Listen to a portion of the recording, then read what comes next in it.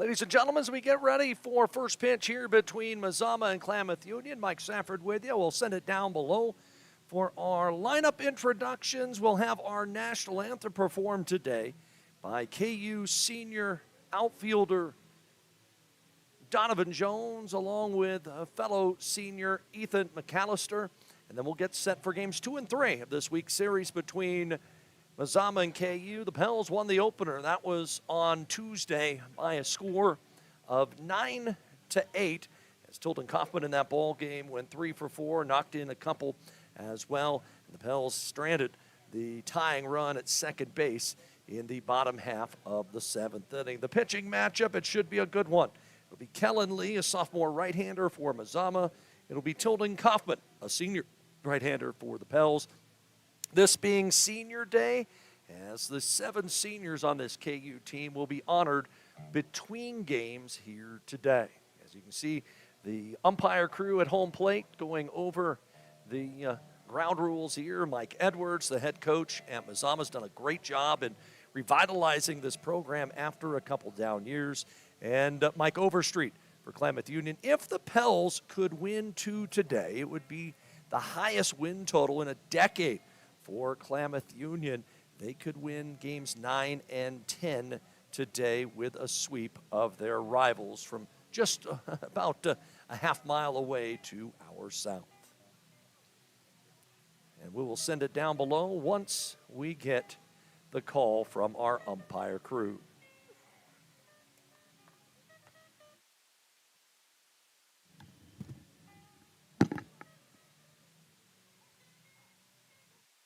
Ladies and gentlemen, good afternoon and welcome to the home of your Klamath Union Pelicans.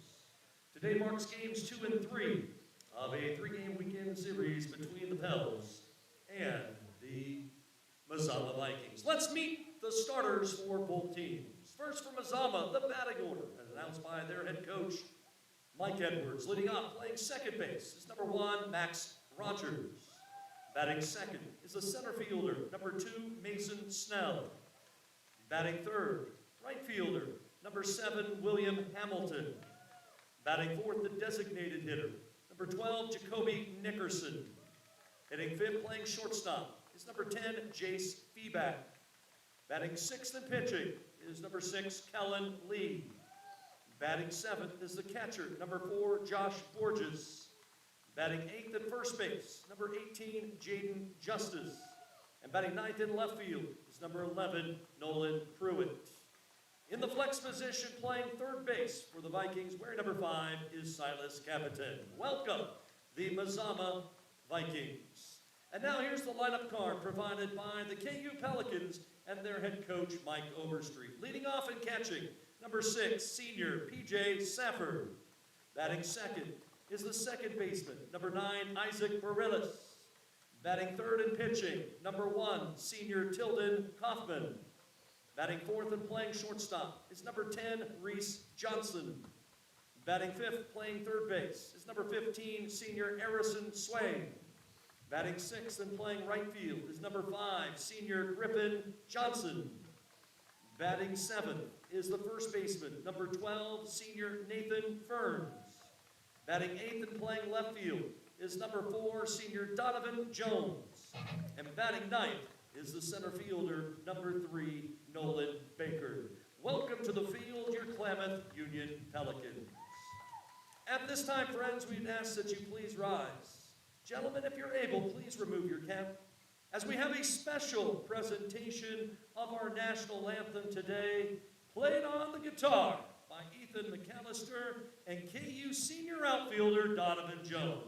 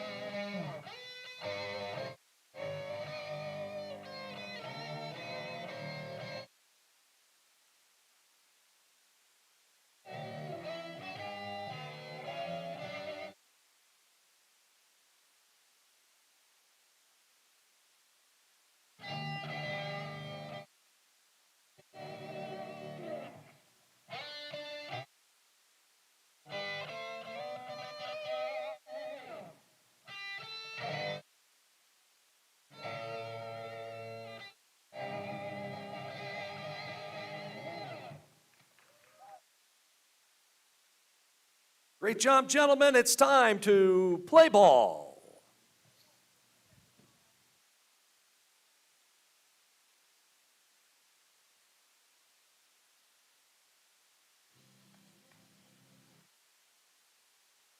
And our national anthem down below, Donovan Jones and Ethan McAllister doing the honors as we get set for baseball. It is Klamath Union and Mazama for the third time this season. Mazama won the opener. That was up in Madras by a 12-0 margin in the third-place game of the White Buffalo Classic. And then KU won Tuesday. Got a good performance from Reese Johnson on the hill. And now the Pels get a chance to send Tilden Kaufman to the mound here to try and come away with a series win. For Tilden Kaufman, 2-2 with a 7.81 ERA. His 11th appearance, his 5th start of the year in 28 2/3 innings, has allowed 46 earned runs, 32 earned on 39 hits, 28 walks, and 31 strikeouts. A little different lineup for Tech today defensively. Harrison Swam getting the start at third base. Reese Johnson moving into the shortstop role because senior P.J. Safford getting the call behind the plate for the first time all year. It's something that he had done religiously through his first 3 years as a Pell, but this year he has played both third base and shortstop and pitched throughout. And so a little different left side of the infield. Right side of the infield's the same. Barillas along with Nathan Ferns there, and the outfield stays the same with Jones, Baker, and Griffin Johnson. Again, for Mazama, must win for the Vikings if they want to keep their postseason hopes alive. The loss to KU the other day dropped them into a tie in the loss column with Phoenix. They hold the tiebreaker with Phoenix, trying to get to the third place spot in the Skyline Conference standings, which gives them a potential chance to get an at-large bid to the 16 team for a state tournament. But right now, a win by KU really is going to put them behind the 8-ball. As finishing up his warm-up tosses there is Kaufman, and we're about ready for baseball. As it'll be Max Rogers to start it off for the squad from Mazama. Having a good year is Rogers at the plate. Hitting at .353, doing a nice job right at the top of the order for the team in blue today. Again, longtime rivals matching up as we get set for baseball. As I mentioned, I'm also the PA guy, so you'll have to deal with that as well. Leading off the first for Mazama is the second baseman, number 1, Max Rogers. So we're set to go. Glad that you could join us here from historic Kiger Stadium, as it is senior day for the Pels. As I mentioned, Max Rogers, the batter. 3-year member of this varsity team, got a lot of playing time as a freshman. As the first pitch of the day showing bunt, it's taken way high for ball 1. First pitch came at 3:03 local time. Wind is blowing straight out to center field today. Kaufman was outstanding in his last outing. That was at Phoenix. As the fastball misses off the plate again, and it's 2-0. Chris Niebergall calling balls and strikes here in game number 1 today. As P.J. Safford setting up on the outside edge, the pitch is swinging strike. The count to 2-1. Kaufman in that outing against Phoenix went 4 innings, allowed just 1 run on 2 hits and struck out 4. 2-1, swing and a miss, went with the fastball away. And is ahead, 2 balls and 2 strikes. Zama won a series against Phoenix a couple weeks back, really put them in the driver's seat. As a 2-2's a changeup, and it's fouled out of the glove of the catcher Safford. And Safford doing the catching today, has not caught a inning behind the plate this year. He was their starting catcher the last 3 seasons. 2-2 again. On the outside corner for a called strike 3. Down on strikes goes Max Rogers to open the ball game. Batting second is the center fielder, number 2, Mason Snell. We'll bring up the leading hitter for the Vikings, and that's Mason Snell. The sophomore hitting .396, and Kaufman's pitch to him a swinging strike. Snell, no home runs, 12 RBI, no extra base hits. It's Teldon to the plate. Just off the plate with a changeup, and it's 1-1. KU comes in with a record of 8-14. Again, could get to 10 wins with 2 wins today, as Kaufman misses high. Command issues has been the story for Tilden Kaufman this year. Equal number of walks and strikeouts, and that has been the problem with most of the KU arms on the season. As the count goes to 3-1, the ability to get ahead and get outs. As the count goes to 3 balls and a strike. William Hamilton waits next for the Vikes. As the pitch to home plate, that's upstairs for ball 4. So a 4-pitch walk and a base runner with only 1 out. And the batter will be William Hamilton. Batting third, the right fielder, number 7, Will Hamilton. William Hamilton, .312 hitter on the year, the junior with 8 knocked in.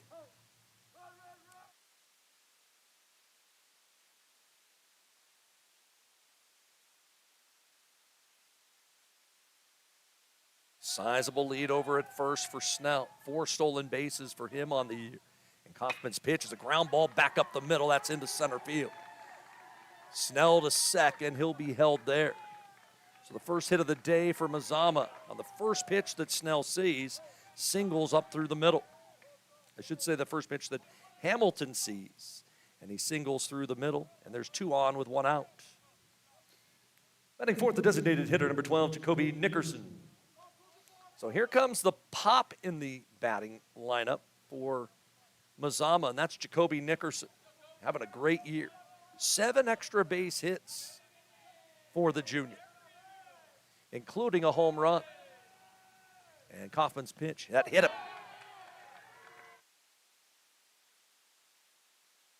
So they're loaded with 1 out. So after getting the leadoff batter, Rogers on strikes, a walk, a single, and a hit by pitch. And up comes the freshman, Jace Feeback. Batting fifth is the shortstop, number 10, Jace Feeback. Talk about a kid who stepped into a role and done a nice job. Feeback hitting .320 in his rookie campaign. And he takes a pitch upstairs from Kaufman. Ball 1. Corner infield for the Pels playing in. Same at third, and Burns over at first. It's Kaufman's pitch is a strike. Belt-type fastball, and it's 1-1. Snell at third, Hamilton at second, Nickerson at first with 1 out. That's Kaufman's pitch. The curveball for strike 2. Kaufman trying to battle back here and do it himself. Outfield squeezing the gaps. And the delivery swung on a chopper to the hill. It's over the head. It's going to be an infield single. They won't get a play. Unlucky play that time for the Pels. It was a good pitch by Kaufman, but the ball ended up going over his head. It ends up being an infield single, and Mazama has the lead at 1-0. Batting sixth, the pitcher, number 6, Kellen Lee. Good pitch that time by Kaufman, but just right over his head. Pitch down in the dirt, a nice block by Safford, the catcher. If that had been just a simple comebacker, might have been able to turn 2 and get the out at home and try to finish it off at first base. Instead, the Vikings have the early lead. It's Kaufman's pitch downstairs again, and it's 2-0. And Safford going to go out to the hill and talk with the right-hander. Bases are loaded with 1 out.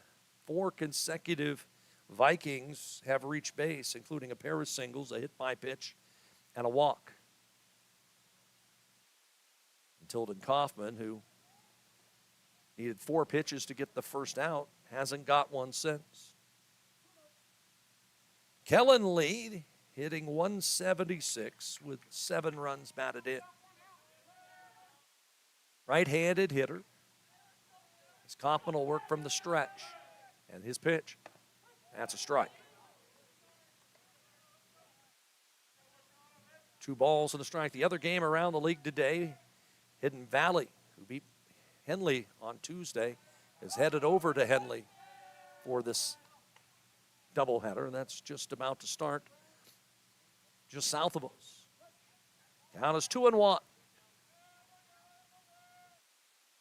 That's a delivery by Kaufman. Is a fastball, a little bit low. 3 balls and a strike. So a good early start for Mazama. From the stretch comes Kaufman again. The 3-1 is a swing and a miss out in front of a pitch. Went late.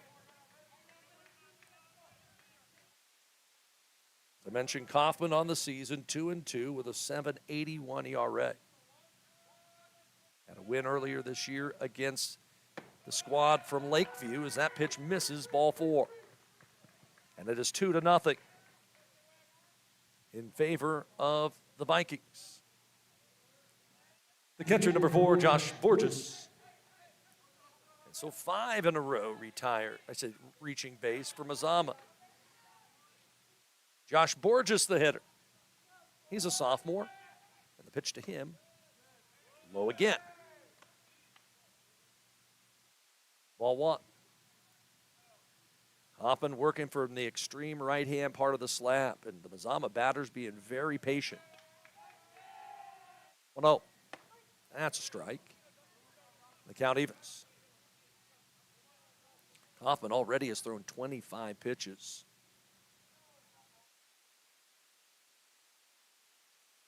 1-1. Way outside.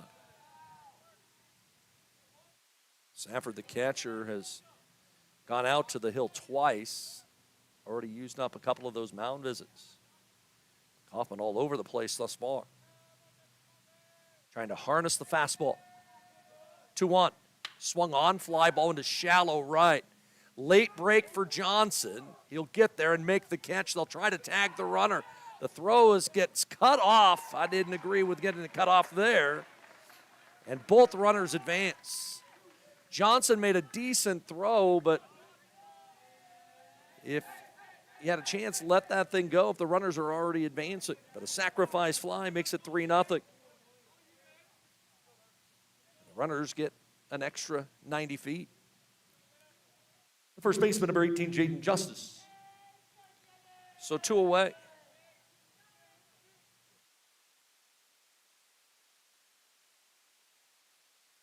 Delivered to Justice inside. If you don't have a chance to throw the guy out, hit the cutoff man on a line. And then hopefully the cutoff man can look and potentially get a ball elsewhere. 1-0. Justice out in front of a pitch. It's 1-1.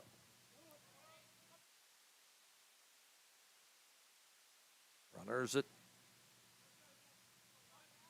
second and third here in the opening inning. 3 across for the Vikings. That's strike 2. Hoffman's a strike away from trying to get himself out of this frame. Hoffman's 1-2. Swung on, ground ball, hit deep in the hole third, and it gets through Swaim, and everybody's safe. And then the throw gets over the head. It's going to go all the way to the screen, and a run's going to score. You got to be kidding me sometimes. Got to make the smart play, boys. Mike Overstreet is going to go out and have a conversation. It's an infield single for Justice. A throwing error will allow the second run to come in. It's simple pitch and catch sometimes. That is the struggle for the Pels, unfortunately. Justice unable to advance to second on the play, but both runs come in, and it's 5-0. That ball to third, and Swaim just couldn't get to it. Johnson got it, but there was no chance to get Justice at first, and then the throw by Johnson was over the head of Kaufman and allowed the other run to come in. Left fielder, number 11, Nolan Pruitt.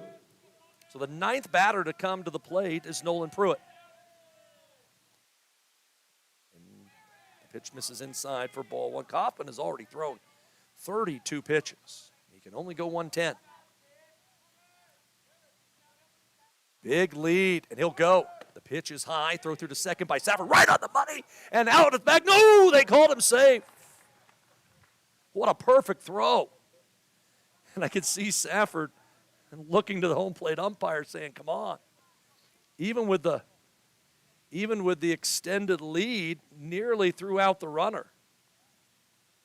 Justice able to swipe the bag with a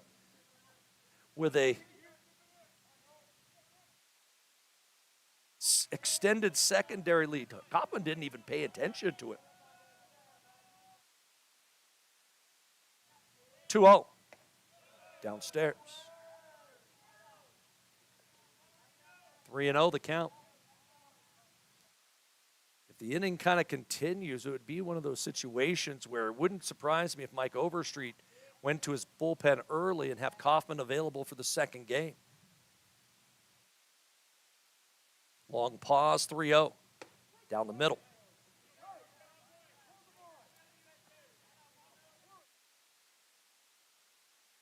You can hear Safford down below, kind of perturbed with the way the middle infield playing, that not even holding Justice on.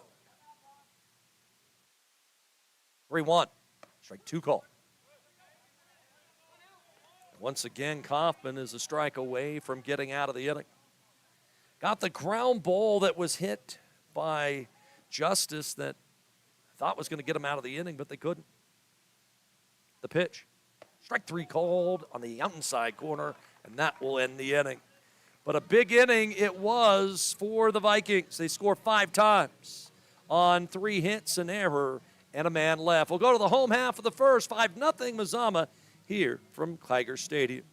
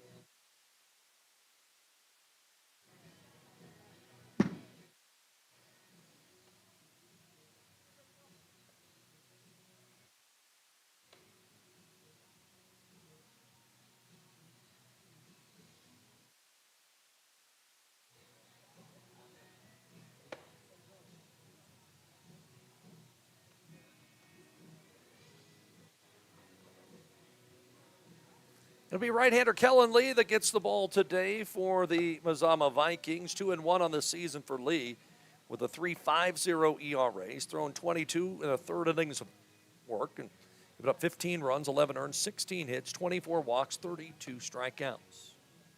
And he'll face Safford, Barillas, Kaufman, Johnson, Swaim, Johnson, Ferns, Jones, and Nolan Baker here in game number 1 of today's doubleheader. 5-0. The Vikings have the lead after batting around in the first, capitalizing on one error and hit by pitch, a couple walks. See if KU, which scored 9 the other day against the squad from Mazama, can do it and come right back into this game. Leading off the first for Klamath Union, the catcher, number 6, P.J. Safford. So it'll be the top part of the order, and P.J. Safford to lead it off. Safford is signed to play collegiately next year at Oregon Tech. Part of that Hustlin' Owls program that has really improved over the last 5-6 years.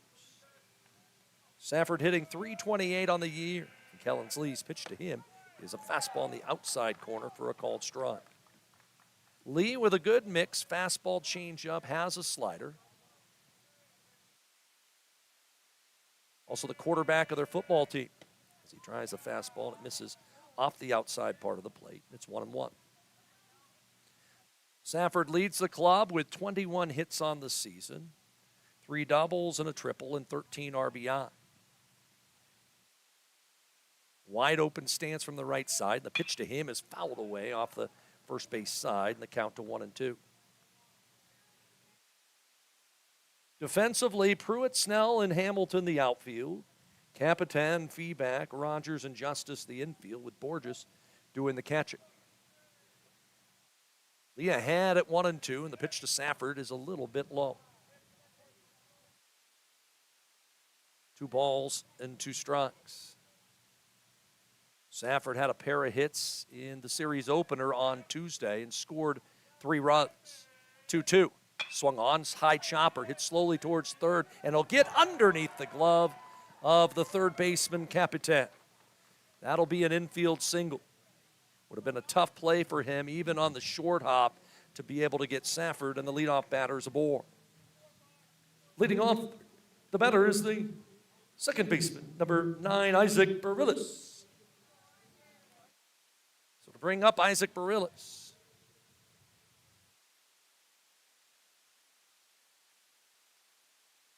And the deliver to him. Way outside, and it gets away. Safford will head down to second on a wild pitch. So a base runner for the Pels. Barillas, a sophomore, plays linebacker on the football team. He's done a nice job in his first year with the varsity program here in baseball. Pitch to him outside and low, and that's going to the screen again. And just like that, KU has a runner to third with nobody out.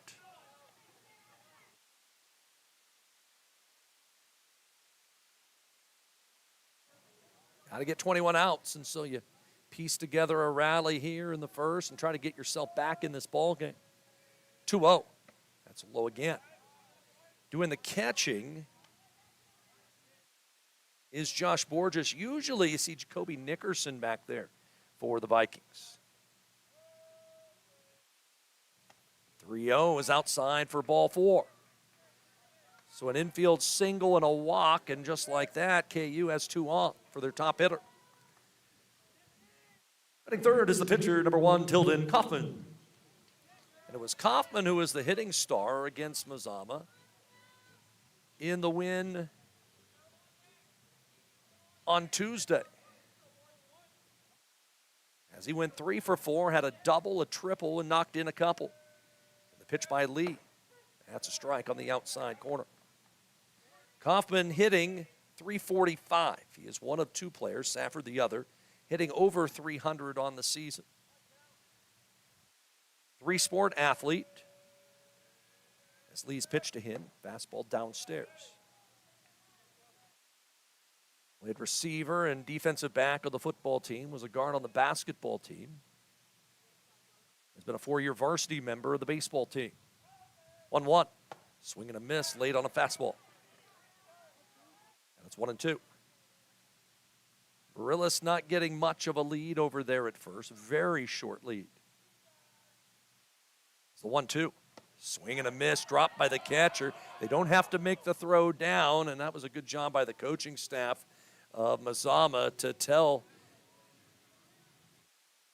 the catcher Borges to not make that throw, but a big first out of the inning. Batting fourth is the shortstop, number 10, Reese Johnson. So big first out of the inning. Here's Reese Johnson, 1 for 4 in the game on Tuesday. Lee's pitch to him. That one's going to go all the way to the screen. Safford did not try to score, but more importantly for the Pels, they got Barillas into scoring position on the wild pitch. So base hit here could get 2. Johnson hitting .250 with 6 knocked in on the year. Corner's going to come in as the righty's pitch. That's outside and low again. So just as Kaufman threw a lot of pitches in the first inning, Lee doing the same. 2-0. Swung on, chopper off the third base side. That's foul. Johnson, the quarterback of the KU football team, got all-conference honors as a junior. When you're playing in a league with Cascade Christian, that says something. 2-1. Foul tipped out of the glove of the catcher Borges. And it's 2-2. A big strikeout of Tilden Kaufman with runners at the corners here in the inning. Now Johnson just trying to get a ball in play because If you keep it away from a corner infielder, you're going to play it a run. From the full windup is Kellen Lee. And his 2-2 to the plate is a little high to Reese Johnson. Ball 3. Harrison Swaim, the third baseman, sits on deck. As the payoff pitch is right down the middle, called strike 3. 2 outs.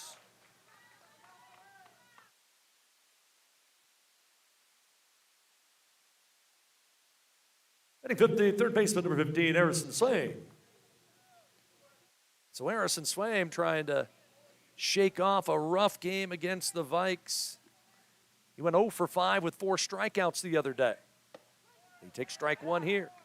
So Lee's come back and found his rhythm. 2 on with 2 outs. And the right-hander to the plate is swinging a miss. Swinging right over the top of the pitch that time with Swaim. And Lee a strike away from getting out of the inning unscathed after having first and third and nobody out. 0-2. That one's all the way to the screen. Here comes Safford to the plate. The throw, he's safe.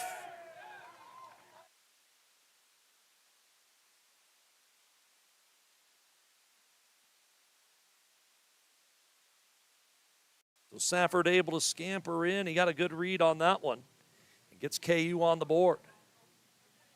That one was up and in. And on the wild pitch, Pell's on the board with a run. Down to third base went Barillas. So KU is on the board. It's 5-1. Couple wild pitches in this inning for Lee. 1-2. That's low. Count to 2 balls and 2 strikes. Outfield playing. Swaim around to right in the delivery. Outside again. Kicked away from the catcher. Or just a little ways over, but Barillas not going anywhere.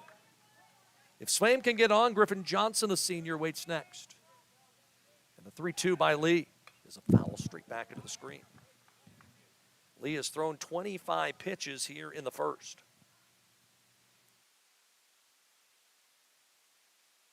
5-1 the score in favor of Mazama.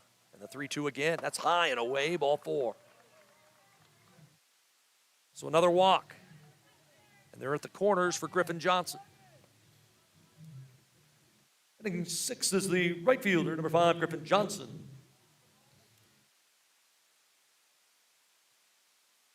Johnson on the season hitting .299. He has driven in 12.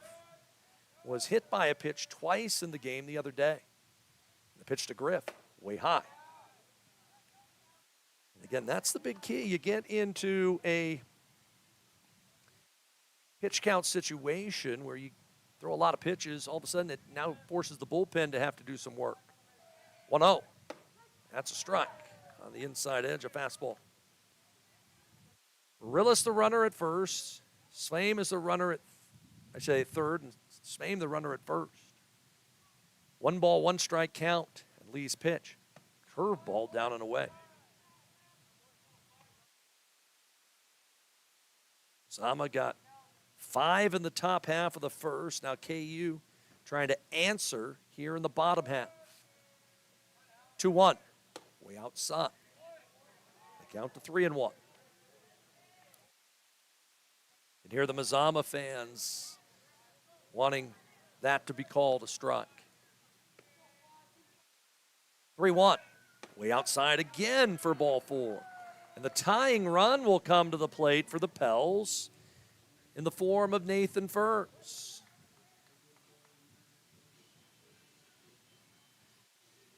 And out to the hill will go the skipper, Mike Edwards, to have a talk with Kellen Lee, who has just about matched what we saw in the top half of this inning from Tilden Kaufman.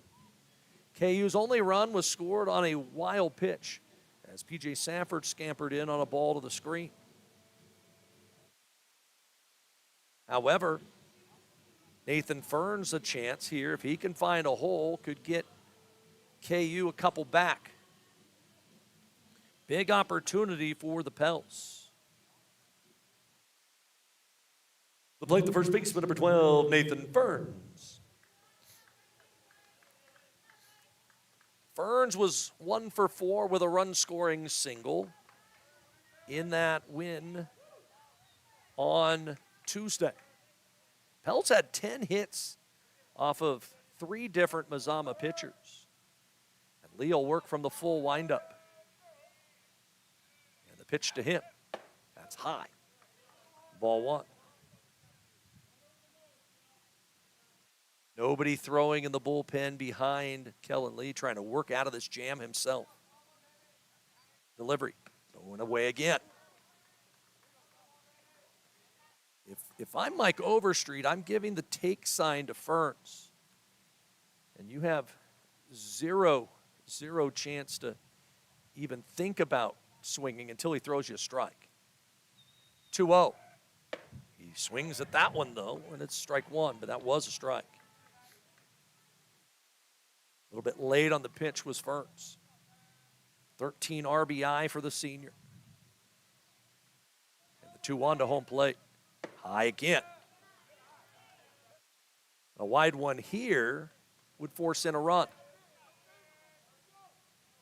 Working from the full windup is Kellen Lee. And the 3-1.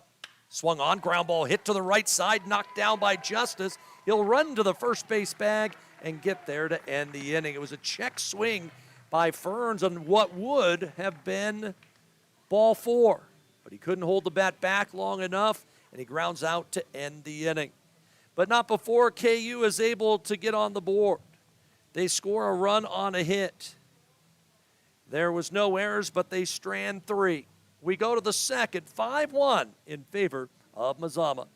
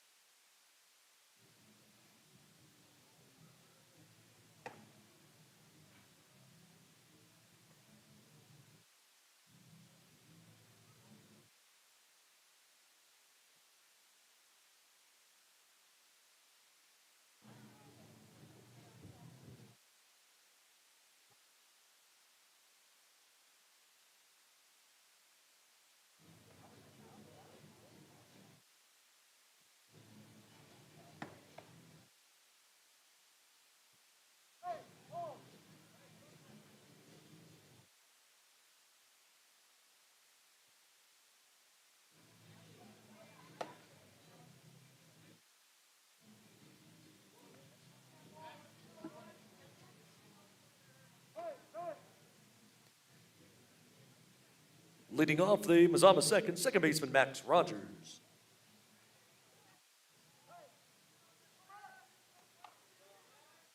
Max Rogers has started off for Mazama here in the second. They lead by a score of 5-1. Batted around in the first, but Rogers struck out to open the ball game, and he shows bunt and fouls it off the first base side, strike 1. So Tilden Kaufman threw 37 pitches in the first. Kellen Lee threw 36. Who's going to be the guy who's going to get a couple quick innings? Or the bullpen is going to be used very soon for both teams. Right-hander up the plate is Rogers. And the delivery by Kaufman just missed inside. Kaufman trying to backdoor a curveball on the inside corner with Rogers right on top of the plate. 1-1, swing and a miss. And the count to 1-2. 5 runs on 3 hits for Mazama, a run on a hit and an error for KU. 1-2, change up, blocked at the plate by the catcher Safford. As I mentioned, Safford was a catcher the first 3 years primarily for the Pels, and also for the Klamath Falls Falcons in the summer. 2-2, a little bit hot. Last summer, though, he played exclusively at third base in the summer for the Falcons, and then has played the left side of the infield for KU all spring except for today. 3-2, swung on, popped up off the first base line, down the line. It'll fall foul between Johnson and Ferns. And so able to stay alive is Max Rogers. We're in the second. Just the start of things. Long day of baseball here. Final games of the year for KU. Mazama still has the Southside Series next week against Henley. 3-2. That's in the dirt. It's going to kick all the way to the screen. Safford going to have to hustle back. You can see the urgency on the senior. And you can tell he's been there before. It's one of those things where tries to show the younger kids, this is how you play the position. The center fielder, Mason Snell. And I can tell you this, there's no other kid. Now, granted, most of you know I'm his dad. But there's no other kid on the team that has the baseball savvy that he does and played in as many games as he's had in his career. Mason Snell, the batter. And Kaufman will check to first. Try to keep the runner close. Max Rogers, 14 stolen bases. That ranks number 4 in the Skyline Conference. They'll check him over again. He's back safely. Snell walked his first time up and scored. Kaufman to the plate. The runner goes. The pitch low. Safford's throw right on the corner of the bag, but not caught by Barillas. Another good throw, but able to swipe the bag. And a runner into scoring position for Mazama with nobody out.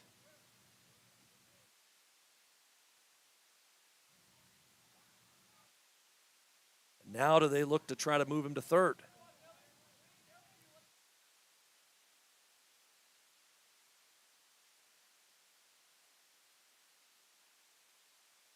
Long pause by Kaufman. And the pitch to the plate showing bunt. The pitch in the dirt, blocked by Safford.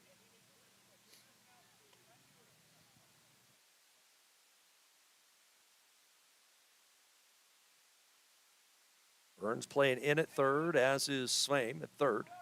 So Burns at first, Swaim at third. Kaufman to the plate, bunt shown again. Runner going to go to third, and he's in there on the wild pitch.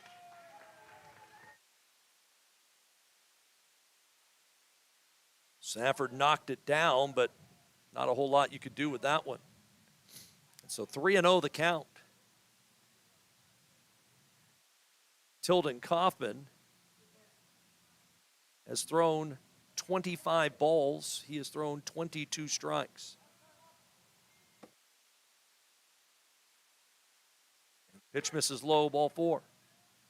So at the corners with nobody out.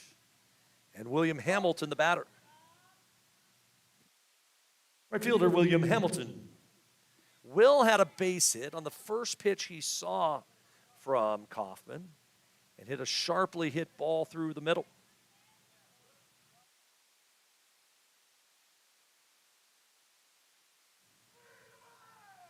It's a delivery to play. He's showing bunt. It's a push bunt up the first base side. Kaufman can't make the play.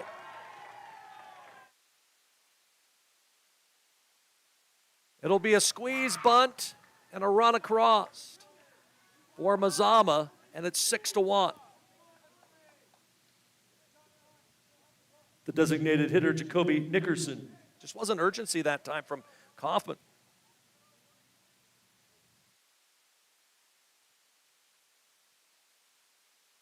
Add a run to the board. And now here comes the top hitter on the team. In Jacoby Nickerson.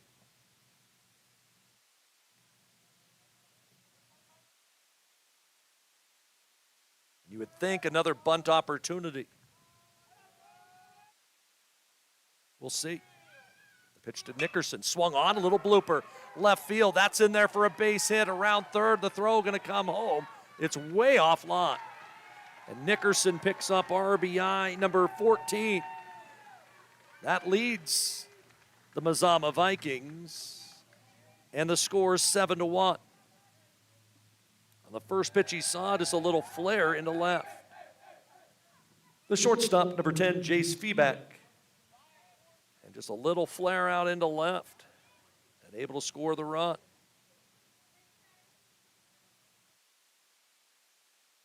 So the offense for Mazama continues. Still nobody out in the inning. Feedback takes a pitch. It's knocked down by Safford. Way outside. Kaufman on his senior day does not have his best stuff. How to command the strike zone is always the biggest key. Mazama trying to keep their postseason hopes alive. Got to have 2 wins today. Long pause, and the pitch now showing bunt. It's dropped down. They'll go and get the out at first base, but over to third will advance the runners. 1 out, but now 2 on. The pitcher, Kellen Lee. So 1 out.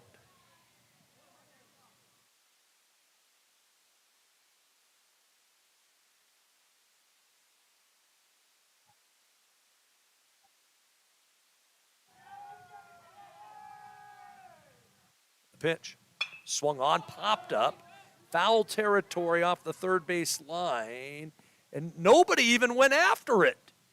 Wow.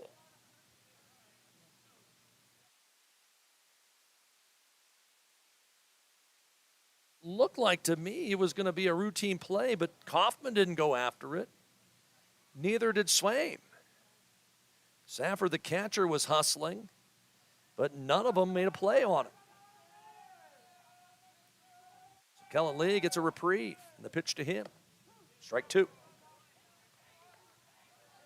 Working a little off speed that time was Kaufman. Second and third with 1 out. Tilden Kaufman's pitch. That's upstairs. Lee walked his first time up, and he scored on a throwing error. 2 across here in the inning for the Vikes. And the pitch is fouled off the first base side. Kaufman has already thrown 56 pitches.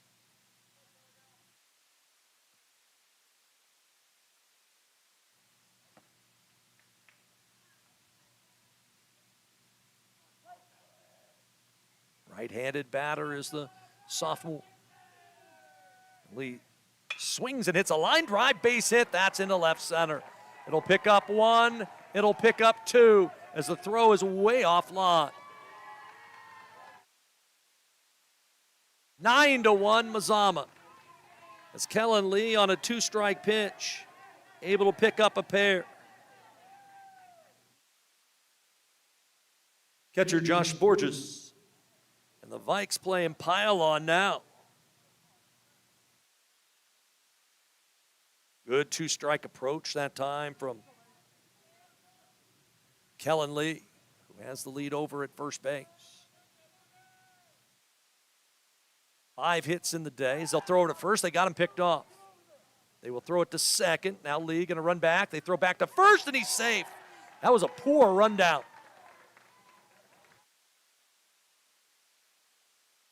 And you can see Mike Overstreet addressing that with his team. They had Lee picked off. The first baseman, Ferns, didn't run the runner far enough towards second. You got to get it in a spot where you can get a player behind you to be able to make that play. The pitch to the plate, way high. They looked to back pick, and Ferns wasn't even looking. It'll be a stolen base.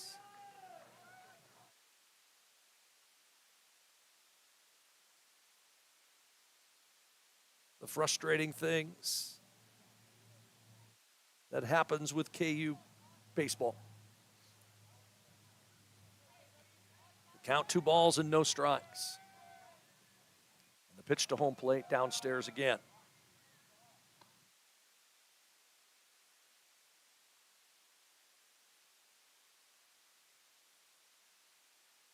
Runner at second with 1 out, and Kaufman's pitch. That's up high, ball 4. How long do the Pels stay with Tilden Kaufman? We'll find out Safford going to go back out to the hill. Jaden Justice will be the scheduled hitter. The first baseman, Jaden Justice. And there'll be a runner to run for the catcher, Borges. It'll be Eli Frost. He'll run over there at first base.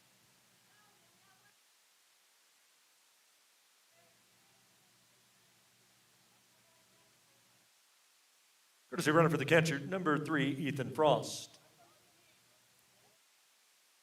So Frost on at first. 9 runs home in the first 2 innings. And the pitch by Kaufman, a swinging strike to Justice, who hit a excuse me swing and hit a slow roller to third that eluded Svein, the third baseman, and he was able to leg it out for an infield single. 0-1. That one in the dirt. Nice block by the catcher. And the issue I see, and I know a lot of the boys will be watching the game later, but the positioning after the throw, getting to a spot to be able to help. There was nobody around second base, even though the runner had a huge secondary. 2 balls and a strike. You go and watch Oregon Tech play, or you go watch one of the JUCOs play, you go watch Siskiyous. That's one of the things you'll notice. Even watch Henley, and you watch where the fielders go when the ball's pitched. As the count goes to 3-1 on Justice.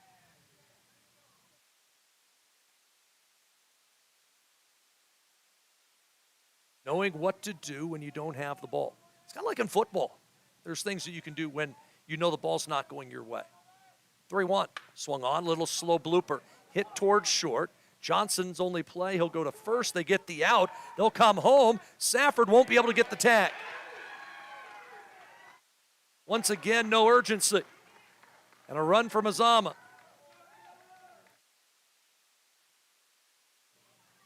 Two outs. And a headsy play that time by the runner at second, Kellen Lee. Left fielder Nolan Pruitt. Got a huge secondary lead and then just kept going. And Justice will get an RBI. And you got to give him credit. It's 10-1. Pitch downstairs for a ball.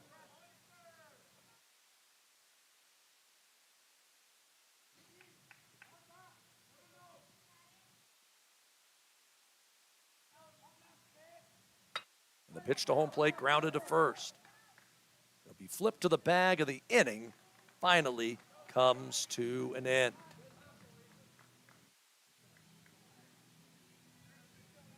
Five runs on only 2 hits, an error, and a man left. 10-1 our score as we head to the bottom of the second.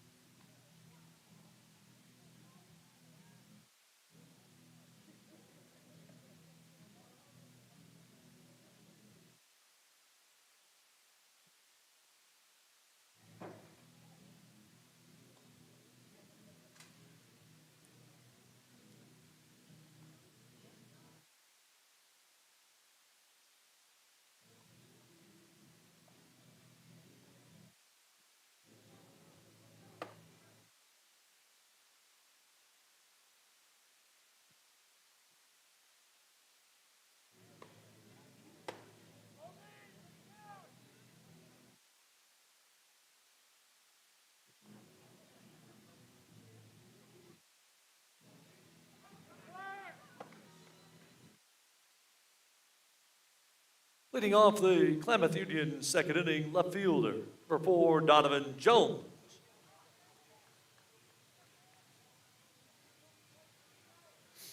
Big start to the game for the Mazama Vikings. 5 in the first, 5 in the second. They have capitalized on wildness for the Pels. Still plenty of time for KU to get back in it. Donovan Jones to start it off and takes a strike from Kellen Lee. It's 0-1. Jones hitting 150 on the season. He has driven in 4. And the Toss to Jones again. That one's on the outside edge, and it's quickly 0-2. It'll be Jones. It'll be Nolan Baker. And it'll be P.J. Safford, 8-9-1 in the inning. And the 0-2. Right there, strike three. Right on the outside edge, and 3 pitches, and Jones sits down for the first out. The center fielder, number 3, Nolan Baker. So the batter will be Nolan Baker. And the right-hander's pitch to home plate is a fastball for a strike. 0-1. Nolan Baker has not been in the batting lineup much of late, as he has been flexed for by a designated hitter. But with the Pels unable to get themselves a 9-player inning fielding-wise, have to have Baker hit today. A ball and a strike, the count. And the delivery. He fouls it straight back into the screen, and the count goes to a ball and 2 strikes. 1 out, nobody on, last of the second, 10-1 in favor of Mazama. As the Vikings got 5 in the first and 5 in the second. And the pitch, a fastball, a little bit high to Baker, and the count moves to 2-2. Baker, a junior, he'll be back a season from now. Also running for the track team at the same time. 2-2, swing and a miss. It's dropped by the catcher, but Baker didn't think about running, and they'll throw down to first and finally complete the out. 2 away.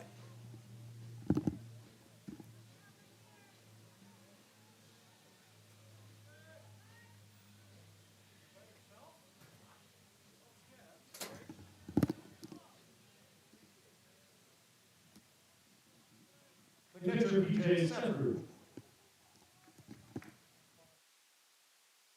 The pitch to P.J. Safford, taken for a strike. 0-1. Safford singled and scored his first time up. KU left the bases loaded in their first inning as Lee's pitched to the plate, a little bit high to the senior. But 2 hit-by pitches and 5 walks and 2 errors have given the Vikings an opportunity to take this big lead as a toss to Safford, a changeup upstairs again. After a midseason slump, Safford's hit safely in his last 6. 2-1. Swung on and fouls that one back. The count to 2-2. Getting the start behind the plate for the first time all year. And has made 2 perfect throws down to second on steal attempts and just hadn't got a tag from the fielder. Lead to home plate. That's low, ball 3. Good plate discipline by the senior. Trying to move the order to Isaac Barillas, who's on deck.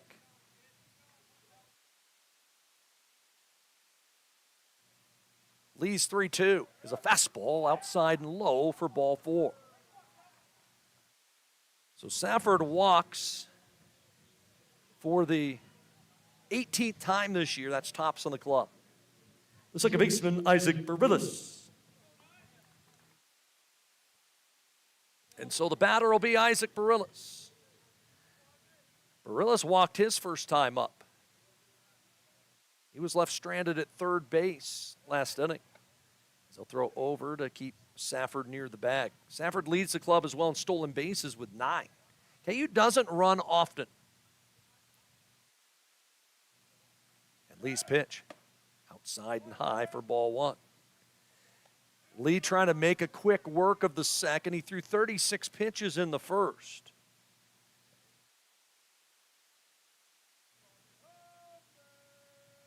Long pause in the 1-0. Taken low by Barillas.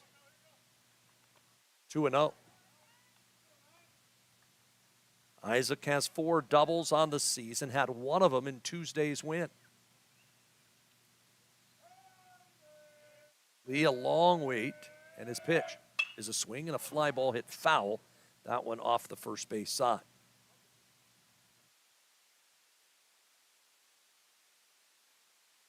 10 runs, 5 hits for the Vikes, a run on a hit, 2 errors for KU.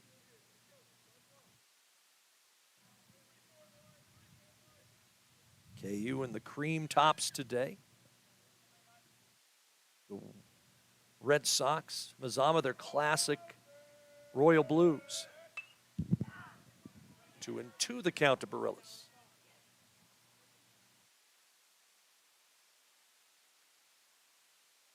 A lot of folks watching around. I think the best part is we'll have the stream for the players to be able to watch afterwards.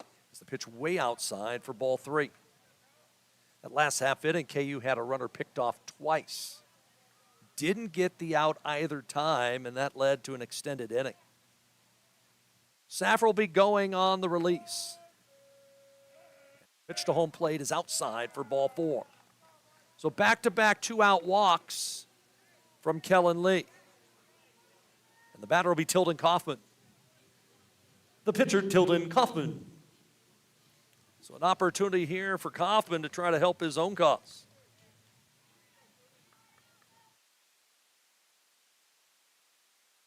Outfield playing straight away. They're squeezing the gaps, though. The pitch to Kaufman swung on and missed. He struck out his first time up.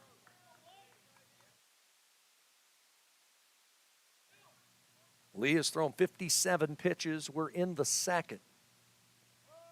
With a big lead, pitch count doesn't mean a whole lot. Runner's going to go for third. The throw is not going to happen. Great pitch to go on for Safford. And Safford picks up his 10th stolen base of the year.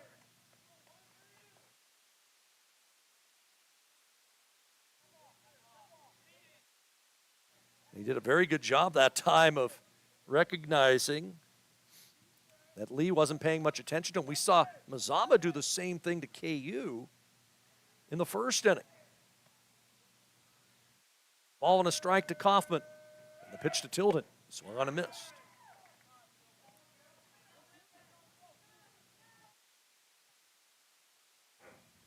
Lee trying to end the inning with one pitch.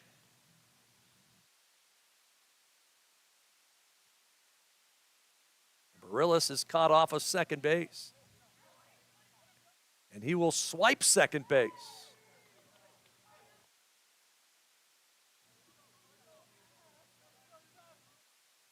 Lee stepped off, didn't want to get in a pickle, and allow Barillas to swipe the bag. The pitch to the plate. Kaufman looked like he went around. Did they say he did? Yes. Inning over. Looked like Kaufman went, and he did to end the inning. No runs, no hits, 2 left. We go to the third, 10-1 Mazama here from Kiger Stadium.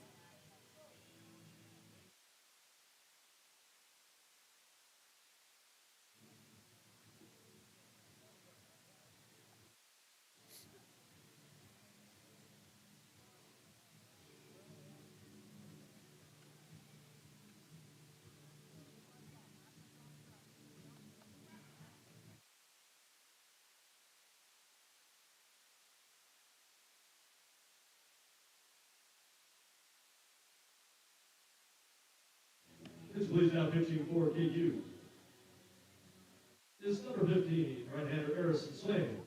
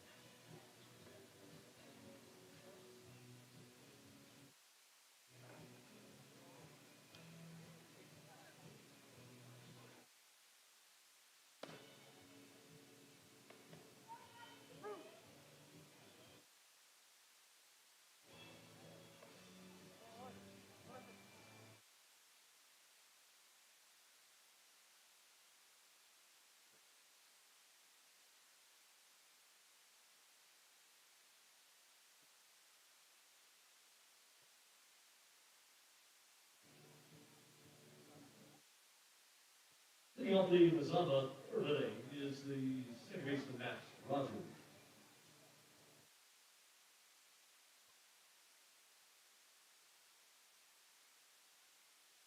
Third inning, and the third straight inning that Max Rogers has led off the inning for Mazama. Max Rogers has struck out. He's walked. 10-1 in favor of the Vikings. And the pitch chopped foul. New pitcher on the hill for KU is right-hander Harrison Swaim. And Swaim will be making on the season his 8th appearance as that pitch bounces in.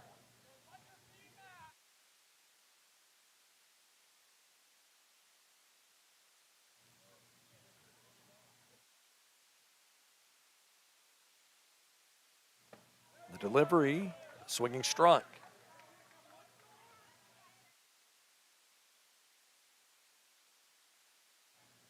Swaim 0-1 with a 9.72 ERA. And misses low with that one.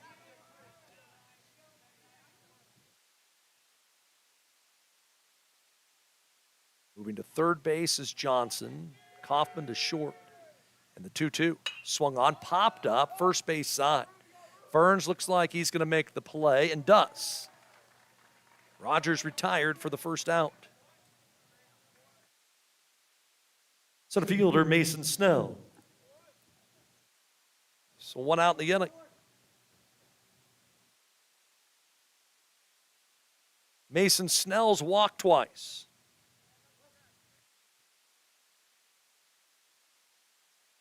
And the righty's pitch bounces in for ball one.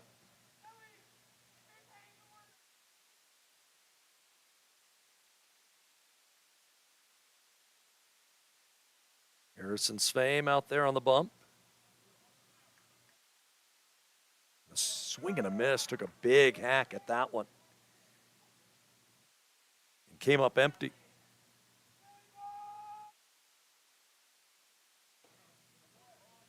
And it's 1-2. Harrison Swaim has thrown 13 innings, 18 earned runs, 14 hits, 18 walks, 6 strikeouts. And the 1-2 bounces in.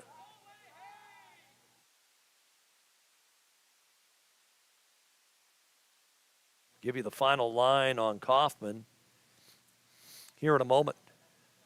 It's the 2-2 pitch. Fastball in the outside corner, and watching it go by is Mason Snell for the second out. Right fielder William Hamilton. So nice job by Swaim to come in and be able to get the first 2 outs. Kaufman went 2 innings, 10 runs, 7 earned, 5 hits, 5 walks, and 2 strikeouts. As that pitch grounded up the middle, Kaufman can't get there, a base hit.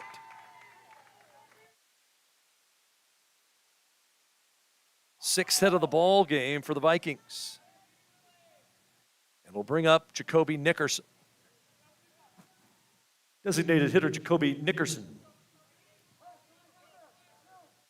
So a base runner for the Vikings. Nickerson has singled, he has walked. He had an RBI single his last time up and takes a pitch high and away, ball one. Did a good piece of hitting his last time up with runners at first and second and just pieced a ball into left field to pick up a run. The delivery way high and outside. Unlike Kaufman, Swaim slow to home plate. So it's inviting for a runner to try to run. The pitch, high and away again. The count to 3-0. You look at the numbers for this KU team and their pitching staff, and it's the walk to strikeout. Reese Johnson, 23 walks, 28 strikeouts. Kaufman, 28 walks, 31 strikeouts. As there's ball 4. The shortstop, Jace Feebeck.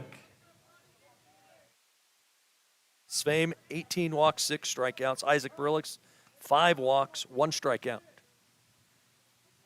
too many free bags.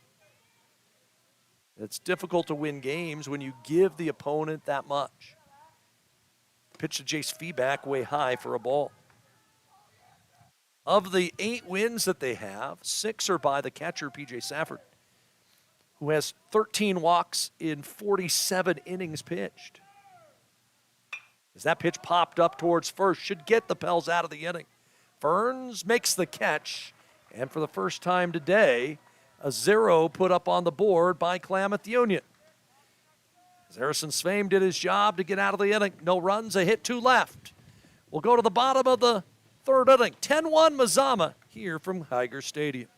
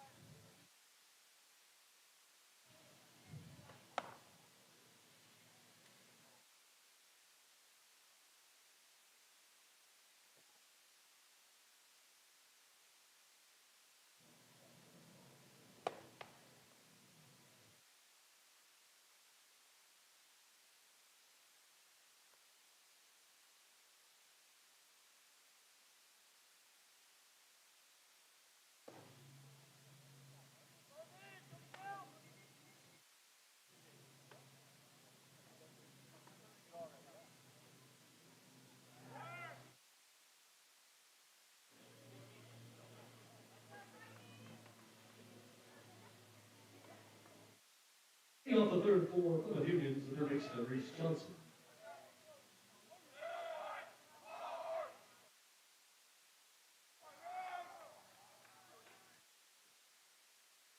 Reese Johnson starts it off for the Pels as we go to the bottom half of inning number 3. And the pitch to Johnson high and in by Kellen Lee for ball 1. Lee with the big lead, trying to get through another inning without a run. And the pitch to Johnson, the swing and a high fly ball, deep left field, down the line, that ball just foul. Right off the top of the wall and foul. And if Reese Johnson could have straightened that one out, might have gotten out. It was halfway up the wall, just to the left of the foul pole. And with the wind gusting out, it is definitely inviting if you square up on a ball, and Johnson definitely did. 1-1. Curveball for a strike. So Lee bounces back after the loud strike and buries a curveball for strike 2. And the righty's pitch overthrew the fastball.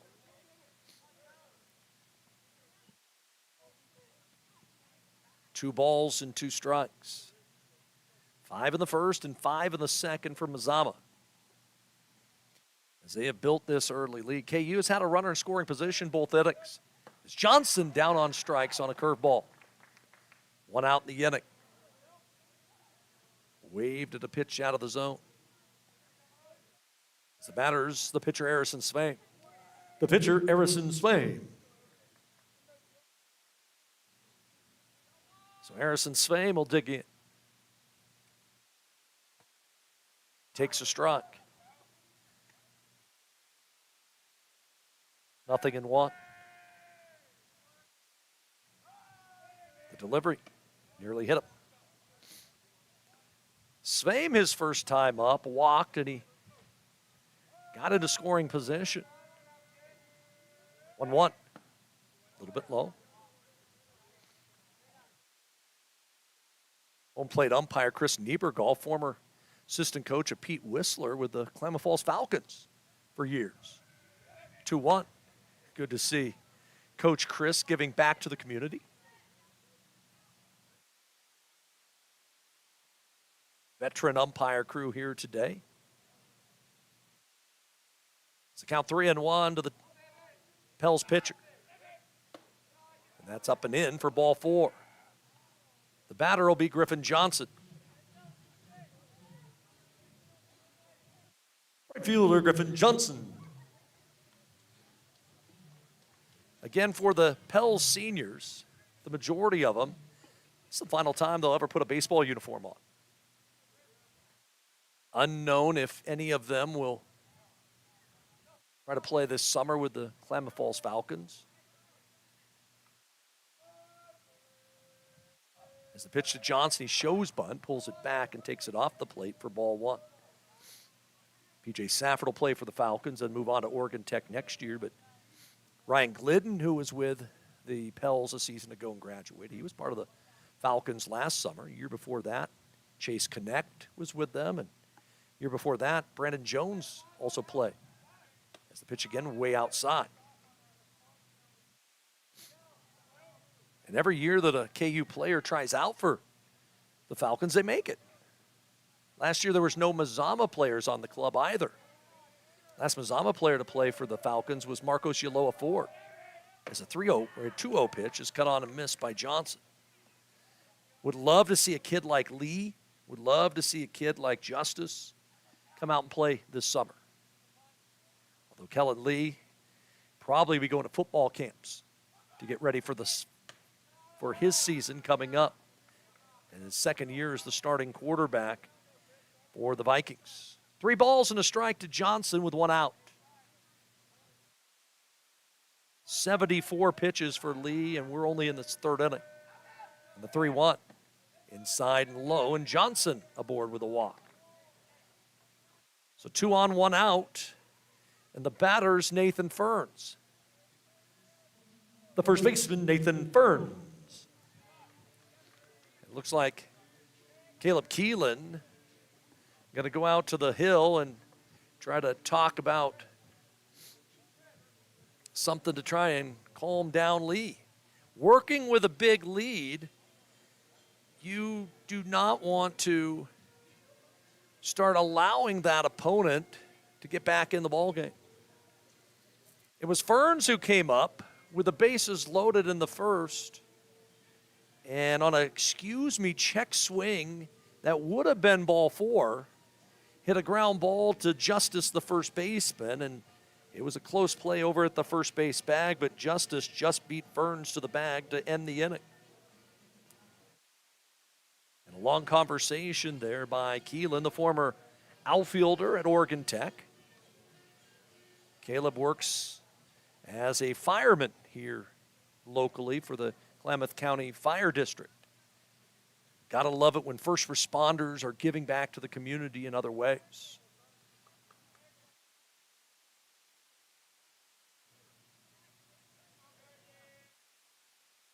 The batter's Nathan Ferns. 2 on, 1 out. And the righty's pitch. Swing and a miss. 0-1. Got to get out on that front foot sooner on that fastball.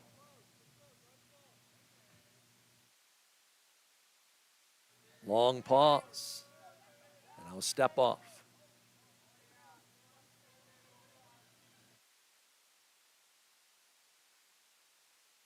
Opportunity here for KU. And the pitch to Ferns right there on the outside corner. A fastball. And quickly, the count is 0-2. He has thrown 77 pitches. 78 misses low. Mike Overstreet coaching over at third. Son Jake coaching over at first. 1-2. Low again to Ferns. 2 balls and 2 strikes. His other son, Josh, is the head football coach at KU. You know, he and his wife, Lindsay, just had themselves their second kid. Is that pitch lined into the gap into right center field? No one's getting to that ball. It's going to go to the wall. One will score. Around third comes Griffin Johnson. The throw's going to come towards third. Fern's trying to get back to second. He'll slide in safely, and Klamath Union gets a pair on a Nathan Ferns 2-run double. That ball hammered into the right center field gap. And the Pels get 2 back. And it's 10-3.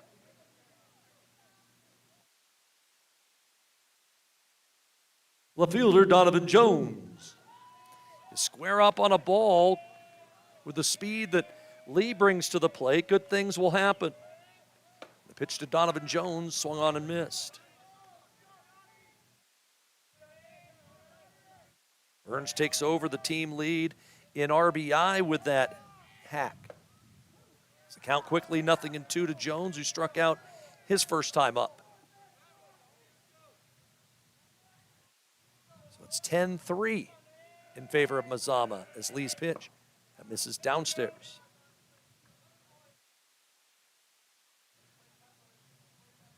Burns got a piece of that one and drove it into the right center gap. Split Hamilton and Snell.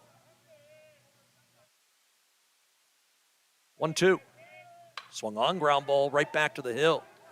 The throw will go to first where they complete the out. And the batter will be Nolan Baker. Over to third on the play will go Nathan Ferns.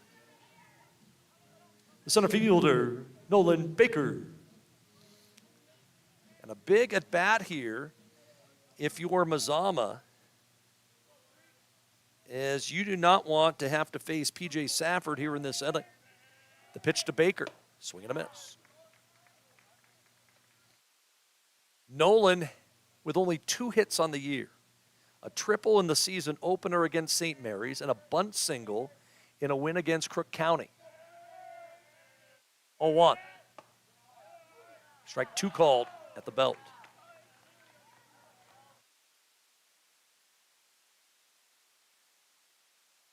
So Kellen Lee trying to get out of this inning. The pitch.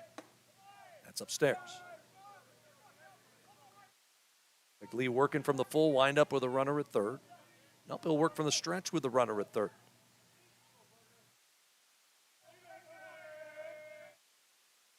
One, two. A little bit high. 2 balls and 2 strikes. The hit by Ferns, just the second of the day for KU.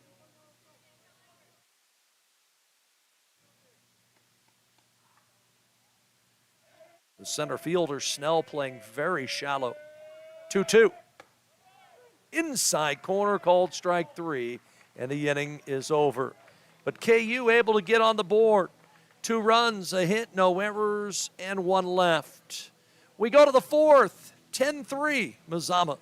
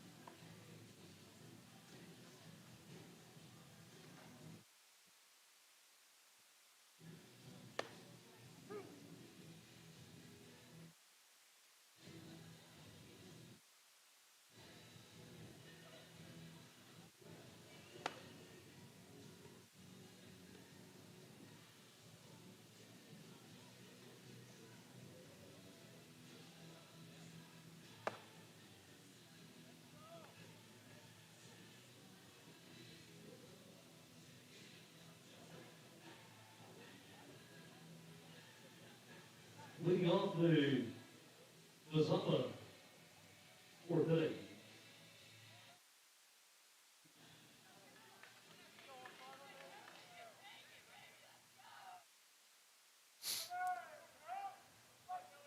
We go to the top half of the fourth inning.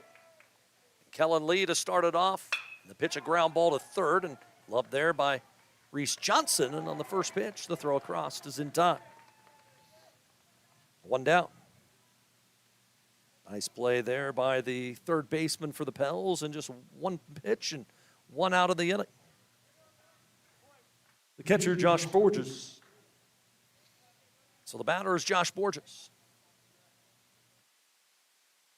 And Swaim's pitch is fouled off. Harrison's done a nice job since coming in after Tilden Kaufman surrendered 10 through the first 2 innings.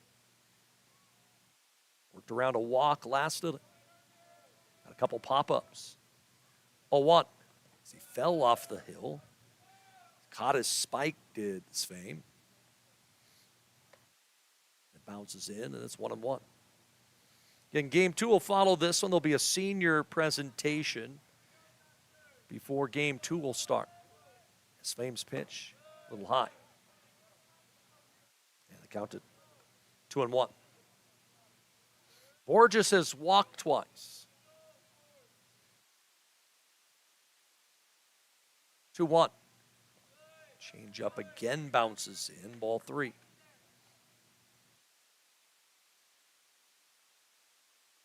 Wind blowing straight out to center field today. Mazama with 6 hits, KU with a pair. The 3-1. That's at the knees. Count goes to 3 balls and 2 strikes with 1 out here in the 4th. KU got 2 back in their 3rd. 3-2. Low for ball 4. And the 7th walk by Klamath Union pitchers today. First baseman, Jaden Justice. And again, they will run over. Ethan Frost will go over to run over at first for the catcher. And the batter is Jaden Justice. He has popped out, and he has singled. That looked like a balk, and it is. Swaim with his 10th balk of the season.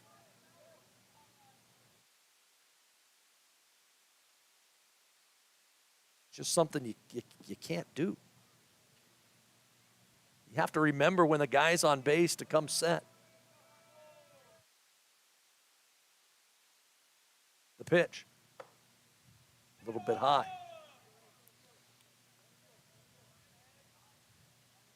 Jaden Justice also plays football for the Vikings. Very good athlete. 1-0, and that one hit him.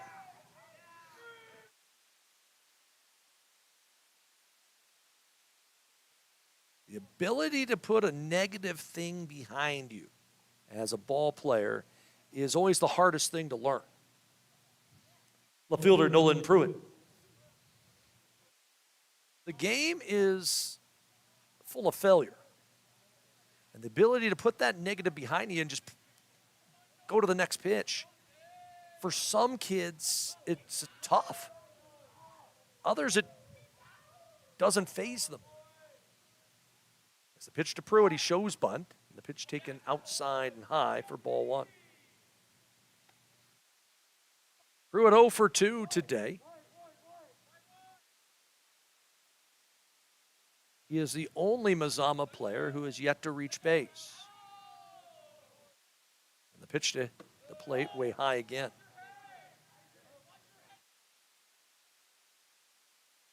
Mazama threatening here with 1 out, a walk and a hit by pitch. And Swaim's pitch is a ground ball slowly hit towards short. Only play will be to first. Kaufman's throw pulled him off the back.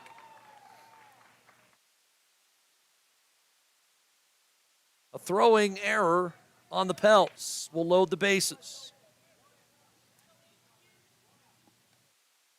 Second baseman, Max Rogers. Routine ground ball, and the throw pulls Ferns off the base. To the top of the order, and Max Rogers. The pitch to Rogers. Swung on, a hot shot fair inside the bag. That's going to go all the way down the left field line.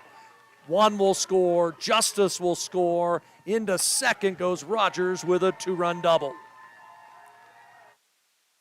It's 12-3 Mazama. Swung at the first pitch that was up in the zone and hammered it down the left field line. Center fielder Mason Snell. The batter Mason Snell. And the pitch to him, a high strike. 0-1.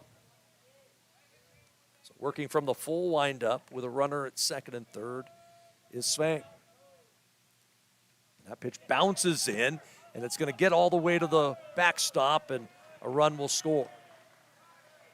Safford went down to block the ball, and it kicked up over his head.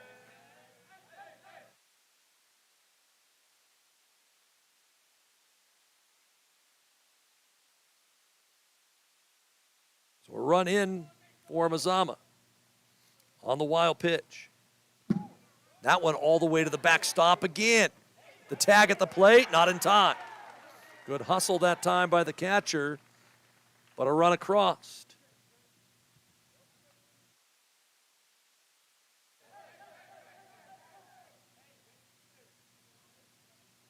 So 2 across. It is 14-3.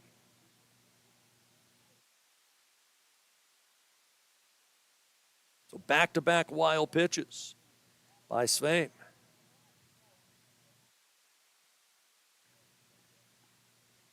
The count to 2-1.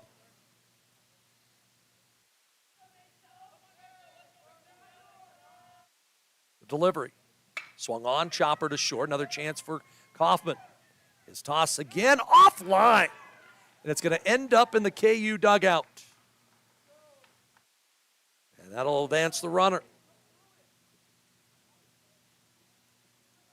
So another error on the Pels.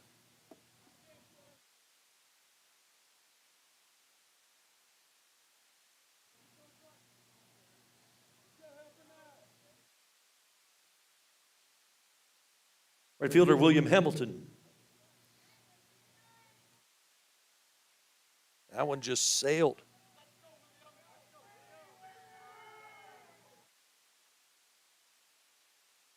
And the pitch to home plate. Way up high.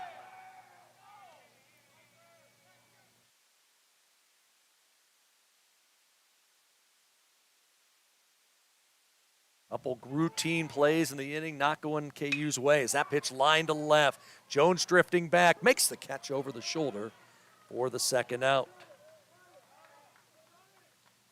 Nice over-the-shoulder catch made by Jonathan Jones on that line drive for the second out of the inning. And the batter is Jacoby Nickerson. Designated hitter Jacoby Nickerson.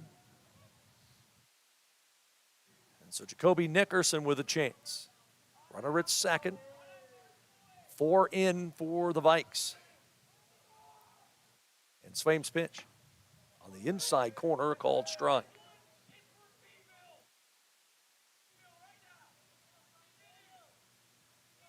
Runner at second with 2 away. It's Swaim's pitch. Way outside. Again, you watch and you see the mannerisms of the catcher and the middle infield just standing there. When I was coaching, one of the things you always said was, you got to be somewhere. Good pitch that time by Swaim. And the count is his way now at 1-2. You got to be able to move away. You're right fielder on a pickoff move to first. You got to be hustling. A steal a third, the left fielder's got to be moving. Swaim's pitch is swung on, fly ball down the line in left. Long, long run for Jones, and he can't catch it. A run will score in the throw. I'm not sure why it's coming home, but it did. It'll be an RBI double for Jacoby Nickerson, and it's 15-3. Tough play for Jones, had a long way to go to get to it.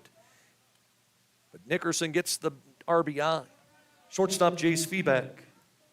Looked like he was going to get there and make the play, but couldn't. The toss to the freshman feedback, ground ball to third. Snared there by Johnson. The throw across this time.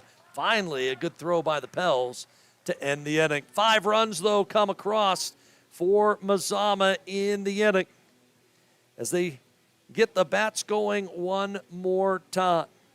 5 runs on 2 hits, 2 errors, and 1 left. New scores, we go to the bottom of the 4th. 15-3, Mazama.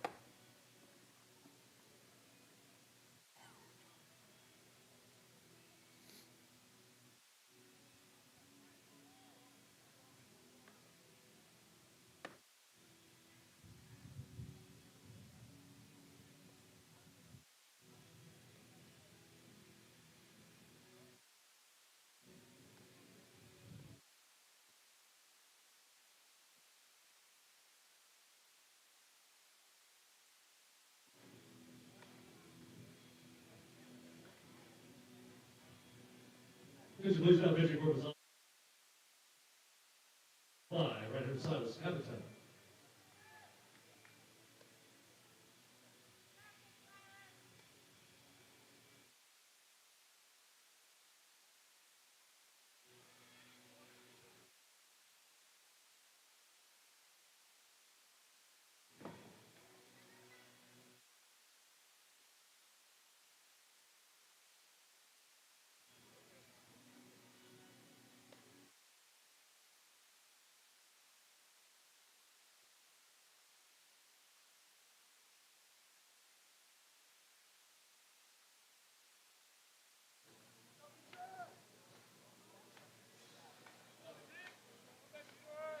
Leading off the Klamath Union fourth inning, manager P.J. Safford.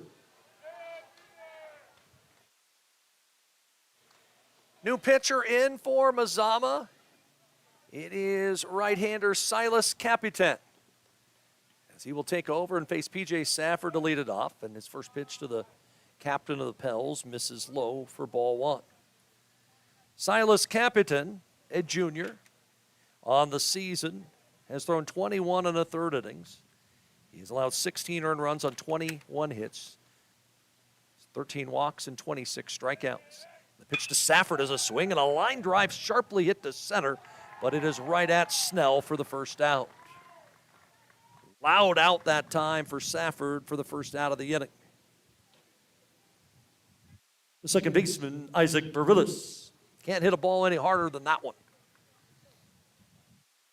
The batter will be Isaac Bervillis. Bervillis has walked twice. And the pitch to him, line down the left field line. That's in there for a base hit. Bervillis will take a big turn at first. He'll try for 2. The throw is going to come in on a hop. He slides. Safe is Isaac Bervillis with a 2-base hit. And Isaac Bervillis with the 2-bagger. So since Capitan has come in, pair of sharply hit balls. Shortstop Tilden Kaufman. So KU trying to answer the 5 spot in the top of the inning. Kaufman has struck out twice. And the pitch to him is a curveball for called strike 1. This is the 3rd time that KU has faced Capitan. He threw up in Madras to close out the win by Mazama in that one, and he got the final 2 outs on Tuesday as the changeup misses high and in.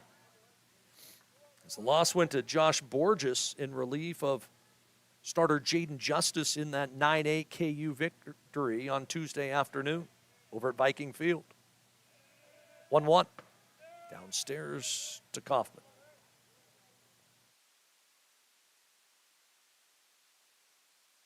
$15 runs on 8 hits for Mazama, 3 runs, 3 hits, 4 big errors for KU. 2-1. Low again.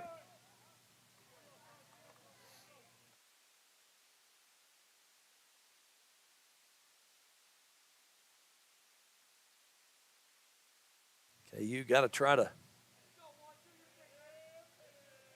piece this one together as the count full on Kaufman.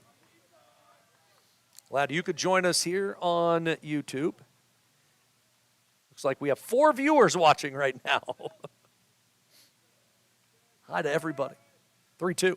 Kaufman down on strikes for the 3rd time today. The batter will be Reese Johnson. Third baseman Reese Johnson.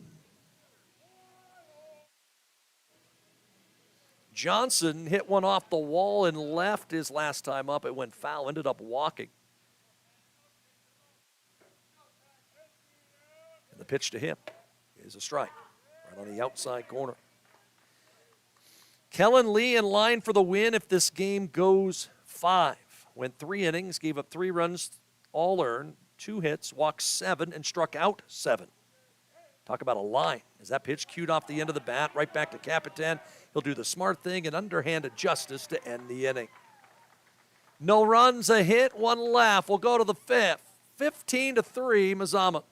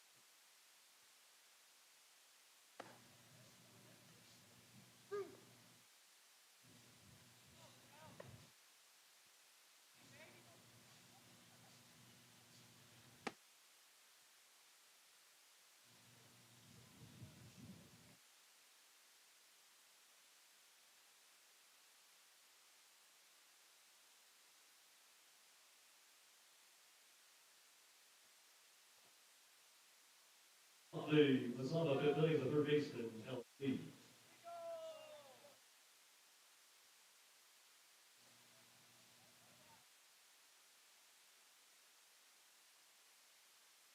And to the top of the 5th inning, Mazama potentially 3 outs away from a victory. As Kellen Lee, the batter, he takes the pitch from Svein at the knees for a called strike.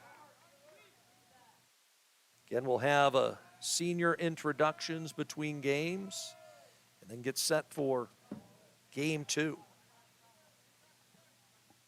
And in that second game, most likely, it will be Jace Feeback going for Mazama, and it will be P.J. Safford most likely going for KU in that final game.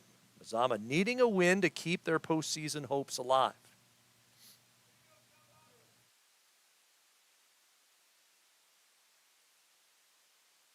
Oh, 2. Swung on, fouled right back at us. Vikings scored 5 in the first, added 5 in the second, and then capitalized on a pair of key errors in the fourth to plate 5 more. 0-2.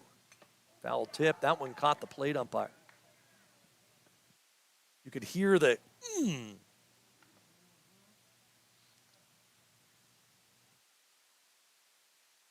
P.J. Safford talking to his old coach, who's behind the plate.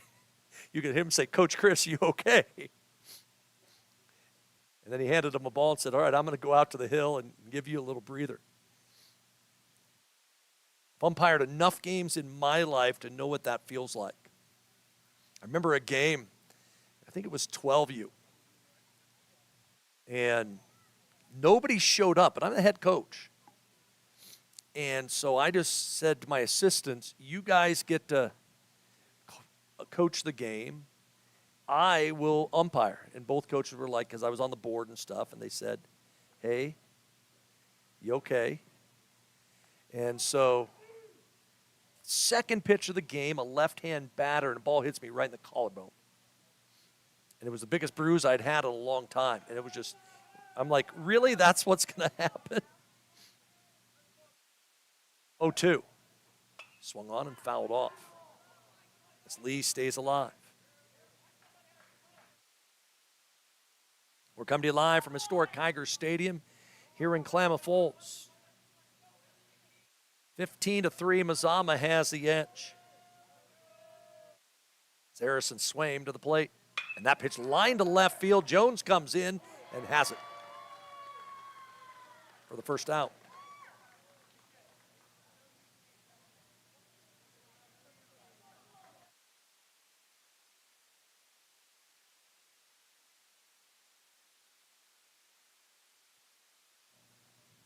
Catcher Josh Borges. So a chance for Josh Borges, who has been aboard all 3 times. And that pitch bounces in for ball 1.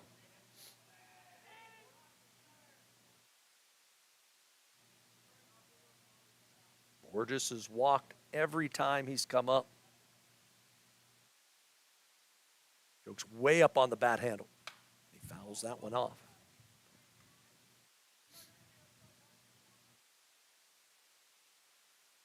Feel the breeze blowing. Temperatures today, mid-60s. Supposed to get cool over the weekend again. 1-1. Strike 2 call. There's talk potentially in the high country of getting some snow overnight, especially the further north you go. Up towards Willamette Pass and Santiam Pass. 1-2. Change up, line to right, that's down for a base hit. Johnson will quickly cut it off. Bobble the ball there, but Borges wasn't going hard around the first base bag, and he'll settle for a base hit. Borges came into the game hitting just 143, so a big knock for him. First baseman Jaden Justice. And a base runner for the Vikings here with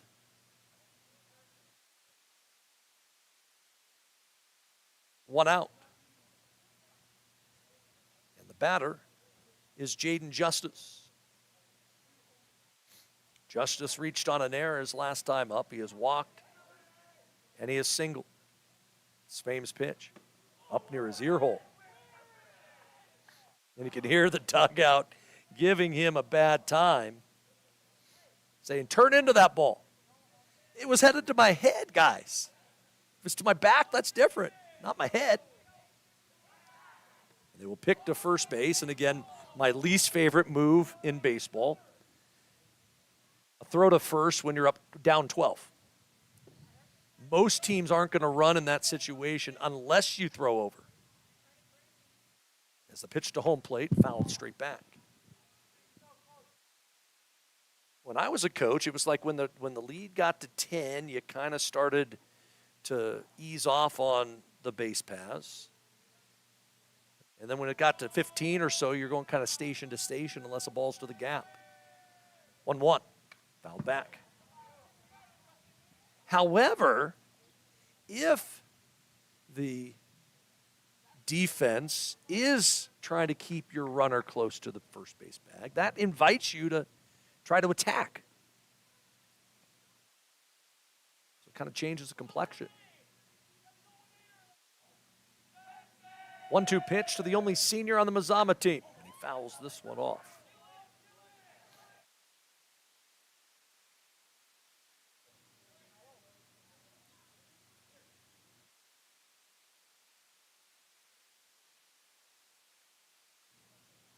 They're looking for a few extra baseballs. It's a lot different than the college game where they have 24 balls ready in the respective dugouts.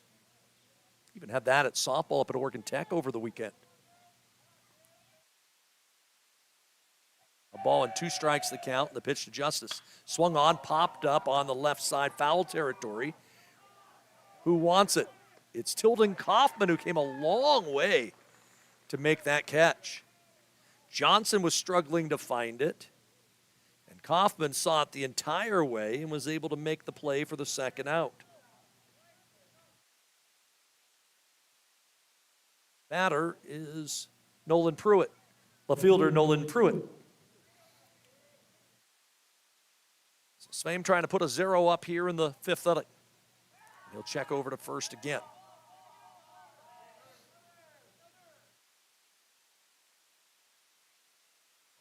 Nice crowd here at the ballpark today. Pruitt is 0 for 3. And the pitch to him is a ground ball hit towards short. And Kaufman will go to the bag himself, and that will end the inning. In the frame for Mazama. No runs on a hit. They leave 1. KU needs 3 to keep this ball game going. As we go to the last of the 5th inning, and it's 15-3 the score.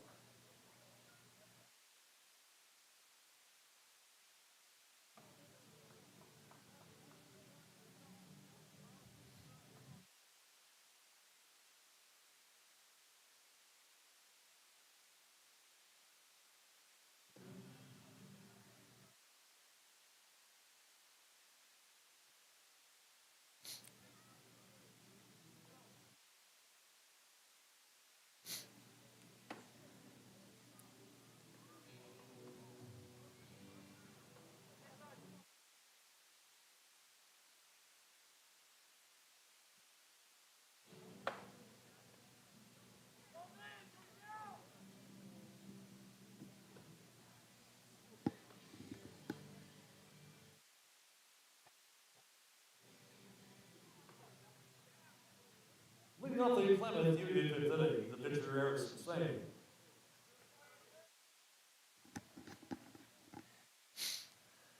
Last chance for the Pels unless they can put 3 on the board. As Harrison Svein to face Silas Capitan here to start the 5th inning of play. Svein has walked both times he has been up. And the righty's pitch to the plate, a swinging strike.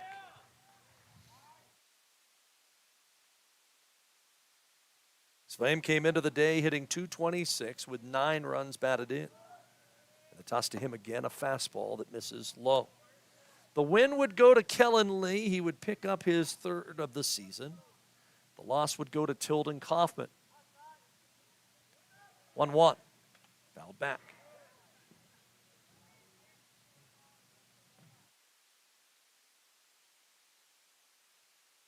Again, we'll have our senior introductions, most likely about 5 minutes or so after the end of the game. And then get ourselves ready for the nightcap, the final game of the year for Klamath Union. As I mentioned, Mazama still with a series set to come up against Henley. And Henley playing right now as they are taking on Hidden Valley. We'll see what that score is. They are in the 7th with no score between Henley and Hidden Valley. And the 1-2 to Svein bounces in. A win by Hidden Valley puts them in the driver's seat for the league title.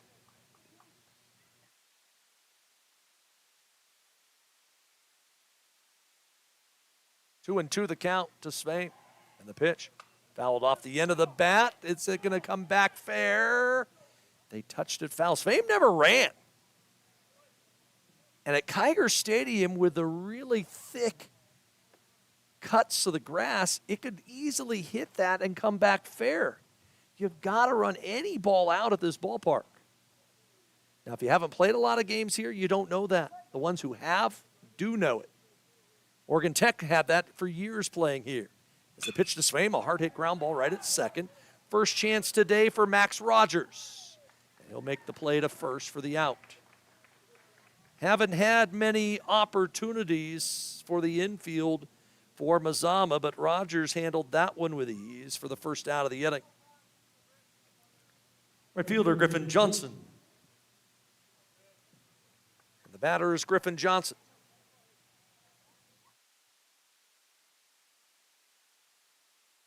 Johnson has walked twice. And he takes a pitch high and in for ball one.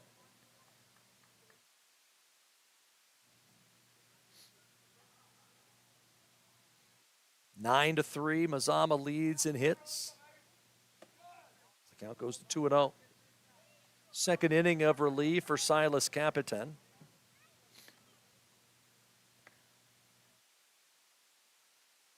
After Kellen Lee started it, and there's Johnson getting hit again. The 13th time in his career that Griffin Johnson has been hit. Kind of like a magnet up there. First baseman Nathan Ferns. The batter's Nathan Ferns, who had the big hit back in the third inning, doubled into right center to plate 2.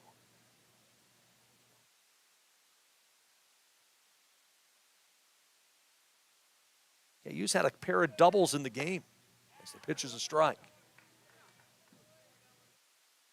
They had an infield single by Safford to lead off the ball game. Ferns' double, and Isaac Barillas added a double. Those have been the 3 knocks. As the pitch to Ferns bounces in for ball 1. And if KU can get 3 across, we play on. There was a game here 3 years ago in which KU trailed by 9 in the 7th and won. It's the count to 1-2. They scored 9 in the bottom of the 7th and then walked it off in the 8th. P.J. Safford hit one off the left center field wall for a 2-run double that tied it. That was off of Max Rogers. And then the winning run was plated when Marcos Yaloa Ford, the shortstop, threw a ball away at first base, allow a run to score in the bottom of the 8th. 1-2 to Ferns. Swung on, line drive center field. That's down for a base hit. Johnson to second. He'll hold there. So a 2-hit day for Nathan Ferns. And the batter will be Donovan Jones. Left fielder Donovan Jones.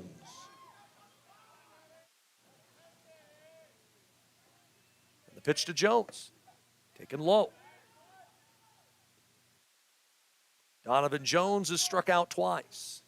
Both of those were against the starter, Kellen Lee.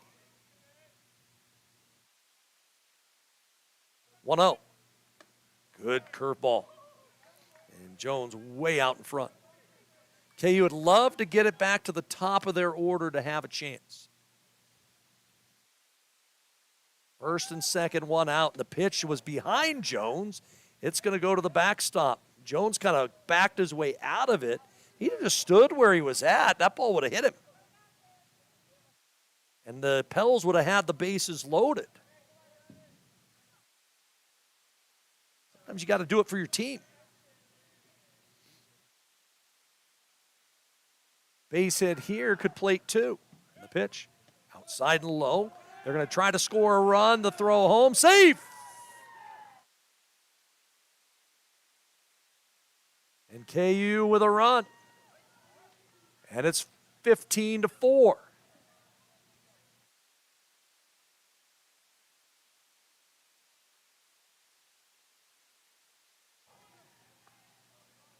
Jones trying to get himself aboard. A 3-1 count. Nathan Ferns now at third. Righty's pitch. Outside corner, strike 2.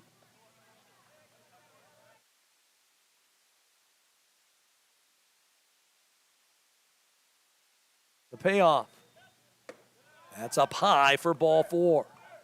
And so Nolan Baker will get a chance with 2 on and 1 out.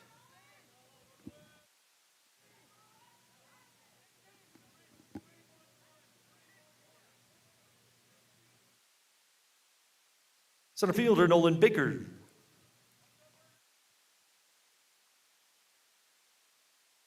Nolan Baker, the batter. And the pitch to him, he waves at one way out of the zone, strike 1.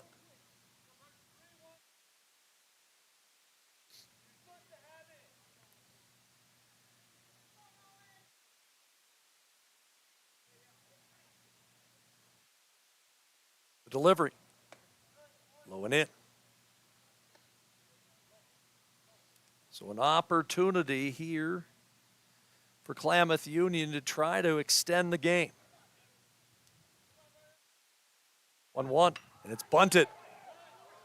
Only play will be to first. They get the out there.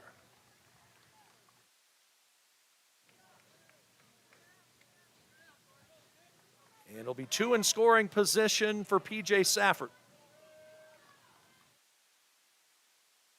Catcher P.J. Safford. Safford squared up on a ball his last time up against Capitan. Base hit here could get KU a pair. Now timeout, and they're going to put Safford on. Talk about a smart play if you're Mike Edwards.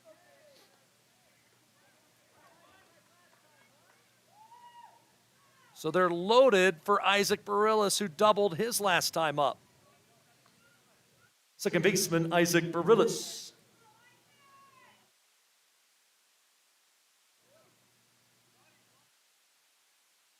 Barillas had a double his last time up. And the pitch to him, a hot shot back up the middle, into center field for a base hit. One will score. Around third comes Jones. He's going to score, and this game's going to keep going. Isaac Barillas with a 2-run single. And it's 15-6. On the first pitch he saw from Capitan. Shortstop Tilden Coffin.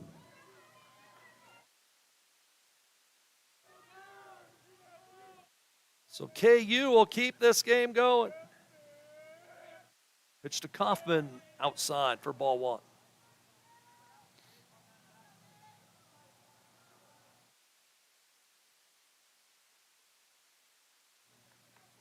So it is 15-6. And the pitch to Kaufman way outside. Isaac Barillas with a single right through the middle to pick up 2. Jones and Ferns both scored. Righty's pitch. Bounces in again. And it's 3-0.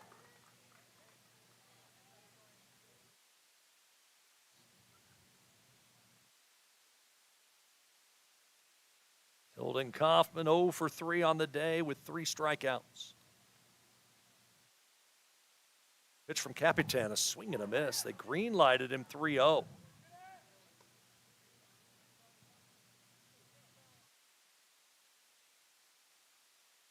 Couple big knocks here in the inning for the Pels. 3-1. Swung on, fouled off by Kaufman.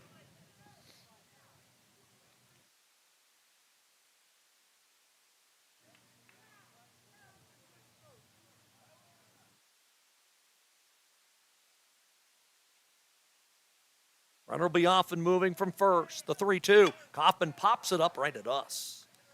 And we'll try it again. 15-6, the score. Klamath Union extends the game with a 3-run 5th inning. It'll force the Vikings to throw some more pitches as that pitch popped up off the third base side. Foul territory, Lee gives chase, but runs out of room.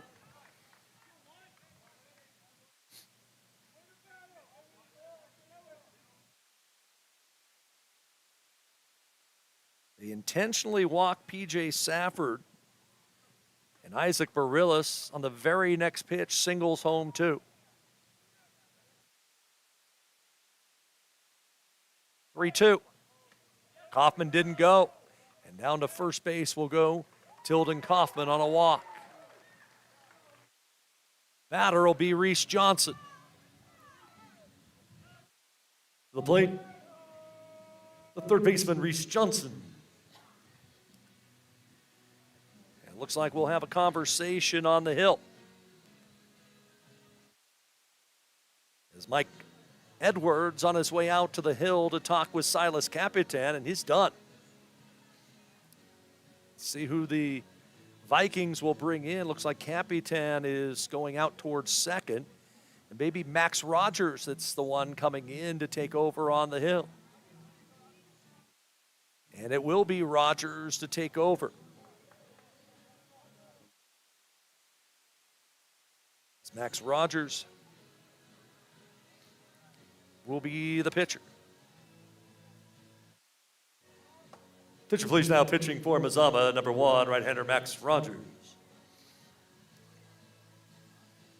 But with the fact that Reese Johnson coming up, if Johnson can find a gap here, KU can get themselves right back in this ballgame.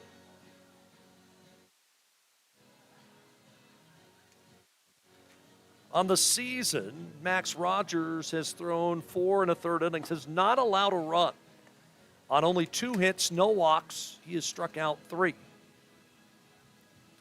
Silas Capitan giving up 3 runs here in the 5th, and we will continue to play on here today.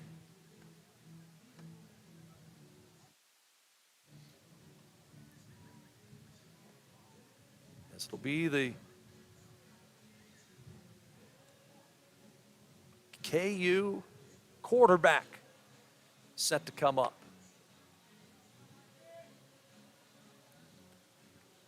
Nearly hit his first home run of his career. That was back in the 5th inning. Pels will have the bases loaded and 2 outs.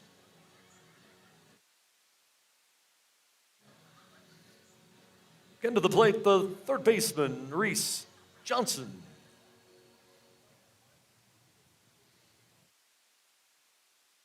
As we'll go through the final warm-up toss.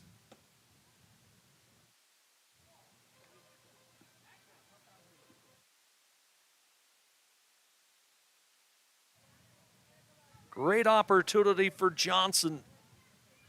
0 for 3 on the day, but all it takes is 1. Safford at third, Barillas at second, Kaufman at first. And from the full windup, Rogers' pitch is a swing and a foul at us. Being graced here in the booth with Steve Matthews from the Herald and News. He's spent way too many nights in this press box over the years. Too many to count on any hands. Oh, 1 pitch. Fastball on the outside edge, but misses 1-1. The catcher, Borges, couldn't squeeze that one. The gap's being squeezed by the Vikes. Max Rogers, the third pitcher used by their club. And the pitch to the plate, way outside and high.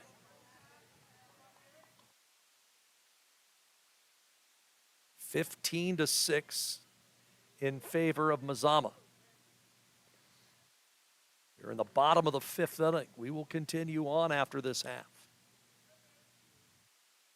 As the righties pitch, Johnson out in front of a changeup. 15 runs, 9 hits, no errors for Mazama. 6 runs, 5 hits, 4 errors for KU. Harrison's fame would be next. 2-2 pitch from Rogers. Swing and a miss and got him out of the inning. But KU able to extend the game here in inning number 5.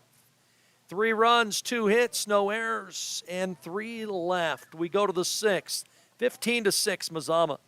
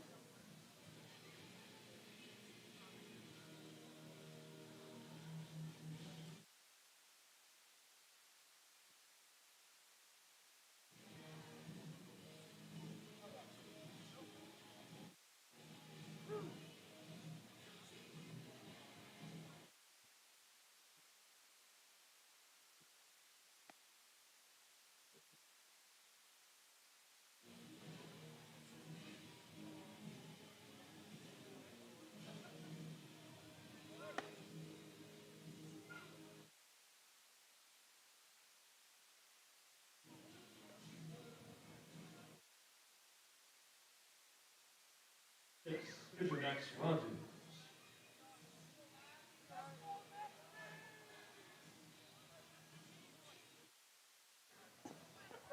Top of the order for the Vikings as we go to the top of the sixth inning.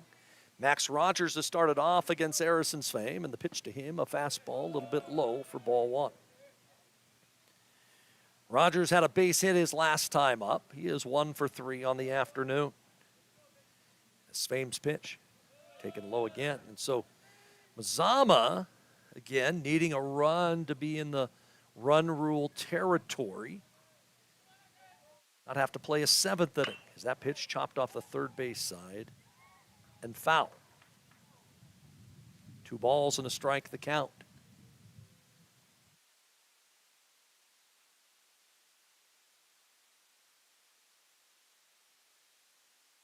Svame in his third inning of work as that pitch skied to right.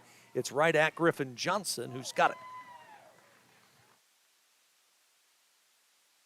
Senior makes the catch on the fly ball out, and there's 1 out in the inning. Center fielder Mason Snell. The batter's Mason Snell. He's 0 for 2. And it's been the 3, 4, 5 batters in the order for Mike Edwards' bunch that have really done the damage. The delivery to home plate. Swing and a miss. Strike 1.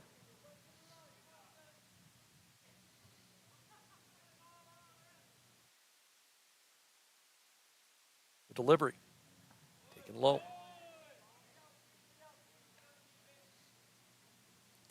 Outfield for KU playing very shallow for Mason Snell. 1-1. Right there for strike. Way ahead is Harrison's Fame at 1-2. He has thrown 65 pitches. That pitch popped up off the first base side. Should be playable for Ferns. Oh, my. Those are the ones that you got to make. And I've talked about it already today. It's the urgency on a play. Get to a spot as hard as you can, find the baseball and get there. Wasn't made on that play. The 1-2. Check swing taken low. We've seen that 3 or 4 times today by different players. Kind of tentative going to get a ball. 2-2. Just missed hitting it. And sort of instead of being 2 outs and nobody on, you force Swaim to have to throw more pitches. 3-2. That's strike. No, missed low, they said. Ball 4. I was right there. Must have been down. So a base runner. Right fielder William Hamilton.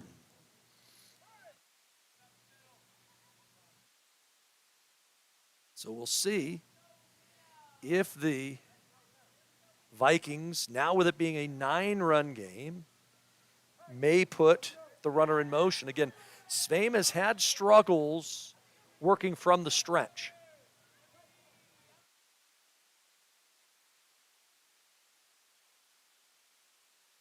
And he comes to the plate and missed inside.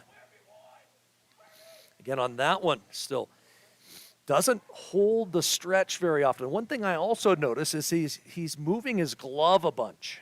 And you got to come set and just hold. For a pitcher, it should be second nature to do. Something you practice over and over again. Good speed at first. And they will throw over. And back goes Snell. Hey, we've doubled our viewer count. We're up to 8. That's a good number.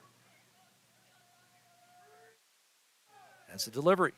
Taken high. Safford with a back pick over to first, but diving back into the bag goes the runner.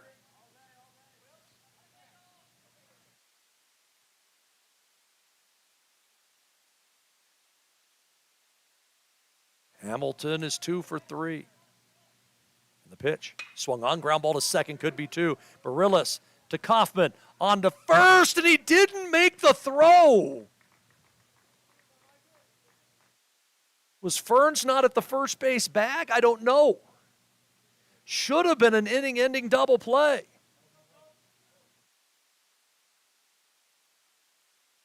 A chance for Mazama. Designated hitter Jacoby Nickerson. Again, the blunders at times. That was a tailor-made double play. And the pitch to home plate, outside and high. Those are coachable moments, you would think, when you're playing in May. Know the situation and what you have to do. 2-0 the count. Hoffman came up to throw, and there was nobody at first base. And the ball was hit up the middle. 2-0. Swung on and fouled off. And I don't mean to be critical. These are high school kids. I understand. But it's varsity baseball.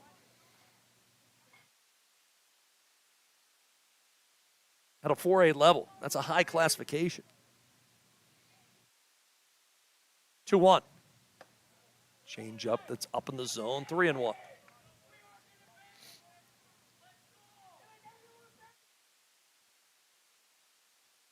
I'd send the runner here 3-1. But they don't. And the pitch, line drive off the foot of the pitcher to Johnson. He'll throw across. They get the out.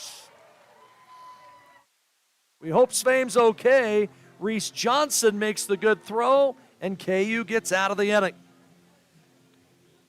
Crazy play right there. The kick save by the pitcher. No runs, no hits, one left. We go bottom of 6. It's 15-6, Mazama.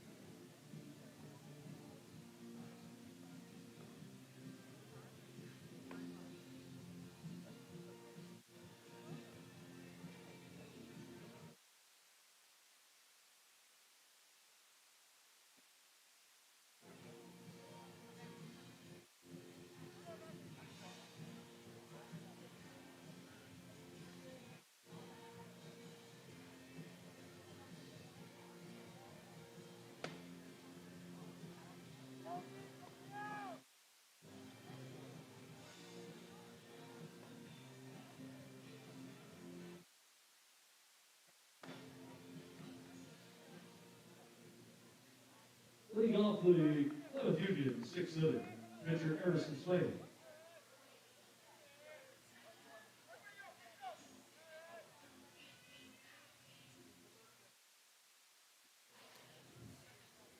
Harrison Sveim to start it off here in the 6th. Sveim has thrown a total of 77 pitches. And the pitch to Harrison, a swing and a chopper hit foul off the third base line. Strike one.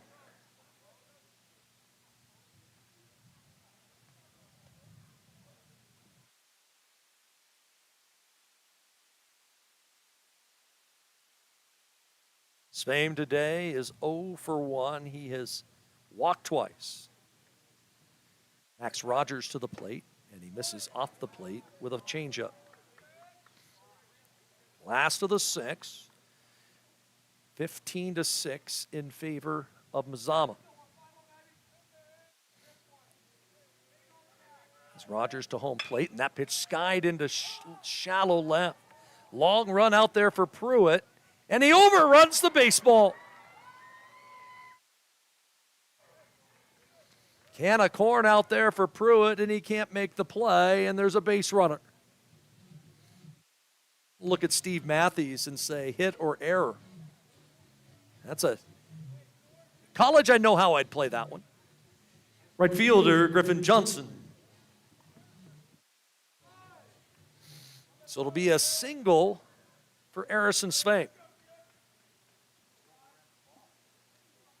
The wind, I think, might have played a factor in that one as well. Here's Griffin Johnson. And he takes strike one. Griffin Johnson has walked twice and been hit by a pitch. Hells with a leadoff batter aboard. And Rogers' pitch is swung on and fouled away off the right field side. And still another one to follow this one here from the ballpark. We'll honor the senior class of Klamath Union. Between games. Hey, I see Josh Overstreet down the right field line. Coach O, how you doing? I'll get a chance to see him between games for sure. As the 0-2 to Johnson, a swing and a foul straight back. Isaac Barillas extended the game last inning with a 2-out, 2-run single after they had intentionally walked P.J. Safford to load the bases. And on the very next pitch, singled through the middle. That made it 15-6. KU trying to chip away here in the latter two innings. The pitch. Johnson down on strikes. 1 out. We'll bring up Nathan Ferns, who's 2 for 3. First baseman, Nathan Ferns.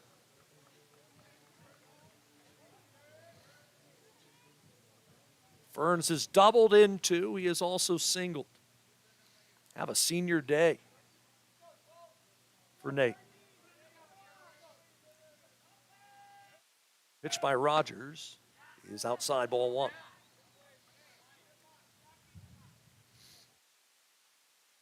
Glad that we could bring you these games here today.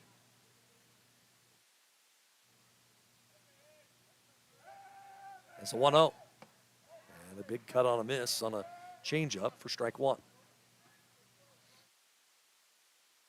Svein, the runner at first with 1 out. Looks like we may have to turn the lights on here this evening. It's a 1-1 pitch. And that one hits Ferns. A curveball that didn't curve. And they're 2 on with 1 out. It'll be Donovan Jones's chance. The fielder, Donovan Jones. Donnie walked his last time up.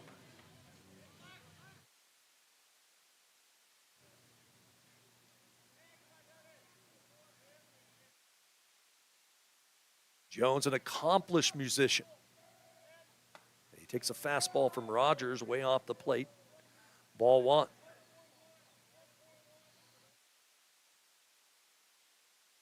We are coming to you live from historic Kiger Stadium here in Klamath Falls. It's the 1-0. Outside again. 2 balls and no strikes. Got to stand up. Hadn't stood up for 2 hours. Outfield playing fairly shallow for Jones, and the pitch to Donovan is a strike. Jones has struck out twice. He has walked, and he has scored a run. We're in the last of the 6th. And Rogers' pitch is fouled off. Pitch high and away, and Jones offered at it.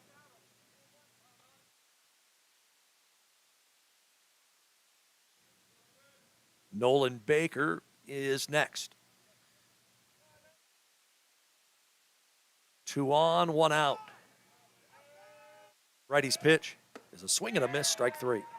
Third time today that Jones has gone down on strikes. 2 outs. Center fielder, Nolan Baker. So KU again trying to hope to get Baker on and give Safford a chance. It worked the last time. Baker sacrificed. And they walked Safford, and Isaac Barillas came through with his second hit of the day. As the pitch to home plate, and Baker hits a little pop-up. On the infield, it's dropped. Everybody's safe. It was hit into no man's land. Tried to make an over-the-shoulder catch was Rogers, and he couldn't. First hit in a month for Nolan Baker. And they will give Safford a chance. The catcher, P.J. Safford. Safford with the ability here, potentially, to get KU right back in this ballgame. He hit a line drive sharply to center his last time up. And Rogers to home plate. It is a swing and a hard hit ground ball hit right towards short. Only play will be to first. It's way offline and everybody's safe.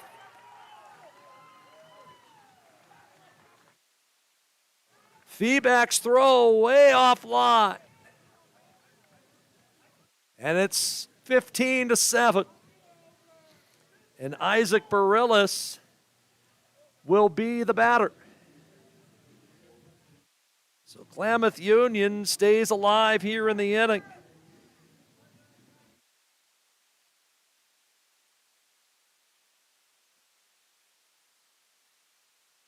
They will have a conversation out there on the hill as Isaac Barillas will be the batter, who he is 2 for 3. Safford tried to jump on the first pitch and hit a sharp ground ball that was fielded there by Feeback. But the throw was way offline. Second baseman, Isaac Barillas.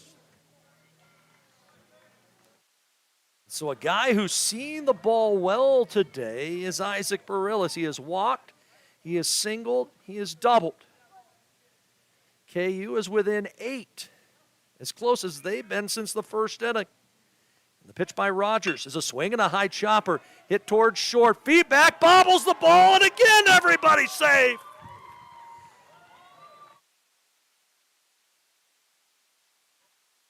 The freshman making a second error.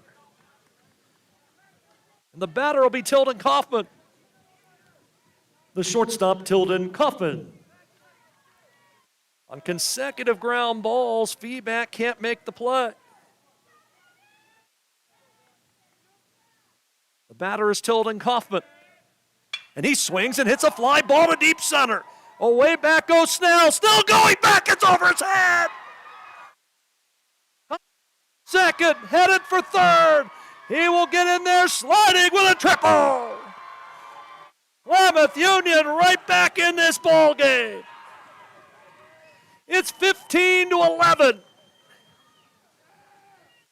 Tilden Kaufman to the deepest part of the yard and clears the bags with a 3-base hit. The third baseman, Reese Johnson. 5 home in the inning for the Pels. All of it with 2 outs. And the pitch to Reese Johnson from Rogers outside and high for ball 1. The wind definitely blowing out. Kaufman got all of that one to the deepest part of the yard. Rogers pitch, swing and a miss by Johnson. Johnson looking for his first hit of the day. He is 0 for 4. KU within 4. 2-1 the count. Johnson, the 9th batter to come to the plate here in the inning for the Pels, who at one point trailed 15-3. 2-1. Up. Called a strike. Mike Overstreet letting the home plate umpire know.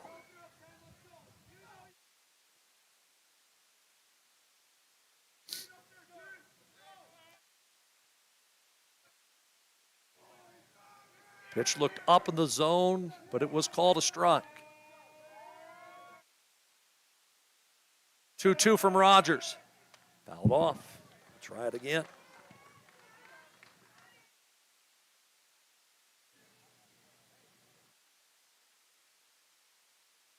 Tilden Kaufman with a 3-run triple. And for Kaufman, his 4th triple of the year. That is among the Skyline Conference leaders in that category. And what a time for your first hit of the day. Johnson would love to have one here. The 2-2. Swing and a miss, and the inning is over. But not before Klamath Union scores 5 times on 3 hits, 2 errors, and 1 left. We'll go to the 7th. 15-11, Mazama.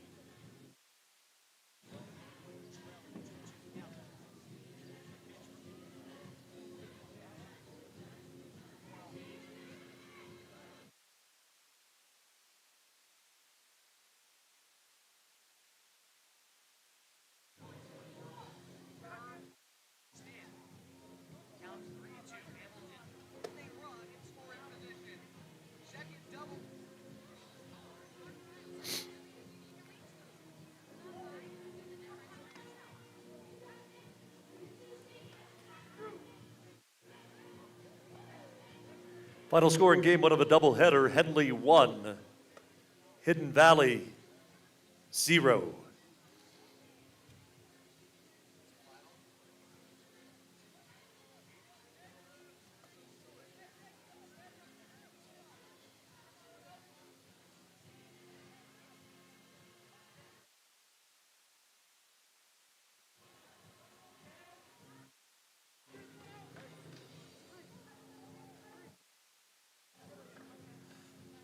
Leading off the Mazama 7th inning, the shortstop Chase Feeback.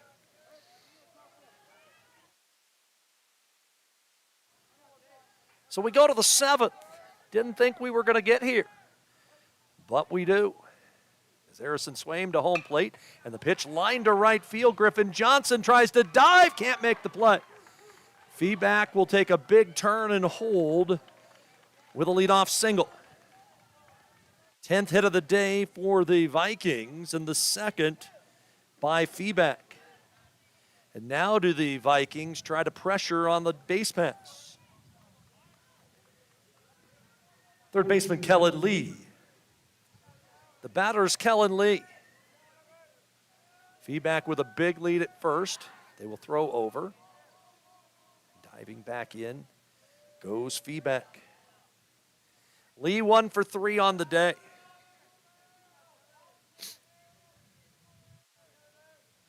And the runner going to go.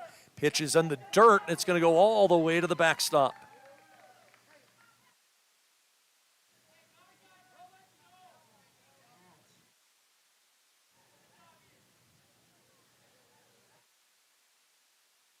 Safford was asking for a pitch up in the zone because he knew the runner was going to go, and the pitch short hopped home plate. 1 ball and no strikes the count. Now you would expect a bunt. Interesting that the KU third baseman not playing in. Want to get it slam proof. And the pitch to Lee is a called strike. 15 runs, 10 hits, 2 errors for Mazama. 11 runs, 8 hits, 4 errors for KU. Swaim's pitch bounces in. And you think back to those errors early in that first inning, And you think about those errors back in the fourth and how huge those are right now. 1-1. Swung on, popped up, out of play. The count now 2-2. But in the same sense, you look back in that last half inning and the unearned runs given up by Mazama.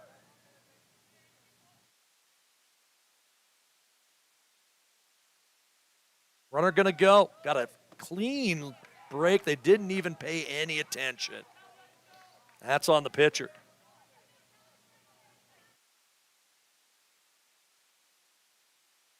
Great job base running that time by Feeback. 3 balls and 2 strikes. KU not bringing the infield in. As the pitch to home plate, that's ball 4.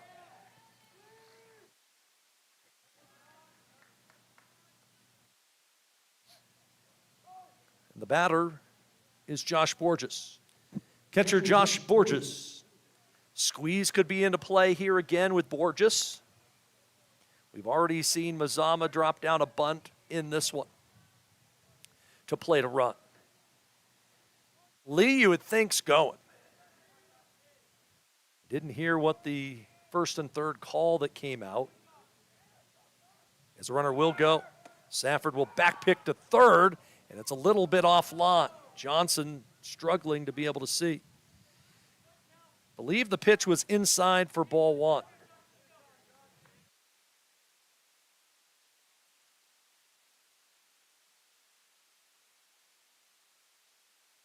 So it is 1-0. And that pitch line to right. Johnson gets there. He'll make the catch. His throw will come home. The sacrifice fly works for the Vikings.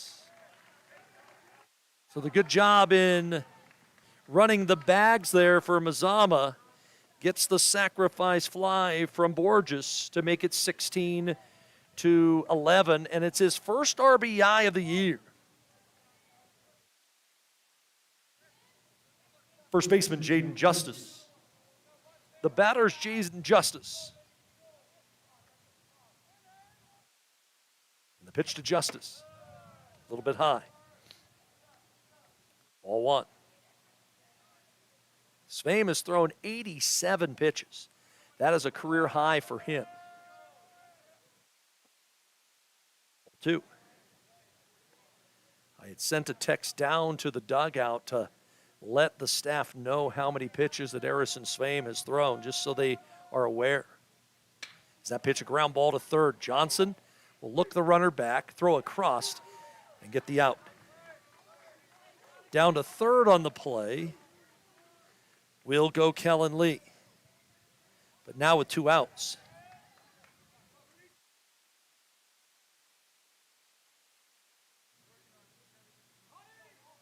And the batter is Nolan Pruitt, left fielder Nolan Pruitt. So Pruitt with 2 outs. He is 0 for 4. And the fastball to him is up high.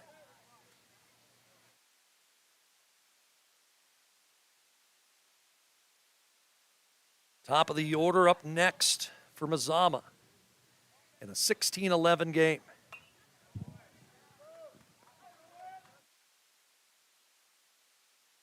KU will have Svein, Johnson, and Ferns due up in their 7th. A huge run at third for the Vikes. As Svein's pitch, that one short hops and Safford knocks it down. 2 balls and a strike. Outfield for KU playing very shallow from the full windup. The pitch outside again. 3-1.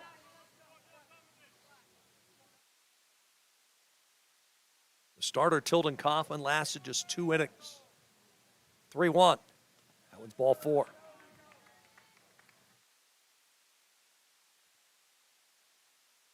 First and third with 2 outs. And Mike Overstreet going to make a walk out to the hill. Following the game, we'd ask that the senior parents of Klamath Union meet near the first base dugout. We'll have a senior introduction about 5 to 10 minutes after the conclusion of the game. Had to alert the parents to know where they need to go. Mike Edwards going to come out, talk with the plate umpire. Mike Overstreet goes out and talks with Harrison Swain, as Max Rogers will be the batter. The pitcher, Max Rogers.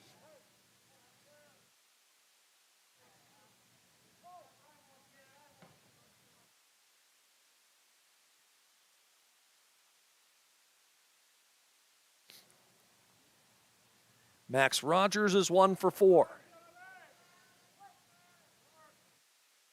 You would think the runner's going to be moving. He does not. The pitch is a strike. Now he goes. Delayed steal. That's a smart play. You want to invite the throw to allow the runner at third to try to score. 0-1. Swung on, high chopper right back to the hill. Swain going to throw to first. It's offline, but able to touch the bag was Ferns to end the inning. We head to the bottom of the 7th. 16-11 Mazama.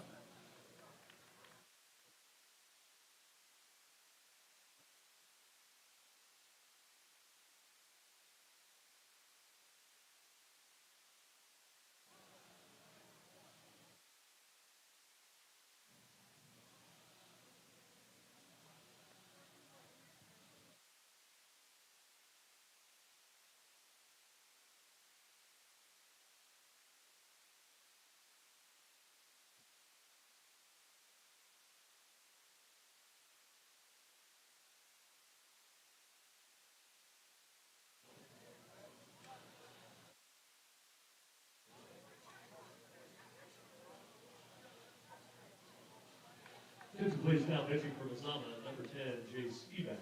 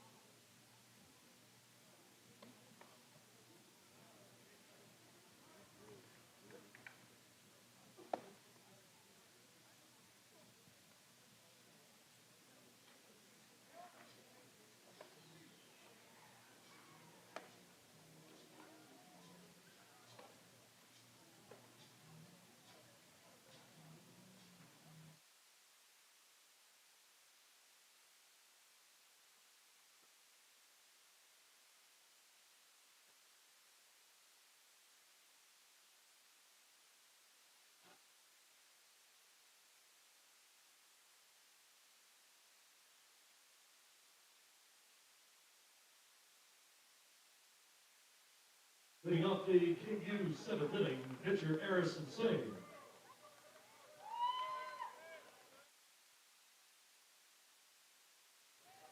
New pitcher Jace Feeback to take over, try to get Mazama a victory here today. 24 innings of work for Feeback, 19 earned runs, 30 hits, 16 walks, 28 strikeouts. And the righty's pitch to the plate misses high and in by the freshman for ball 1 to Harrison Swain.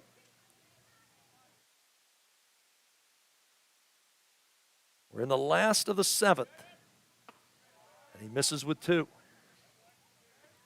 KU just needing base runners. 5 to tie, 6 to win. And the 2-0 pitch, a swinging strike. 2-1 the count. Max Rogers went an inning and a third. He gave up 5 runs. Is that pitch line to right? Charging in, sliding, and making the catch out there's Hamilton. Didn't get a good break on the ball, but made the catch for the out. And there's 1 out in the KU 7th.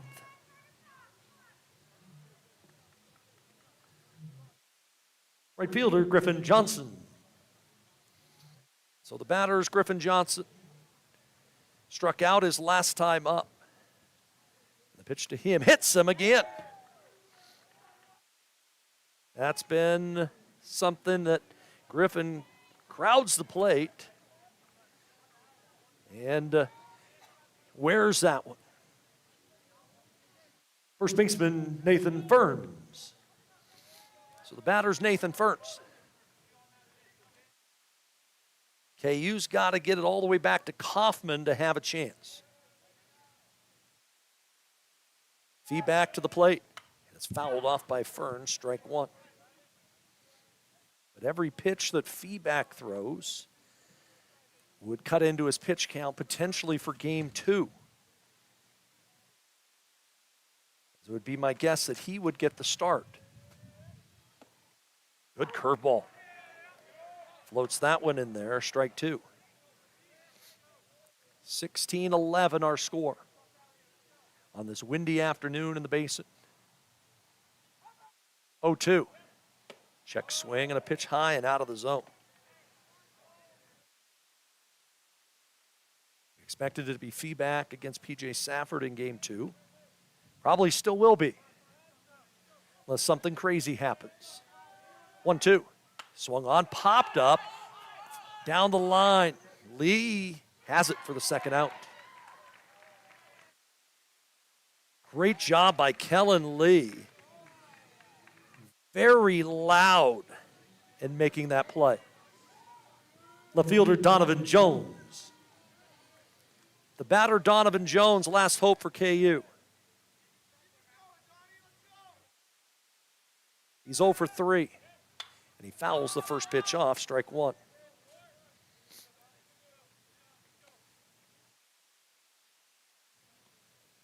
Jones walked his last time up. Runner at first with 2 away. Feedback's pitch. Inside he goes.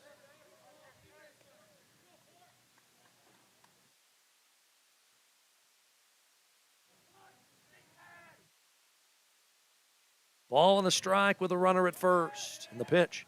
Swing and a miss. And Mazama a strike away from claiming victory in game one of today's doubleheader. Griffin Johnson at first, the 1-2. Jones fouls it off. Like I mentioned, every pitch that you make feedback work is less pitches he gets in game two. Jones trying to fight off another. 1-2. Swung on, he fouls it away again. Nolan Baker, who ended a long hitless drought with a bloop single that just barely dropped on the backside of the hill in between the third baseman, shortstop, and pitcher. He waits next. Feedback from the stretch with a runner on, and the 1-2 again. Curveball, a swing and a miss, and this game is over. Mazama takes the opener today by a score of 16. Oh, they said it was a drop third strike, and he didn't throw down. Wow. And Mike Edwards is going to come out and ask. The pitch bounced up to the plate, and Jones was able to reach. That was on the wild pitch. And KU's still alive.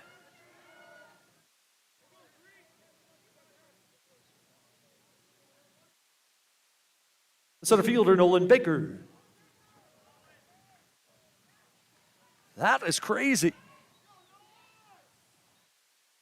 The pitch to Baker, a swinging strike.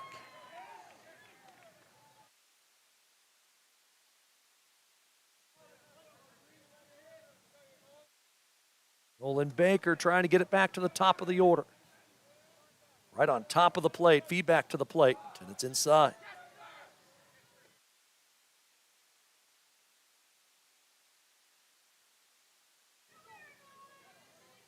If they could get it to Barillas, he would represent the tying run.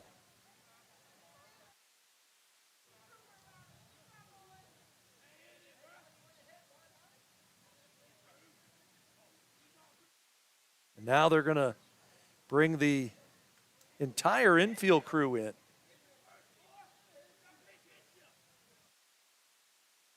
This will be interesting. They thought it might have hit Baker.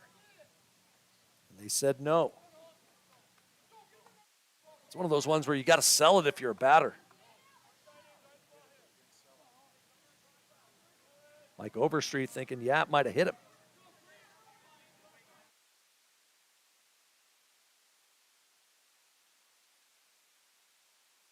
The pitch to Baker. Nope, outside.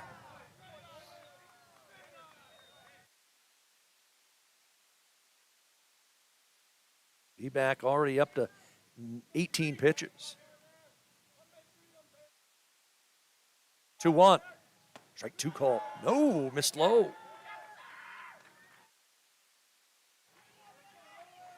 Now P.J. Safford on deck, itching to have a chance.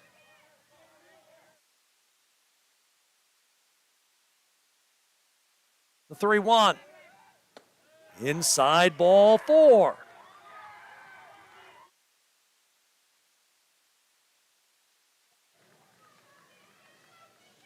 The catcher, P.J. Safford. Eerily similar to that game 3 years ago when Safford hit one off the left center field wall. And look where the outfield plays him. As deep as they can. Feedback will work from the full windup. The pitch to Safford. Bounces up to the plate. That's going to get one in. Johnson scores. And it's 16-12.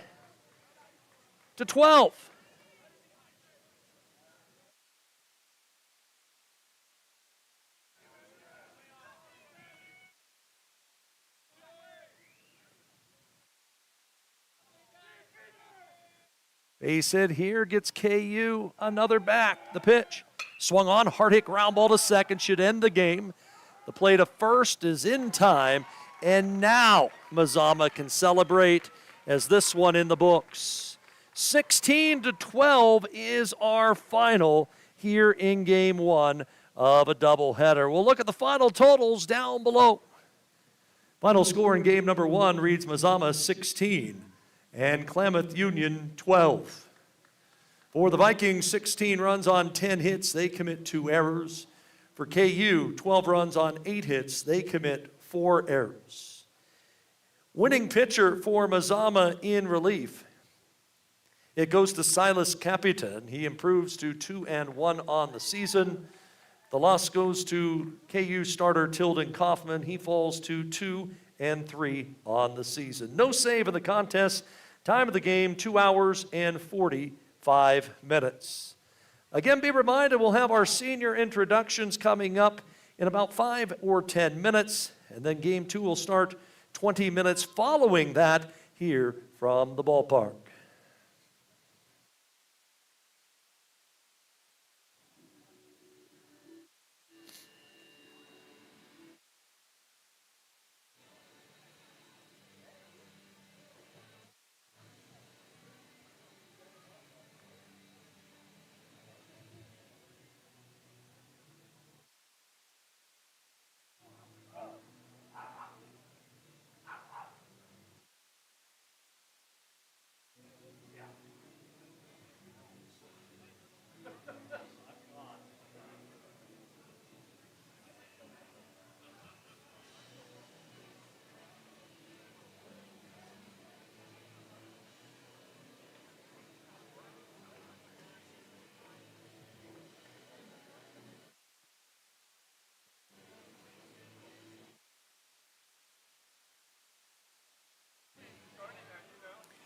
In about 5 minutes or so, yeah.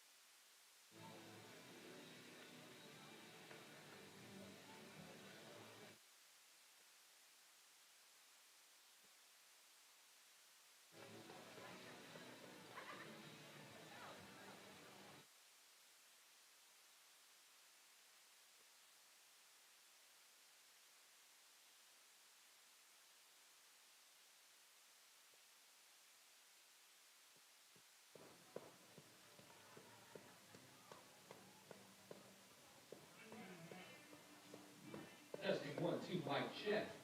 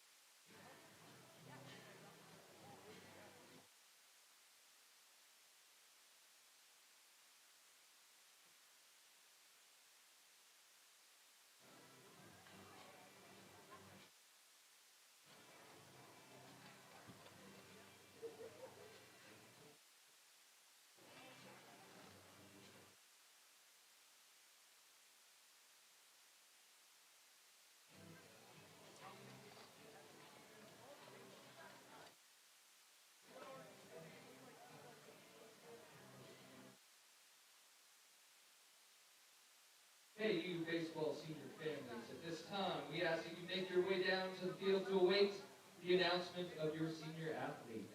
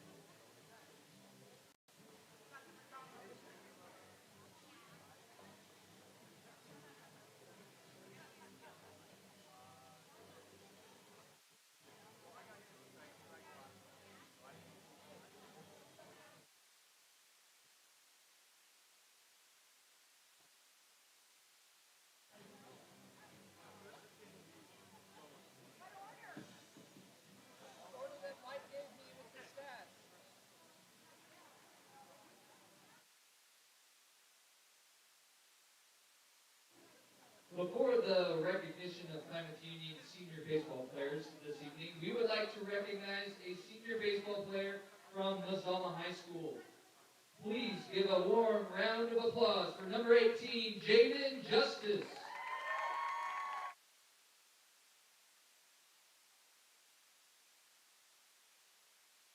Klamath Union Baseball thanks you for the memories and competition. Good luck in the second game.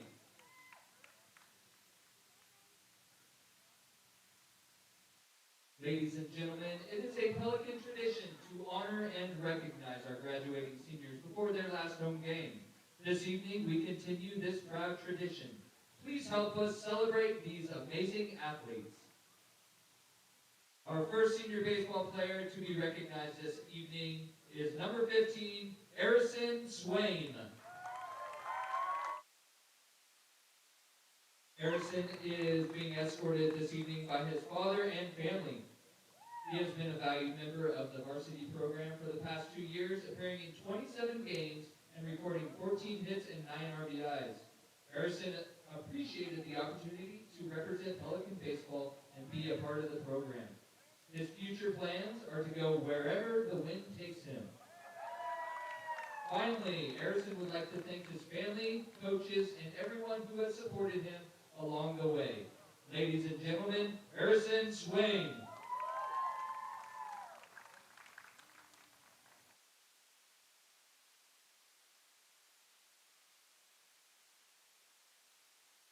Our next senior to be recognized this evening is number 4, Donovan Jones.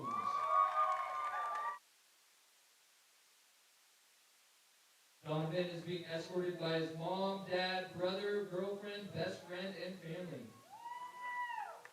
Donovan has been a 3-year varsity baseball player, appearing in 48 games and contributing 8 runs and 9 RBIs during his career.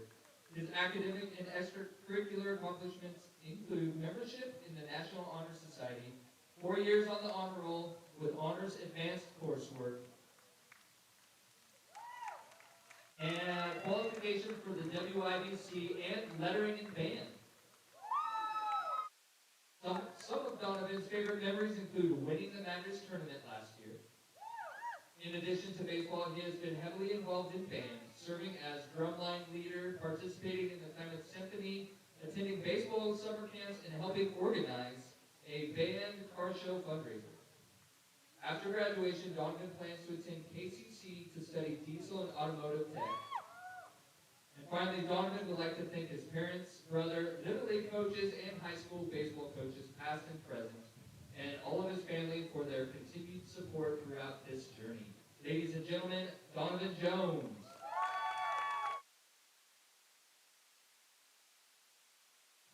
Our next senior to be recognized this evening is number 12, Nathan Burns. Nathan is being escorted by his mom, dad, and girlfriend. Nathan is a 2-year varsity baseball player, appearing in 40 games with 9 hits, 16 runs scored, and 22 RBIs. His career highlight includes an inside-the-park home run in his first game. One of his favorite memories from the season is simply being able to enjoy the experience and be one of the guys.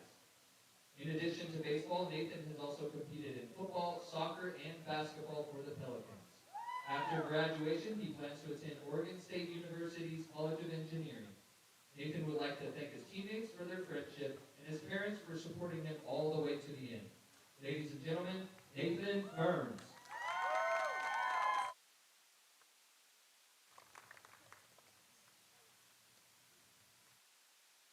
Our next senior to be recognized this evening is number 2, Luis Meza Bravo. Luis is being escorted by his mom, family, and friends. Luis has been a 2-year varsity baseball player, appearing in 44 games and recording 12 hits and 11 RBIs. His list of highlights includes serving as a 2-time wrestling captain and maintaining a 3.0 GPA. One of his favorite memories from the season involves time spent on overnight trips and moments shared with teammates. In addition to baseball, Luis has participated in wrestling, robotics, and culinary arts for the Pelicans. After graduation, he plans to attend the University of Oregon to study cybersecurity while also serving as a reservist in the U.S. Army. Finally, Luis would like to thank his mom for always believing in him and supporting him, as well as his coaches and teammates for making his experience a great one. Ladies and gentlemen, Luis Meza Bravo.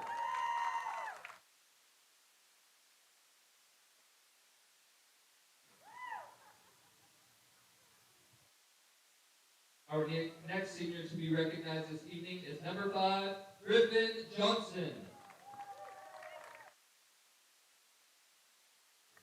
Griffin is being escorted by mom, stepdad, and little brother.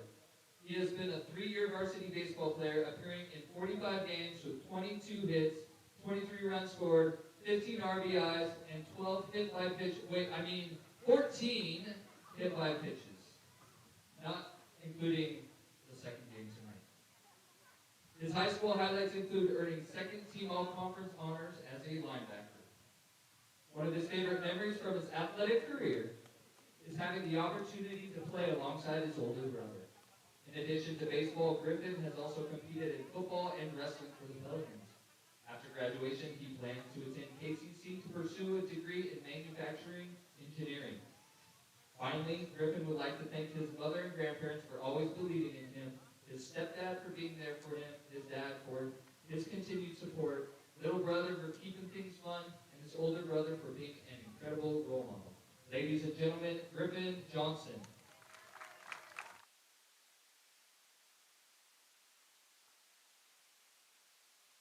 Our next senior to be recognized this evening is number 1, Tilden Kaufman.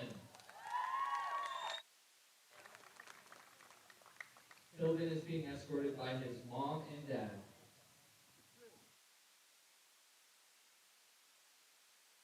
Tilden is a 4-year varsity baseball player, earning all Skyline honors in 2023 and 2025. He has appeared in 25 games, finishing his career with a .290 batting average, 63 hits, 51 runs scored, and 40 RBIs. His personal career highlight includes a game in which he recorded 2 home runs and 7 RBIs in a single inning, as well as earning all conference honors in football, baseball, and basketball.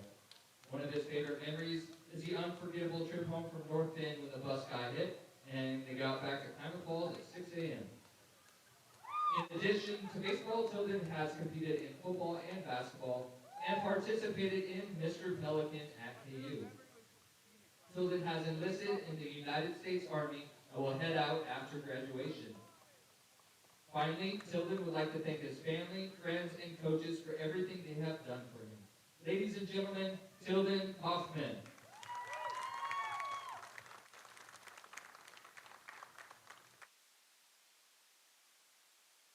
Our final senior to be recognized this evening is number 6, PJ Safford. PJ is being escorted by his parents Mike and Liza Safford. PJ is a 4-year varsity baseball player, earning all Skyline honors each of the past 3 years. He was also a Legion State champion with the Klamath Falls Falcons. Over his high school career, he has appeared in 90 games, finishing with a .346 batting average, 87 hits, 62 runs scored, and 50 RBIs. On the mound, he has recorded 14 wins and 240 strikeouts for the Pelicans.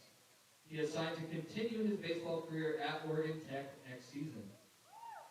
Additional highlights include earning All-State honors as a punter and being a 4-time All-Skyline Conference selection. One of his favorite memories includes the trips to Madras, spending time with the team, and winning. In addition to baseball, PJ has also competed in football and choir for the Pelicans. After graduation, he will be attending Oregon Tech to play baseball and study communications. And finally, PJ would like to thank his dad for always being there at every game as both a coach and a fan, his mom for buying him anything he needed for baseball, and his coaches, especially Coach Josh, for helping him develop as a pitcher. Ladies and gentlemen, PJ Safford.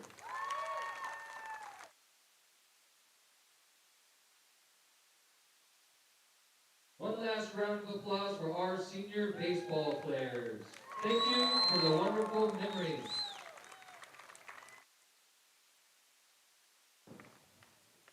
Senior families, you may head back to your seats at this time.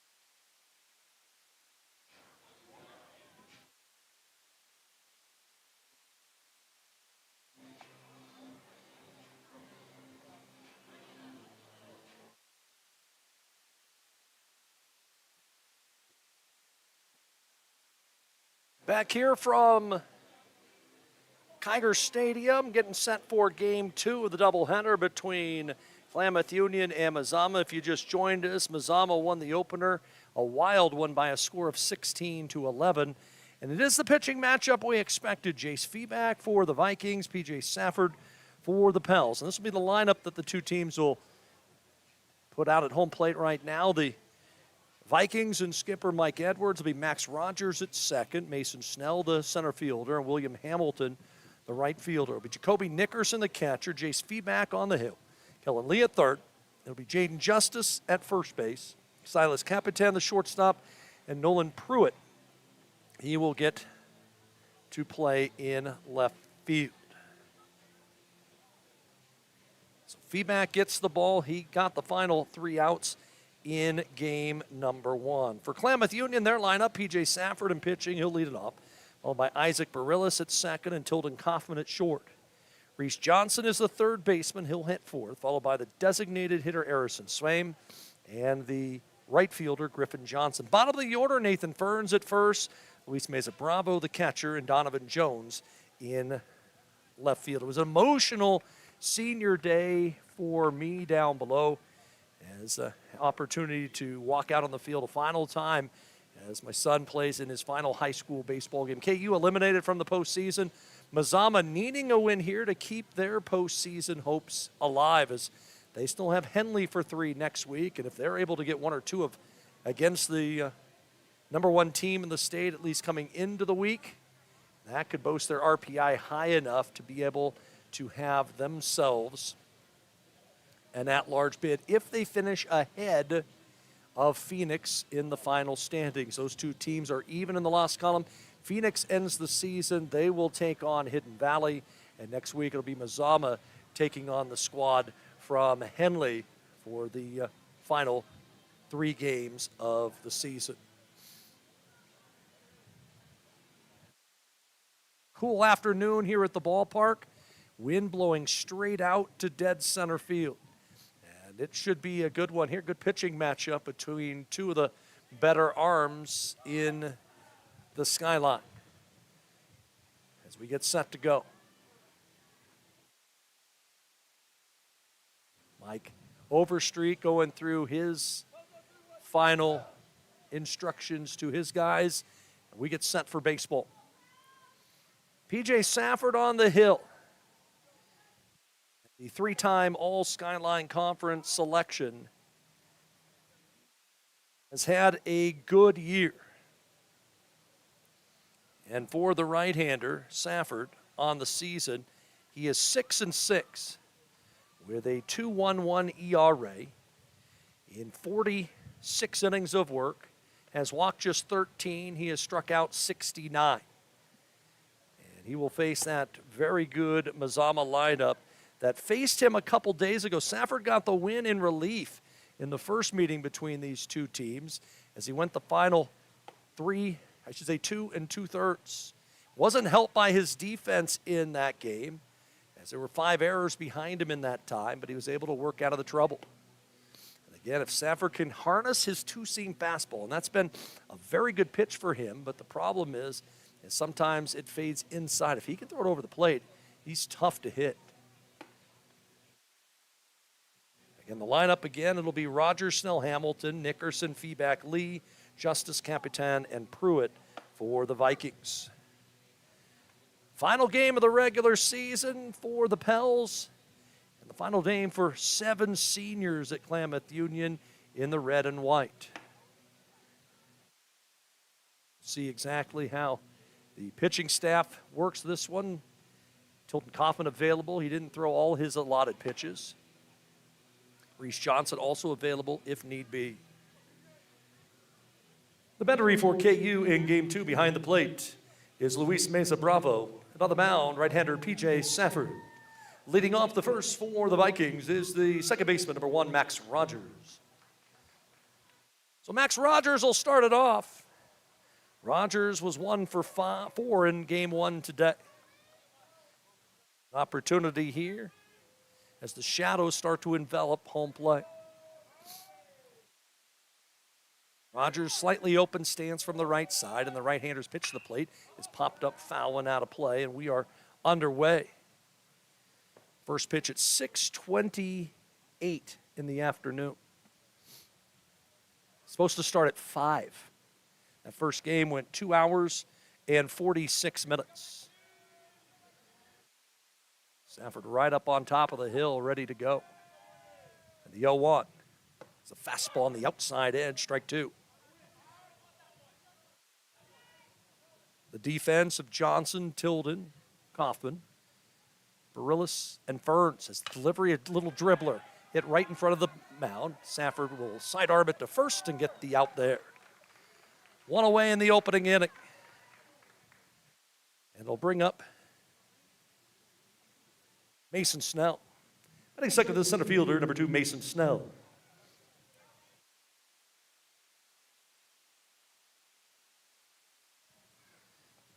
Mason Snell went 0 for 4 in the opener. Sanford to home plate, and his fastball's there for a strike.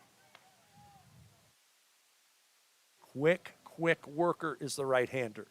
And the delivery, a fastball a little high and outside this time, and it's 1-1. He's thrown just exclusively fastballs to start this game. 1-1. Not there. That one a breaking ball for a strike. And it's quickly 1-2. Mason Snell came into the day hitting 396. Right-hander's pitch. Breaking ball, got it. 2 quick outs here in the first. And up steps Will Hamilton. Right fielder, number 7, William Hamilton. Hamilton had 3 hits in game 1 today. The pitch by Sanford, slider for a strike. I saw Ricky Walker, Sanford's college coach next year, right behind home plate charting. As there's strike 2 on the outside edge. And it's quickly 0-2. The delivery. That one bounces in, tried the slider, a chase pitch, and Luis Mesa Bravo did a nice job to block that one. Mesa Bravo got the game off. Sanford caught game 1 today. 1-2. Fastball just low. And the count evens at 2 balls and 2 strikes. You don't want Jacoby Nickerson, guy with the most pop in the bat for Mazama, to come up here in the inning. 2-2 pitch. Fastball fouled straight back. Okay, you drop the opener 16-11. Sanford going to take a little bit more time this time as he gets up onto the hill. 2-2. Wasted high with a fastball. And a good at bat here for Will Hamilton. Jacoby Nickerson, a left-hand hitter on deck. The 3-2. Breaking ball on the inside corner, a called strike 3. And the inning comes to a close. Sanford with back-to-back strikeouts to get out of the inning. No runs, no hits, no errors, and nobody left. We'll go to the bottom of the first. Mazama 0, KU coming up.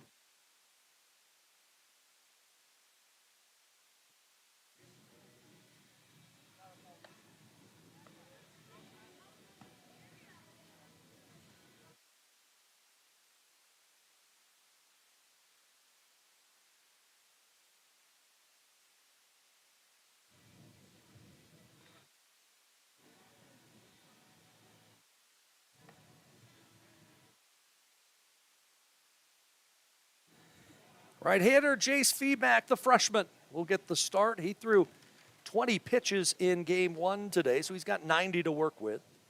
2-2 record, a 5.76 ERA, 24 innings, 19 earned runs, 30 hits, 16 walks, and 28 strikeouts. He had a strikeout in game 1, also gave up a base hit. They'll face the order of Safford, Bareilles, and Kaufman, Johnson, Swaim, and Johnson, Ferns, Mesa, Bravo, and Jones. It's the top of the first. 1-2-3 innings sent down by the upcoming batter, P.J. Safford. Leading off the bottom of the first for the Pels is the pitcher, number 6, P.J. Safford. This is the 91st game that P.J. Safford has competed in at Klamath Union. He has been a mainstay in the lineup his entire career as he takes a pitch up high for a ball. He'll be a 4-time All-Skyline Conference pick this year.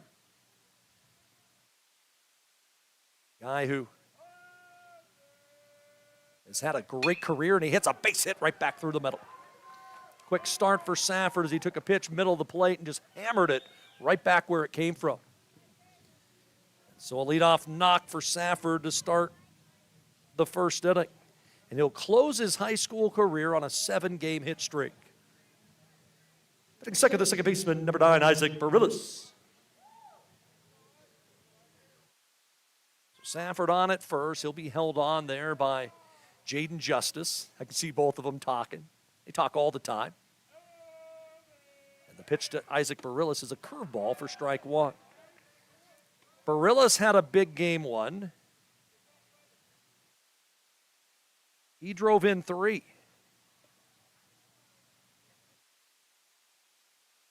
Safford, 10 stolen bases on the year. As the pitch to home plate, Bareilles hits one foul right past that. Mike Overstreet able to get a glove on it. And the count 0-2. Bareilles extended the game in the 5th inning with a 2-out, 2-run single. It made it 15-6. KU got it all the way to 15-11. Mazama ended up winning it 16-12. Long wait by feedback. And now comes plateward. And the curveball again, fought off again, foul. Thing I noticed with feedback on that pitch is he slows his arm speed down when he throws the changeup. So if you notice that, you know you can wait for the pitch to get there. Outfield squeezing the gaps and the delivery. And it's the fastball. You can see typical speed that time, and he able to get the fastball past Isaac Bareilles for the first out. Batting third, the shortstop, number 1, Tilden Kaufman. The batter will be Tilden Kaufman. Kaufman, his final time up, got his first hit of the day, and it was a big one, a 3-run triple off the warning track and straight away center field. That ball was destroyed to the deepest part of the yard where it's 385. And the pitch to Kaufman, a swinging strike. Jacoby Nickerson doing the catching in Game 2. He was the designated hitter in Game 1. Third baseman Kellen Lee playing in as the righty's pitch is a swing and a miss. Feedback ahead at 0-2. A lot of youth on this Mazama team, a team that next year is going to be good. 2 years from now, maybe even better. As a delivery by feedback, he threw it right past Kaufman, strike 3. 2 quick outs. The third baseman, number 10, Reese Johnson. And so the batter will be Reese Johnson. Johnson finished Game 1 0 for 5. Safford still at first, but now with 2 outs. If they send him here.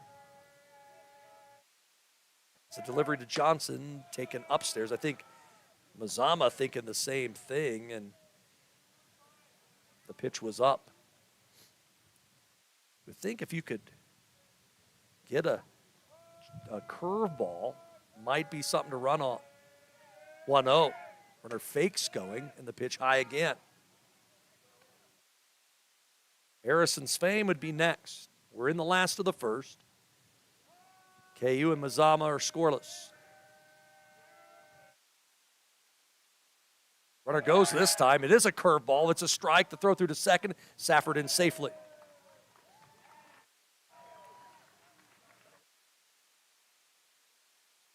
So it's exactly what I thought. Guessed right. 11 stolen bases for P.J. Safford.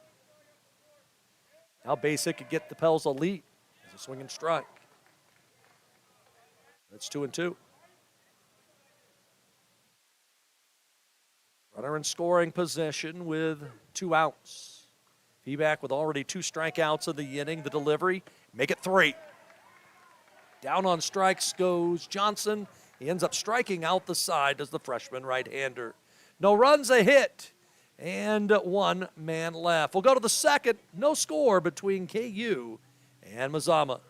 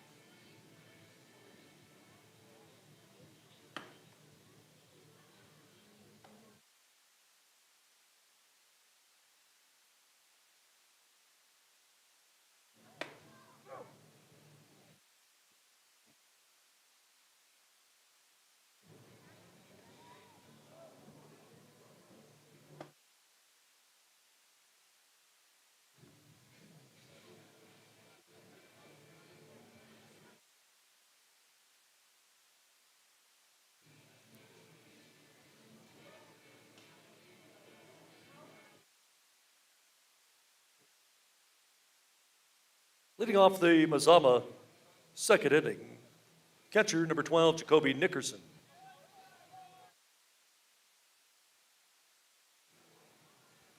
Been a left-handed bat of Jacoby Nickerson to start it off for Mazama as we head to the second. Both pitchers putting up zeros as Safford's first pitch taken a little bit low to the left-handed batter, strike ball 1. Nickerson drove in 3 in game 1 today. And he swings it, hits a ground ball back up the middle and into center field for a base hit. The Pels had the shift on and had a player way over towards the hole, and ball hit right up the middle. Barillas unable to get there. So a base runner, and the batter will be Jace Feeback. The pitcher, number 10, Jace Feeback. They will run for Nickerson, the catcher over there at first. It'll probably be the same kid we saw run in game 1, and it will, as it'll be Ethan Frost. The batter is Jace Feeback, and the third baseman for KU not coming in, interesting enough. Safford will work from the stretch. They do show bunt, and it's fouled back. That's what I was thinking. They were going to bunt. Interesting that Johnson wasn't playing in at the cut. Feeback had 2 singles in the opening game today. Came into the day hitting .320. And Safford will use a soft toss over to first. Not his best move. Mazama, team extremely aggressive on the base paths when they need to. 0-1. Slider, a little low. One thing that Safford is, when runners are at first, extremely quick to the plate. He's directing Reese Johnson as to where he needs to be. I'd throw over to first right here. Runner does not go. The pitch is all the way to the backstop. That one slipped out of his hands. You could see him looking there. So a runner into scoring position with nobody out.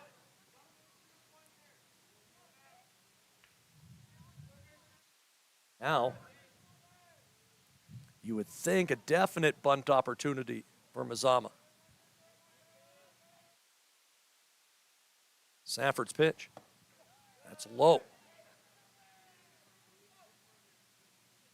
3-1.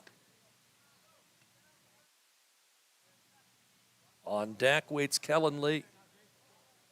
Nobody out, a runner in scoring position. Safford's pitch. Strike 2 called. It's always difficult to call a game when your son's throwing. But it's always something I'd never thought I'd be able to do as a dad. Payoff. Breaking ball, got it. First out of the inning. Slider away and down on strikes. Goes feedback. The third baseman, Kellen Lee.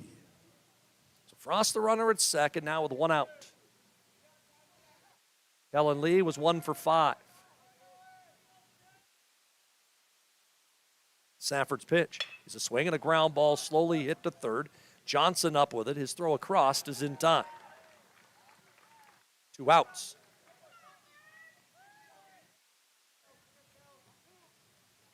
And the batter is Jaden Justice. The first baseman, Jaden Justice. Nice job by Reese Johnson that time to stay down on the ball and make the play. Safford getting the ground ball out. Now, if he can get Jaden Justice, he can get out of the inning unscathed.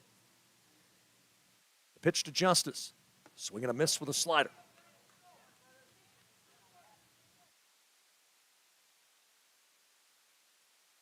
Outfield playing very shallow for Justice, who has a lot of pop. Backdoor slider for a strike. The count is 0-2. Can Safford win the at-bat here and get himself in? 0-2 to the plate. Slider got him. Hitting over. Big strikeout with a runner at third to end the inning for P.J. Safford. No runs, a hit, and a runner left at third. We go bottom of second. Pels nothing, Mazama nothing.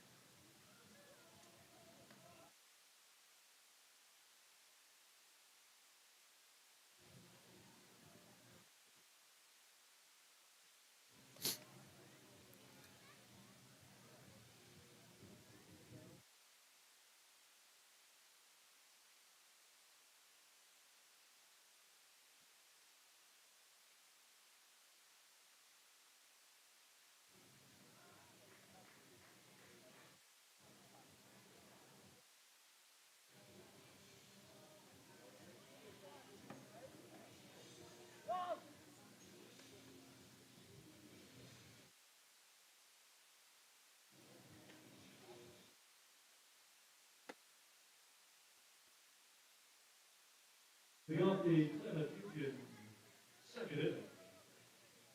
Designated hitter Harrison Swain.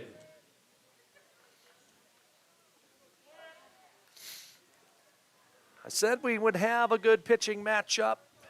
That's exactly what we've had through an inning and a half. Back with 3 strikeouts, Safford with 4. No score, last of the second, Harrison Swain to start it off, and the pitch to the KU designated hitter is a slow curveball for a strike. Swain went 0 for 4 with a walk in game 1 today. It's Feedback's pitch, another slow roller to third. Kellen Lee has it, and he'll fire across, and it's in plenty of time for the out. 1 out on the board here in the KU second inning. The right fielder, number 5, Griffin Johnson.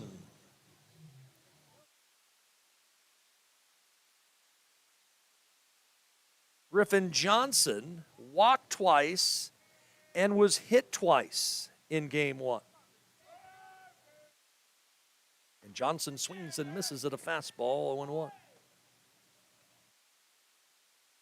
Left field right now is a place of horror for that left fielder, looking directly into the sun.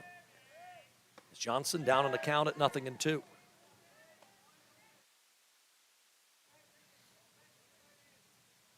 Both teams have a hit. Safford got one for KU.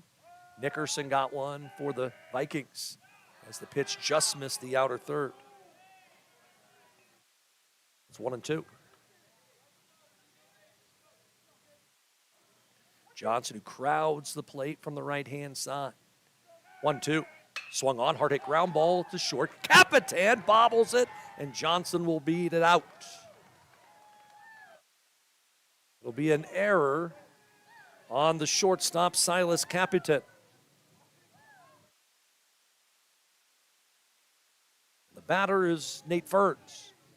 The first baseman, Nathan Ferns. Ferns had 2 hits, including a 2-run double in game 1 today. And the pitch to Ferns, swinging a slow roller, hit towards third. Only play for Lee is to first, where he gets the out. 2 outs on the board. And the batter will be Luis Meza Bravo.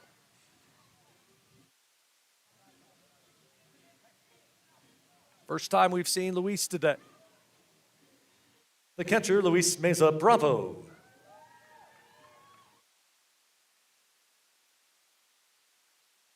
Meza Bravo had 2 hits and an RBI the other day against Mazama. Trying to deliver Griffin Johnson from second. And the pitch gets through the catcher. Johnson's going to head down to third on a pass ball. So a runner to third now for KU as that pitch came in on the hands of Nickerson and just couldn't squeeze it. So Meza Bravo can get a hit. KU takes the lead. And the 1-0 fouled back. A ball and a strike.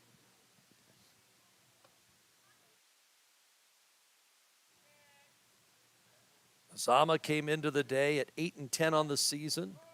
They're now 9-10. Could get to the 500 mark with a win. As that pitch bounces in, and Nickerson with a block there, and if he doesn't, KU has the lead.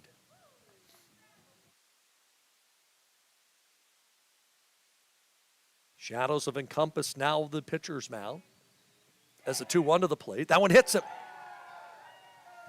Meza Bravo on for Donovan Jones.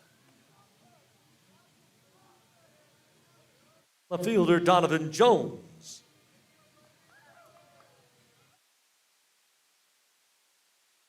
I know KU was working on first and third plays during practice 2 days ago religiously. Could this be the point in which it comes into play to work for him? The pitch to Jones. He swings and hits a base hit through the left side on senior day. Donovan Jones with an RBI knock. And the air comes back to hurt the Mazama Vikings as KU takes the lead. The pitcher, P.J. Safford. As Donovan Jones jumps on the first pitch he sees and hits a rocket through the left side. Safford singled his first time up.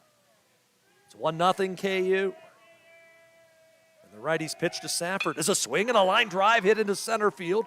Coming in, diving. Did he make the catch? Yes, he did. Great play out in center field on a dive by Mason Snell to end the inning. And it took extra bases away from P.J. Safford. 1 run, 1 hit, 1 error, 1 left. We're going to the third. 1-0 KU here from Kiger Stadium.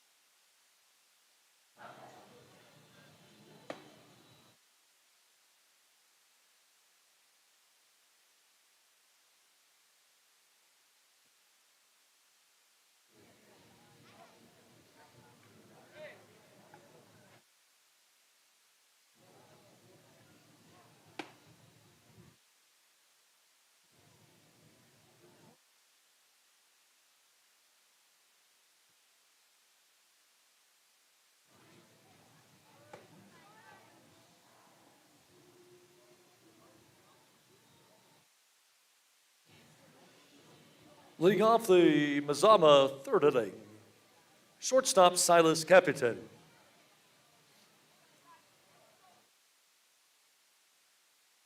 8-9-1 for the Vikings here as we go to the top half of the third inning. P.J. Safford working with a 1-0 lead. And a first pitch fastball's on the outside corner for a strike to Silas Capitan. Did not bat in game one.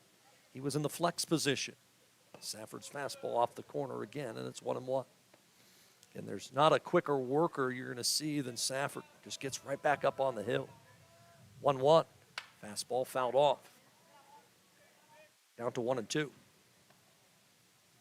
In 2 innings, Safford has allowed 1 hit, no walks. He's fanned 4.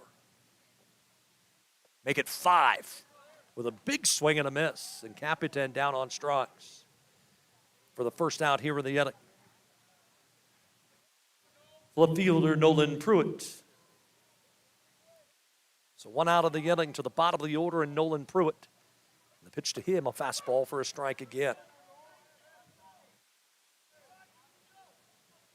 Outfield plays very shallow. It's 0-2. Safford had to warm up quickly between games dealing with the senior night festivities. As he fouls this one off, does Pruitt. 250 hitter on the year is Nolan Pruitt. Now time called as Mike Edwards says, hey, have your guys step out. 0-2. Fouled off again, went fastball. It's fought off.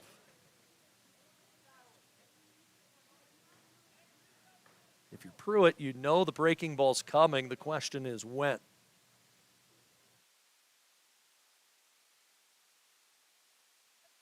Two. There it is, and it missed in.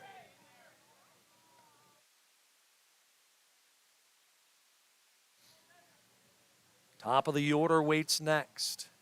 1-2 pitch. Upstairs with a changeup. Jacob Cook, the guy calling the pitches for KU. As the pitch high and away, and a good at bat here for Pruitt. It'll be the 8th pitch of the sequence. Safford talking to the ball out there as the delivery is a swing, and it fought off again. What this does is just extends the game. Safford talking in the pitch. Breaking ball, swing and a miss. Jawing at the ball, saying, hey, I want to throw this pitch, and he does. Second baseman Max Rogers. Back to the top of the order. What adjustments do the Vikings make? Rogers took strike 3 his first time up. He swings through a pitch, strike 1. 1-0 KU on the RBI single from Donovan Jones. It could have been worse, but the man on deck, Mason Snell, made a diving play in center to take extra bases away from P.J. Safford to end the inning. 1-1. And he overthrows the fastball. He's got a rosin bag out there behind him, trying to keep the sweat. He told me he had trouble with grip earlier in the year. 2-2 the count. That was in a start that he had at Hidden Valley. Walked a season-high 4 in that game. He's already fanned 6 today. That one, there's the grip I talked about. Should go to the back of the hill, use the rosin bag. He was trying to throw a breaking ball, and that one slipped out of his hands. Got a smile on his face after that one. What does he come back to Rogers? 3-2. Swing and a miss. It's dropped by Mesa Bravo, and he won't be able to make the play to first. Seen that way too many times this year. Drop third strikes, reaching base.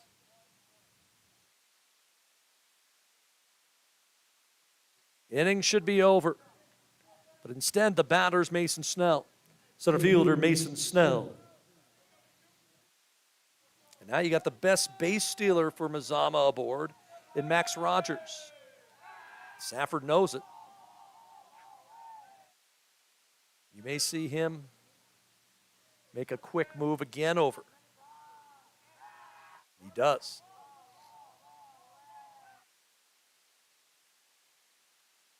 Quick worker is Safford, but you know that Rogers wants to go.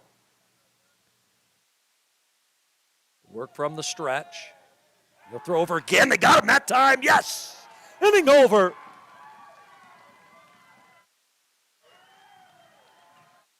Picks off the runner at first, leading to end the inning. No runs, no hits, no errors, and nobody left. We go to the home half of the third with KU leading 1-0.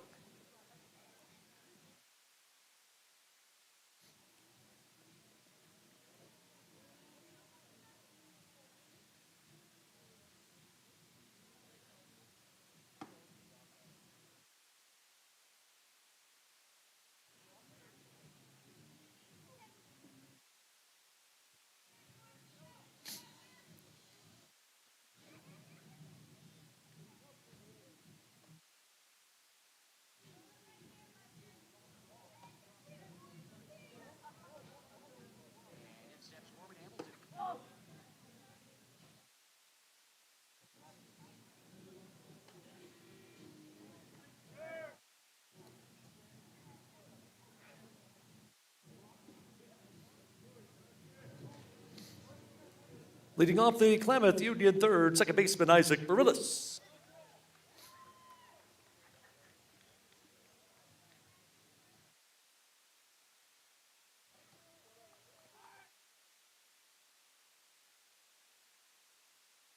Henley with a 7-5 lead as Isaac Barillas swings at the first pitch and fouls one straight back. 7-5 over Hidden Valley.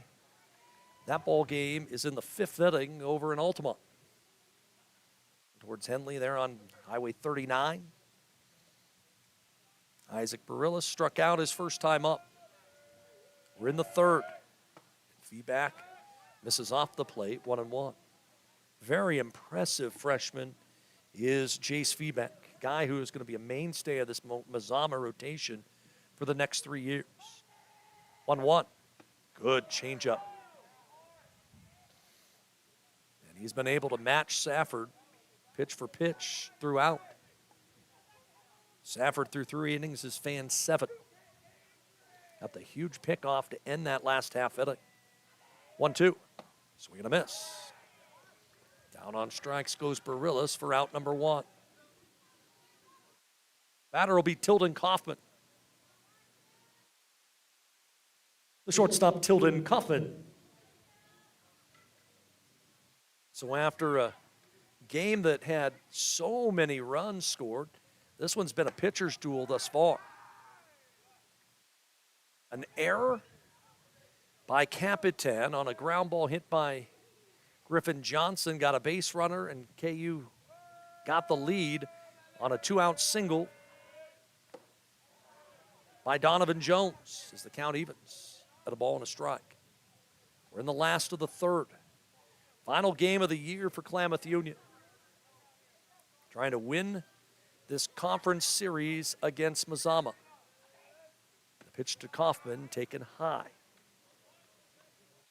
Feedback has thrown 34 pitches so far through 2 1/3. 2-1. That one hits Kaufman. And a base runner for the Pels. So Kaufman down to first. That one hit him right in the small of the back. The third baseman, Reese Johnson. Reese Johnson looking for his first hit of the day. He struck out his first time up. Kaufman, good speed over there at first. And they will throw over.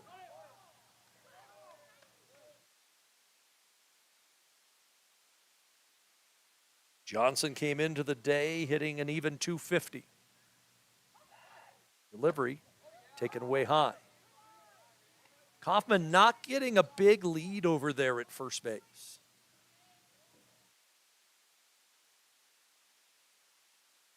got to trust your speed, your ability to read the pitcher and be able to get back to the bag. Very short lead. And he will go. And the pitch is a curveball. It is a strike. Throw through to second base. Kaufman underneath the tag.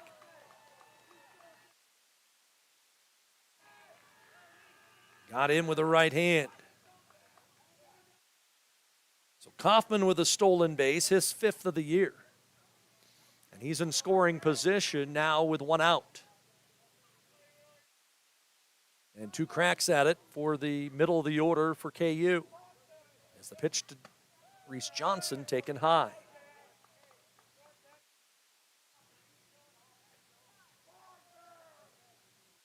We're in the last of the third. Klamath Union with a 1-0 lead. 2-1.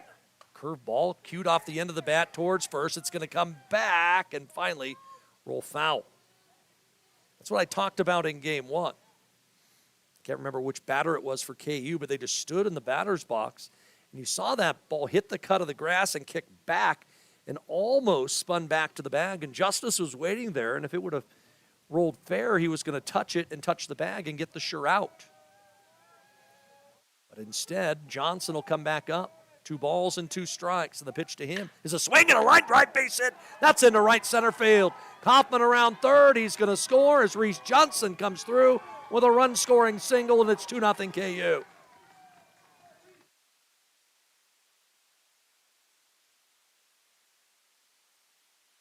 The batter is Harrison Swain. The designated hitter, Harrison Swain.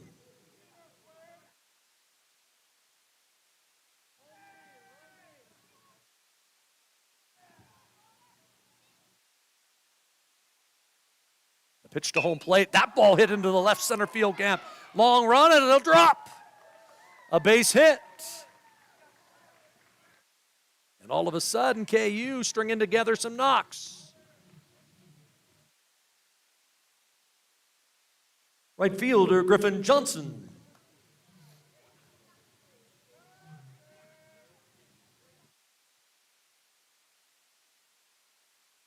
Still only 1 out of the inning.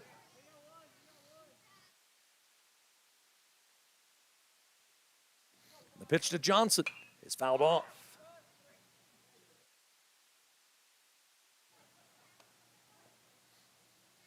So the single by Johnson brings in a run. And then Swain follows with a knock of his own. The pitch to Griffin Johnson. Upstairs.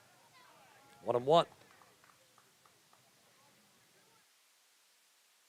So it is 2-0 in favor of Klamath Union.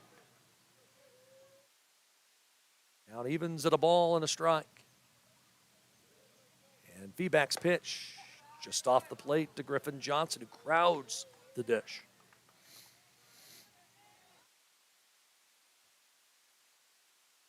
Cool evening here at the ballpark. Lights will probably have to come on in about a half hour, as Johnson nearly got hit by that one, and it's 3-1. Nathan Ferns would be next, as there is movement in the Mazama bullpen. It looks like Josh Borges is down there starting to throw. 3-1. That's outside, ball 4. The batter will be Nate Ferns.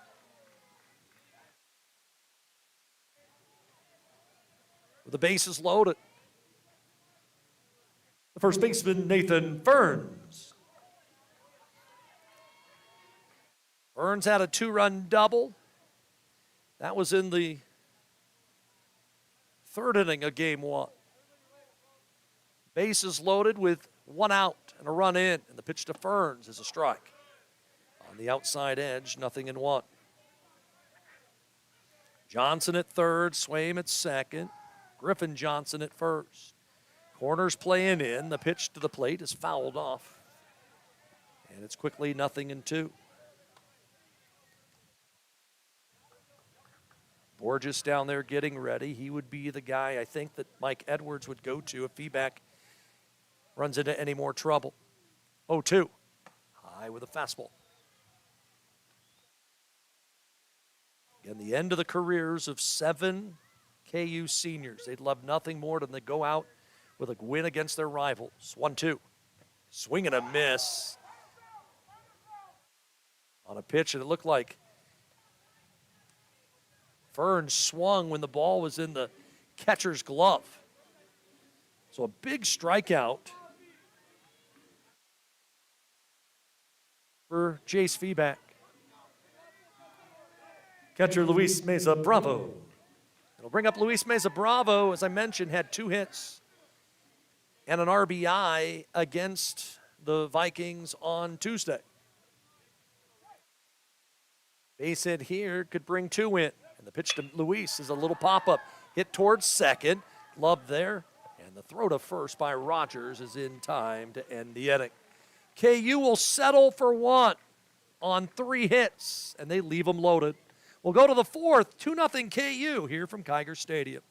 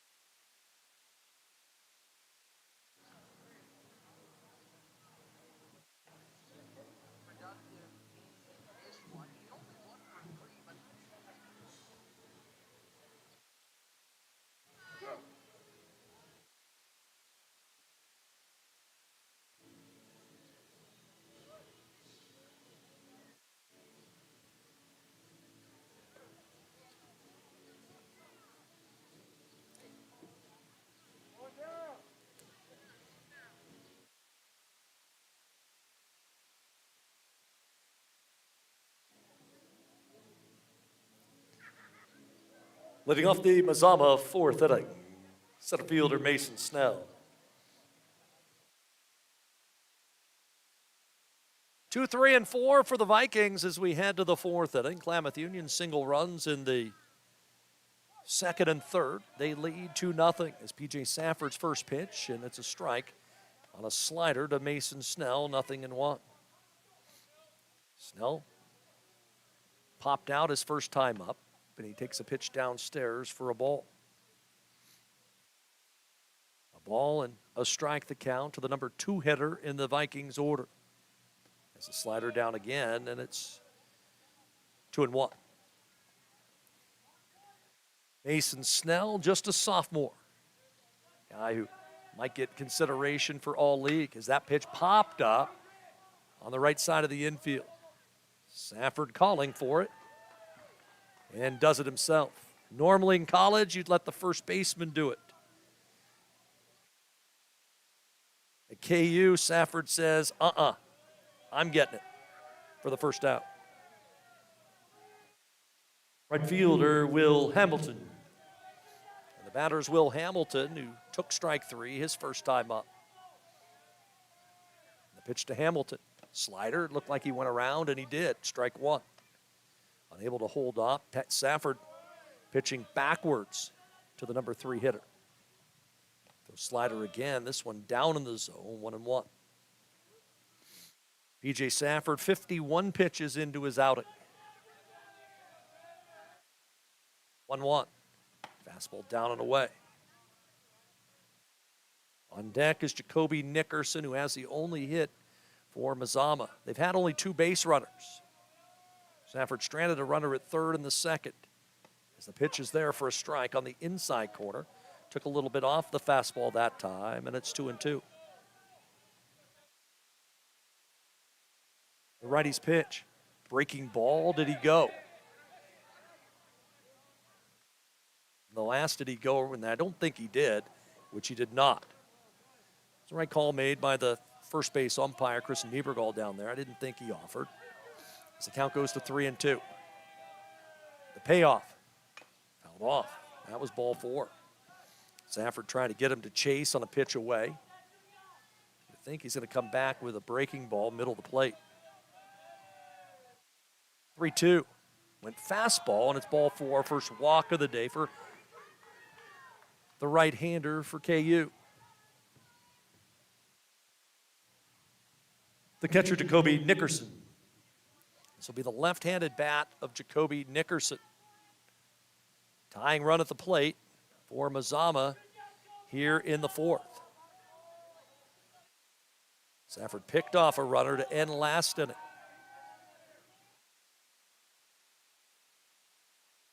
A slide step, the pitch, a swing and a miss. Runner's going to go. Throw through to second. It's right there, but dropped by Barillas.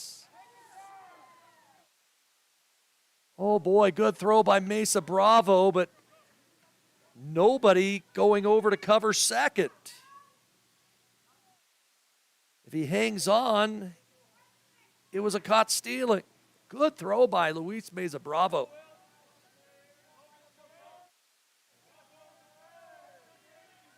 So now an RBI opportunity for Nickerson. The righty's pitch. It's a fastball, high chopper in over the mound. It's through for a base hit.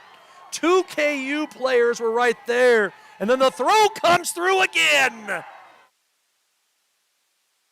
And now into center field. Oh my. This isn't supposed to be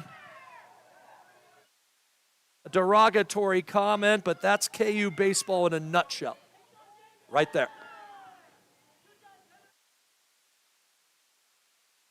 The pitcher, Jace Feeback. That's a frustrating play if you're a pitcher.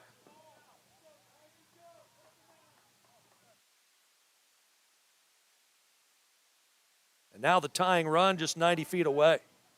And it all started with a drop of a ball on what should have been a caught stealing. And they're going to try to steal home, and the squeeze is going to work. We're tied at 2. Runner was off and moving on the squeeze play. And the unearned run comes in to score for Mazama. And we're at a 2-2 ball game.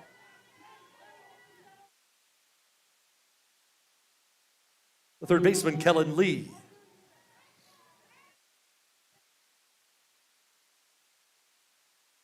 Pitch misses low.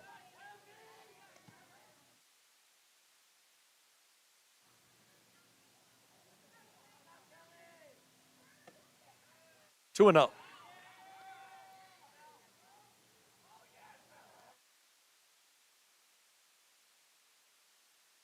The delivery, a high chopper to third. Johnson up with it.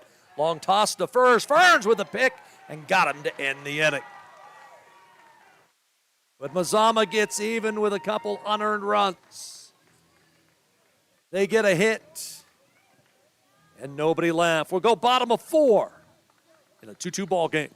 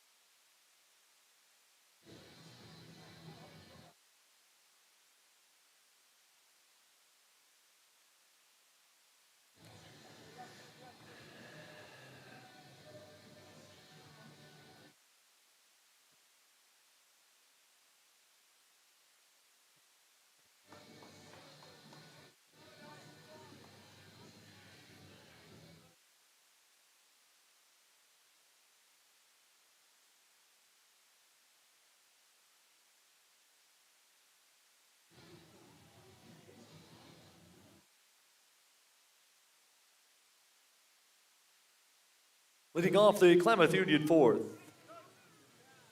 left fielder Donovan Jones.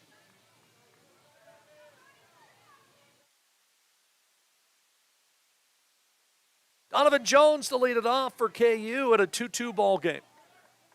3 errors in that hitting for KU, allow 2 to come across.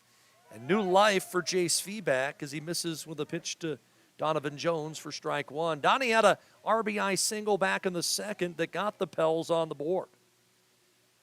They led 2-0 going into this inning as Feeback throws a strike.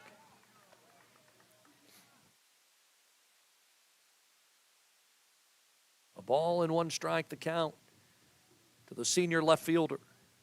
And the 1-1. Good curveball by Feeback.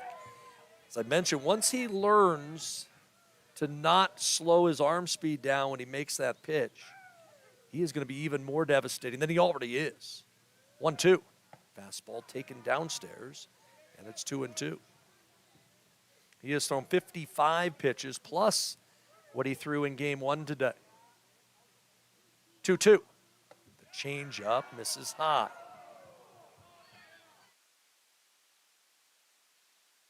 Top of the order for the Pels sit next. Third baseman Kellen Lee playing on the grass. As a 3-2 from Feeback is a swing and a miss, went upstairs with a fastball and got it past Donovan Jones for the first out.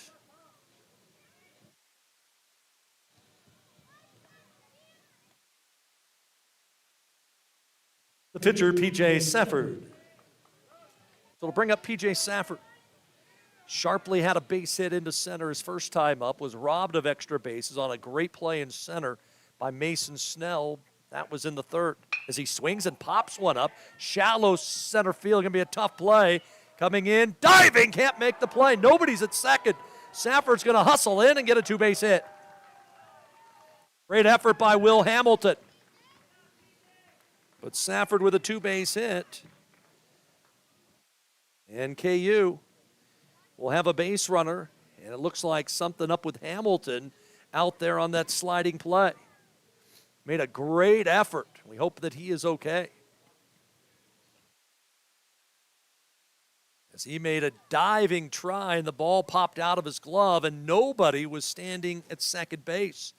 Safford noticed it and was at a dead sprint to go and get the ball. As the lights have been turned on here at the ballpark. Hamilton pops up and looks like he's okay. Umpire crew going to go out to check on him as well. So a 2-hit game for Safford. Nearly got robbed for the second time in the contest.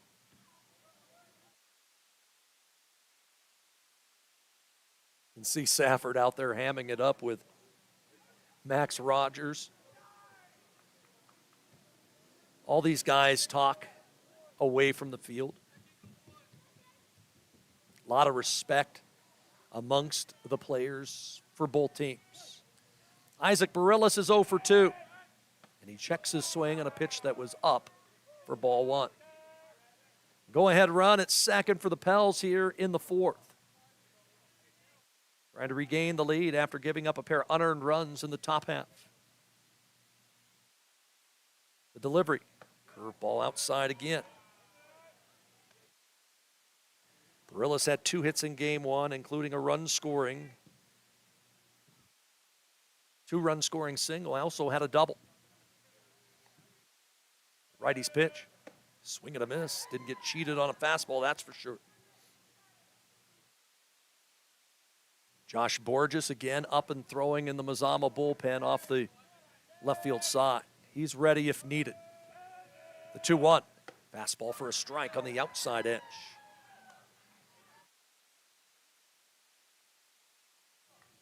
Jace Feeback has struck out 6. 2-2 pitch. Swing and a miss, make it 7. Climb the ladder that time for strike 3. The batter will be Tilden Kaufman. The shortstop, Tilden Kaufman.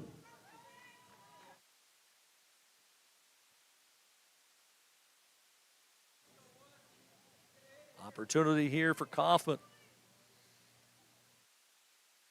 Trying to knock in Safford from second. And the righty's pitch, taken high. Reese Johnson, who had an RBI single last inning, is on deck. We're in the fourth in a 2-2 ball game. That one is going to get away from the catcher. Safford's going to hustle on down to third on a wild pitch from Jace Feeback.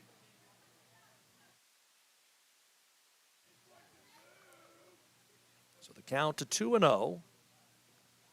First base open. Kaufman looking for something he can drive. The delivery. It's upstairs. That's ball 3. Feeback now at 85 pitches between the two games. 3-0. That one bounces in, ball 4. And so Reese Johnson will have a chance once again. You might see KU put on a play here to try to steal a run. The third baseman, Reese Johnson. See maybe if they can either get Kaufman caught in a rundown to get Safford in, or have Kaufman steal second base. The pitch to Johnson, runner going to go, and the pitch skied down the left field side, strike 1. That was a run and hit.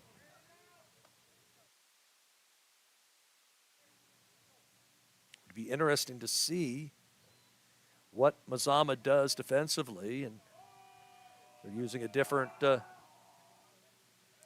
play call here, and they will throw over, thinking Kaufman might be going. We're in the fourth. Go-ahead run at third for the Pels. Kaufman the lead at first. The righty's pitch, staying this time, and the ball's going all the way to the screen. Safford's going to trot in to give the Pels the lead.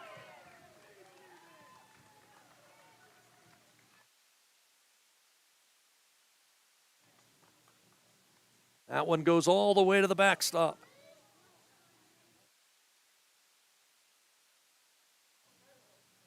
So now trying to get a little insurance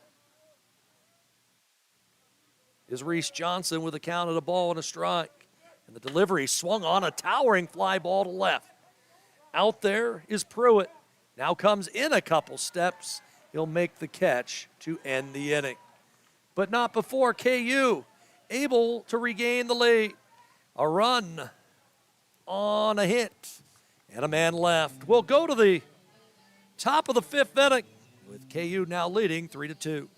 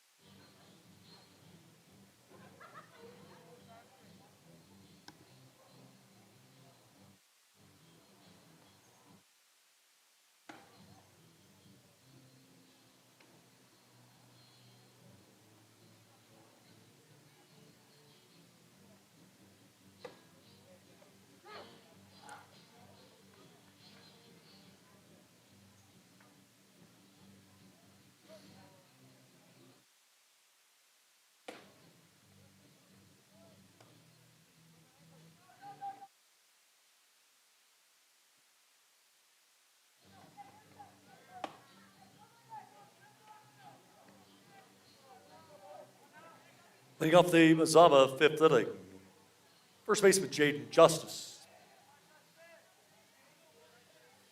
Vikes will have the bottom of their order. Justice, Capitan, and Pruitt due up against the right-hander P.J. Safford as the Pels have taken a 3-2 lead. Lights have been turned on here at the ballpark, and Safford's first pitch is down low for ball 1. Safford's thrown 63 pitches as we move into the fifth inning. 1-0 to Justice. A little high. Count to 2-0. Safford doubled and scored the go-ahead run in the bottom half of the fourth. As his delivery, a slider for a strike. Used the backdoor pitch to freeze Justice, and it's 2-1. Safford has allowed 2 hits, a walk. He struck out 7. The count to nothing, make it 2-2. Outfield playing very shallow for Jaden Justice. As the 2-2. Check swing and a slider. He didn't go. Yes, they said he did. Strike 3. Justice down on strikes. 8 Ks for Safford. And there's 1 out here in the inning. The shortstop, Silas Capitan. The batter is Silas Capitan. The righty's pitch. Swing and a miss.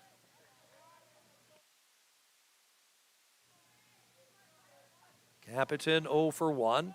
As Safford delivers a slider off the plate, and it's even. At a ball and a strike, trying to pick up his 7th win of the year. 2 balls and a strike.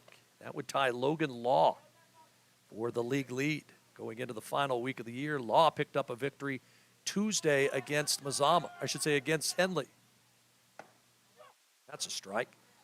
Kind of slowed his delivery down, did Safford. And willed that one over. 2 balls and 2 strikes in the righty's pitch, and it's fouled away.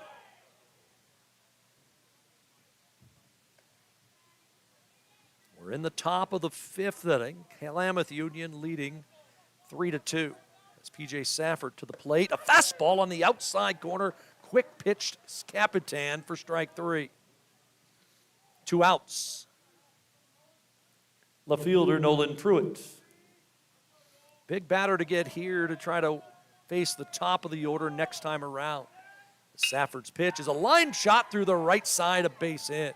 Just flung his bat out there, did Pruitt, and took a pitch away and lines it into left field. And for Pruitt, came into the day hitting just .250, but that was a good little piece. And just a little good short swing and took the four-seam fastball the other way. The second baseman, Max Rogers. 3rd single allowed by Safford on the afternoon. Tying run now at first. And he will throw over.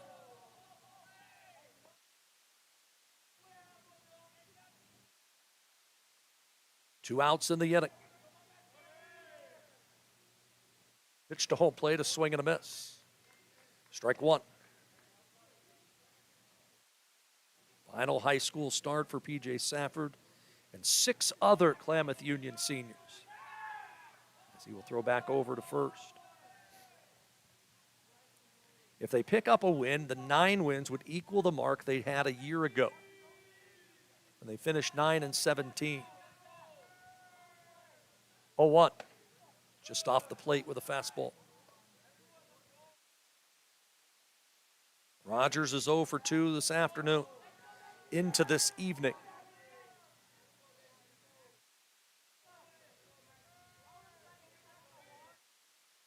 And the delivery. Breaking ball, fly ball, left field playable. Out there is Donovan Jones to make the catch, and that will end the inning. No runs, a hit, 1 left. We'll go to the home half of the 5th. Klamath Union leading 3-2.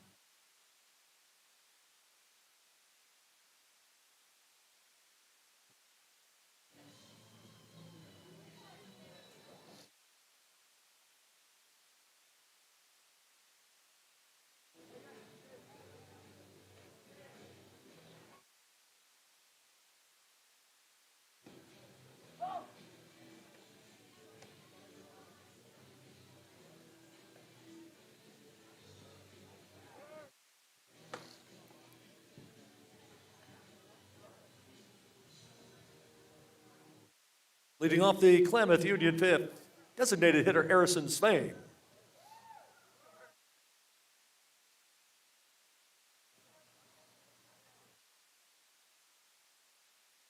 Jace Feedback has thrown 92 pitches, so he's got 18 left to work with. As Harrison Swain to start it off for the Pels, and he swings at the first pitch and fouls one off the right field side for strike one. Feedback threw 22 pitches in game one. He has thrown 70 here in game two. And the 0-1, fouled off again. Feedback has matched P.J. Safford pitch for pitch today. Both of them have been bitten by errors to allow unearned runs to score.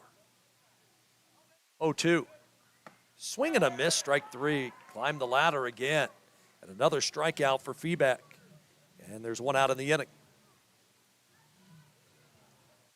Fielder Griffin Johnson. Two quality arms matching up here today. Safford has struck out 9. Feedback has struck out 8. As Griffin Johnson takes one a little high. 1 ball, no strike pitch from the right-hander. That's right there.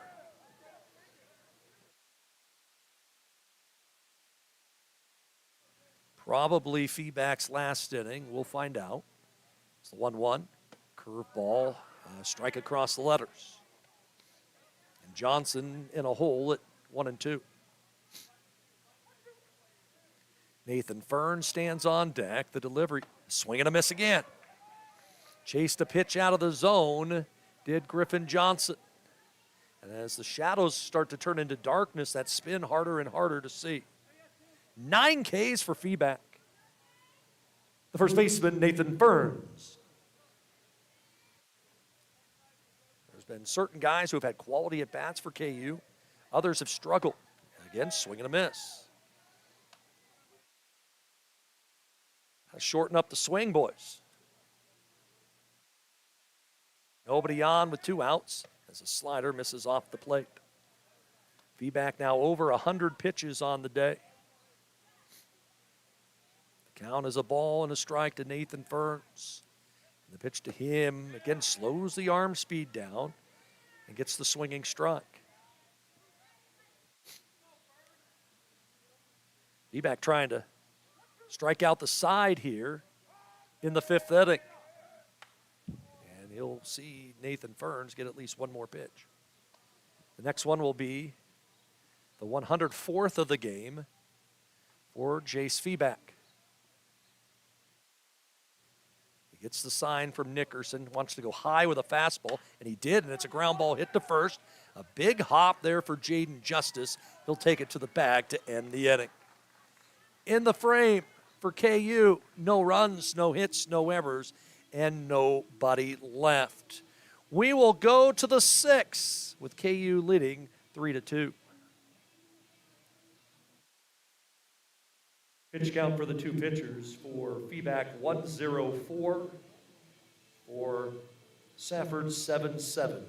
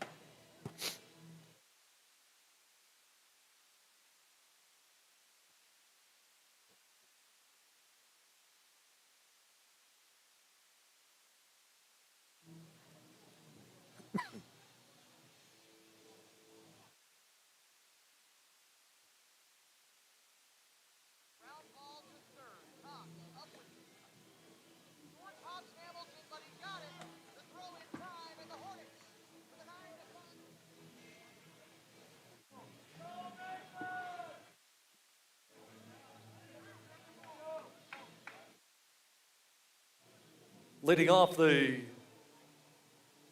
Mazama Sixth inning. Center fielder Mason Snell.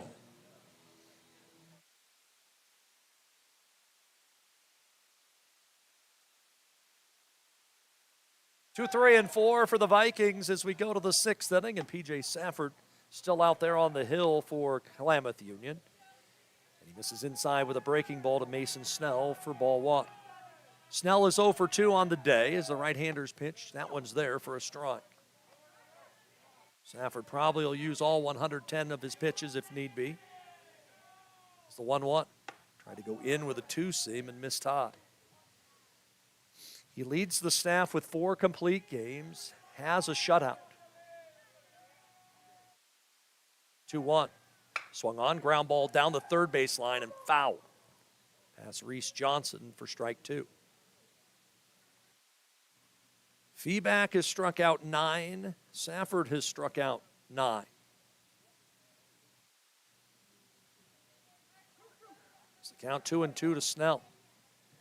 Safford's pitch went fastball just low. Ball 3. There's not much margin for error in a 1-run ball game. 3-2.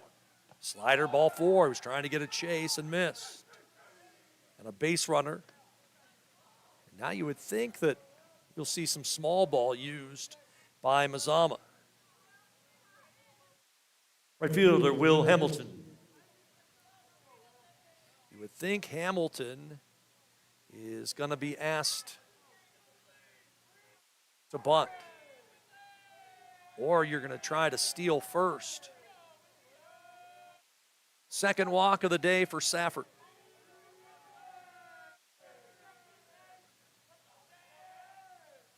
The pitch showing bunt, and the pitch is a strike on the outside edge. 0-1.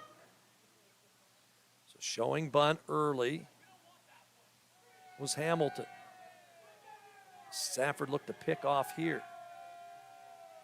He does not. And the pitch is a swing and a ground ball hit towards short. Through the glove of Kaufman into left field for a base hit. Hoffman was shaded that way, but was unable to make the play. And so 2 on with nobody out for the Vikings here in the inning on a sharply hit ball by Hamilton. And they will run over for Hamilton at first. First time today we will see Borges in this one. Borges will probably come in to pitch in the bottom half.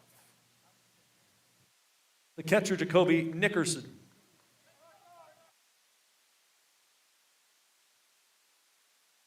So you play to try to get second and third here if you are Mazama. Safford's pitch count has climbed, and so you know that starting to get a little bit tired. Corners coming in for the Pels. Safford will hold and now look back to second, and he'll make a throw.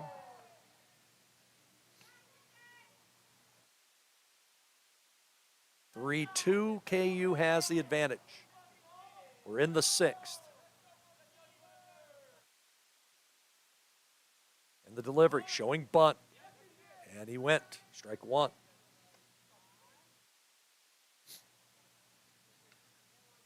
Henley has knocked off Hidden Valley today to take the outright lead in the Skyline Conference with a 9-5 win. Trying to win their 4th straight league crown.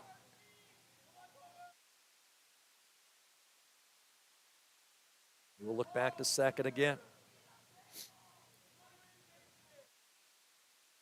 And I showed the spaghetti move.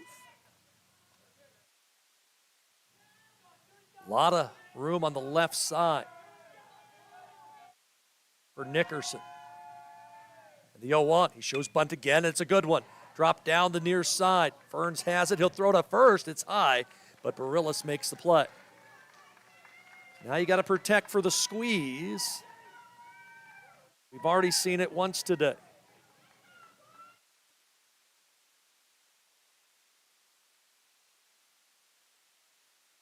The batter is Jace Feeback. The pitcher, Jace Feeback. Corners look like they will come in for KU. We saw a squeeze bunt earlier that brought in a run. Pitch by Safford. Slider. That's going to get through Mesa Bravo, but not far enough away to advance the runner. Tying run at third. Go-ahead run at second here in the sixth. The right-hander's pitch. Swung on and fouled off. Count evens at 1-1 here in the sixth.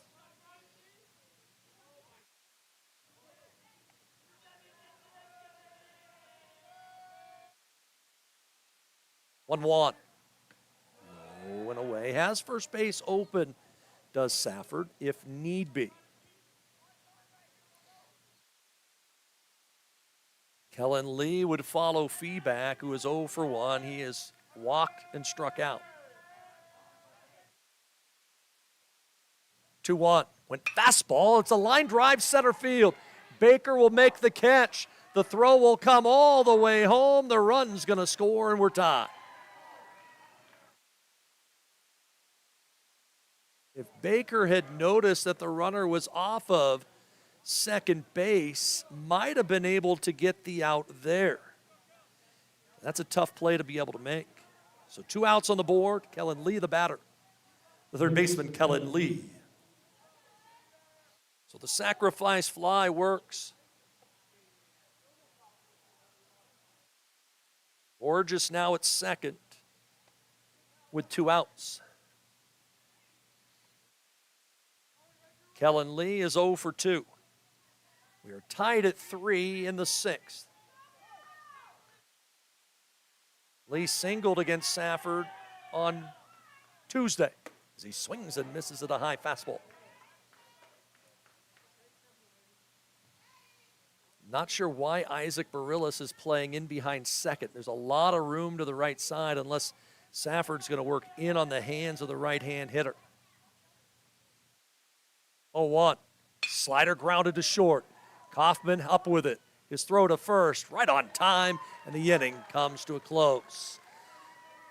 But Mazama able to tie it up on the sacrifice fly off the bat of the freshman Jace Feeback. 1 run, 1 hit, no errors, and 1 man left. We go to the last of the 6 in a 3-3 ball game.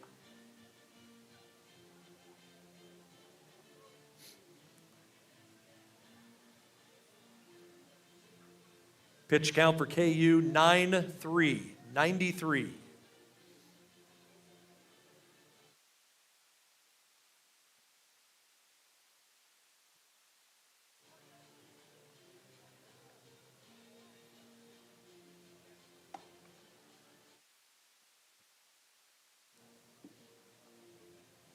Attention please now, pitching for Mazama, number 5, right-hander Silas Capitan.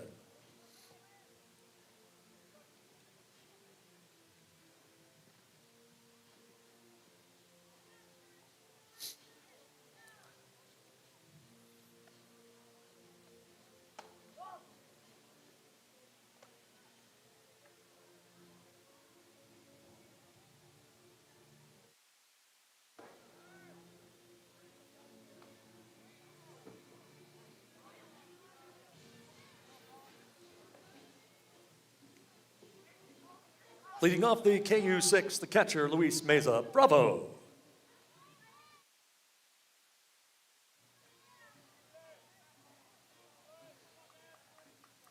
Eight, 9-1 for KU against reliever Silas Capitan. And the right-hander misses low for ball 1. Capitan threw an inning and 2/3 in game 1 today. He has now pitched in all 3 games of this series. He is a workhorse in the lineup. The junior right-hander to the plate. And it's fouled straight back off the bat of Luis Meza Bravo. Looks like Reese Johnson is up and throwing in the KU pen just in case. It's the 1-1 to the plate. Curveball inside. to Luis Meza Bravo. 2 balls, 1 strike. As a delivery, swing and a miss. It'll be a no decision for Jace Feeback. 2 walks, 9 strikeouts, 5 hits, 2 runs earned. And there's a strikeout for Capitan. Mesa Bravo down on strikes. 1 away. The fielder, Donovan Jones. KU got their runs in the 2nd, 3rd, and 4th. A 2-run 4th for Mazama, got 1 back in the 6th. And the pitch to home plate is a strike. PJ Safford is in the on-deck circle. He'll bat next. 0-2 the count. KU has 5 hits on the day. It's the 0-2. Swung on, fouled away off the first base side, off the bat of Jones. It'll be Justice, Capitan, and Pruitt, 7, 8, and 9 for Mazama in their 7th. As Jones down on strikes. Back-to-back strikeouts for Silas Capitan. And the batter's P.J. Safford. The pitcher, P.J. Safford. This could be Safford's final high school at bat, depending on how the rest of this game goes. 2 for 3 on the day. He scored a run. Doubled his last time up. And the pitch by Capitan bounces in for ball 1. You can see a little different philosophy for the Mazama pitchers against Safford in comparison to the bottom part of the order for Klamath Union. 1-0. And he goes breaking ball again for ball 2. Doesn't look like he wants to give Safford anything to hit. They walk Safford in a 2nd and 3rd spot in game 1, and then Isaac Barillas, who's on deck, singled home 2 that extended that game before Mazama ended up winning 16-12. The pitch to Safford bounces in for ball 3. Safford singled in the 1st, was robbed of extra bases on a great play by center fielder Mason Snell. That was in the bottom of the 2nd, and then doubled and scored. That was in the 4th that gave KU the lead at 3-2. Do they green light him here 3-0? They do not, and it's ball 4. So a 4-pitch walk to Safford. The Isaac Barillas, who has struck out 3 times. The second baseman, Isaac Barillas. Barillas, a guy who, if he can find a gap,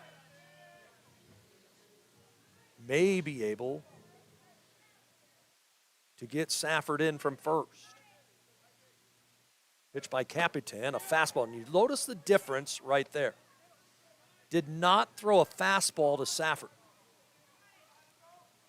Barillas, they threw high cheese. And the fastball way outside this time. We're tied at 3, last of the 6th. Final game of the year for KU. Mazama still has 3 more against Henley. 1-1, runner gonna go, and it's popped up on the infield. Safford on his horse. Is the ball gonna be caught out there by the second baseman Rogers to end the inning? No runs, no hits, and a man left. We're going to the 7th in a 3-3 tie.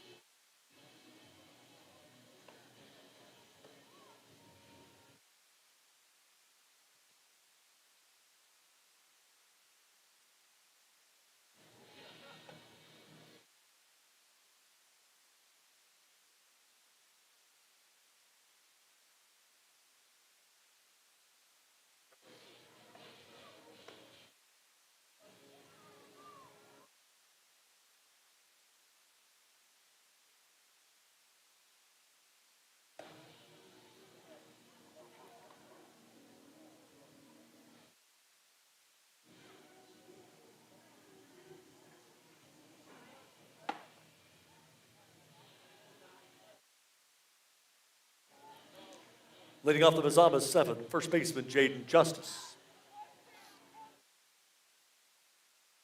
Bottom third of the order for the Vikings as we go to the 7th. P.J. Sanford on a short leash. He's thrown 93 pitches, so 17 away from having to exit the game on pitch count. His pitch to Jaden Justice is a slider for a strike. KU in their 7th will have Kaufman, Johnson, and Swaim due up. Hoping to have it at a 3-3 game. His delivery fouled her right back into the screen. And the count is 0-2. Justice 0 for 2 on the day. Big right-hand hitter. And the delivery nearly hit him. And the entire dugout was saying, lean into that. Sanford tried a backdoor breaking ball in the inner half. 1-2. Tried it again and missed high. 2 balls, 2 strikes here with nobody out in the 7th. The righty's pitch went fastball just off the outside corner. So he jumped ahead at 0-2 and now has the count full. He was trying to get Justice to chase. Sanford right up on top of the hill. Takes a deep breath. The 3-2 to Justice. Breaking ball grounded to short. Right there, Kaufman has it, throws. Offline, but they'll tag the out there for the out. Tag made by Nathan Ferns coming off the bag for the first out in the inning. 1 away. The batter is Silas Capitan, the pitcher. The pitcher, Silas Capitan.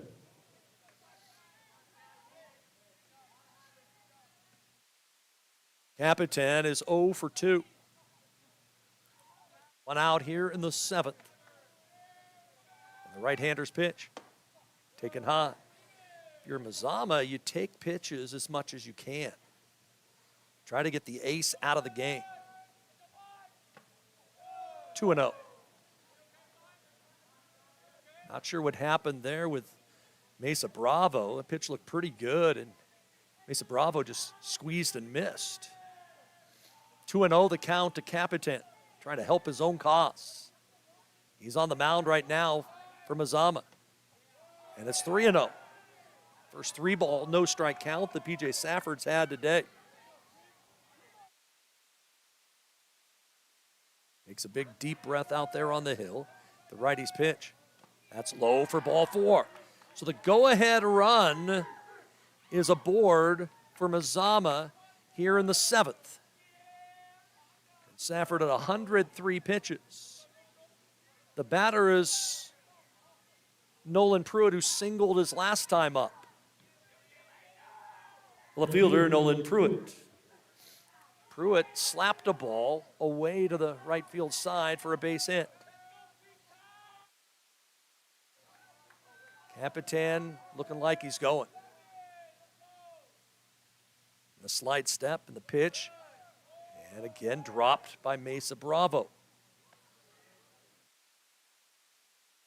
5 in a row by Sanford. Maybe the last batter he faces. 1-0. That's a strike. He's at 105.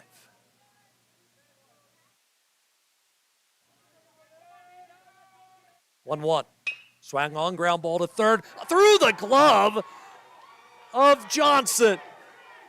The throw to third. The tag. They got him. Donovan Jones.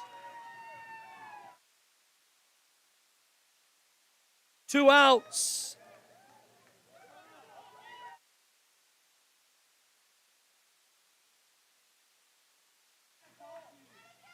The batter is Max Rogers. The second baseman, Max Rogers. Johnson committed the error, but the out at third base.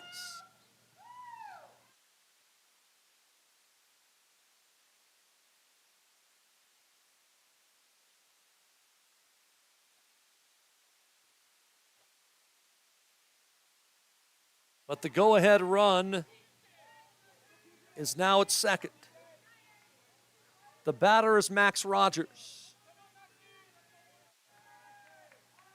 Safford from the stretch, the pitch. Inside and high, ball one. Safford trying to get through 7.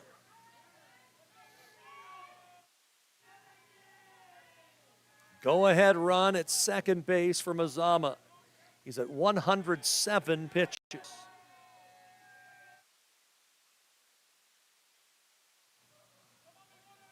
1-0. Strike call.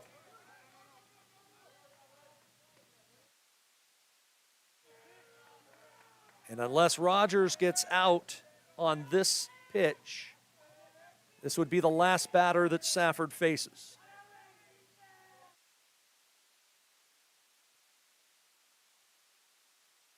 And they will look back to second. The pickoff move.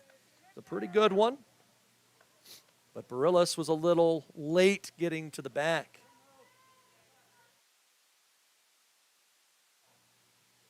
We are tied at 3. We're in the 7th. They'll look back again. They'll throw it back again. Keeping an eye on the runner. But trying to keep Pruitt as close to the bag as possible, that if there's a base hit, that they could cut off a run at the plate.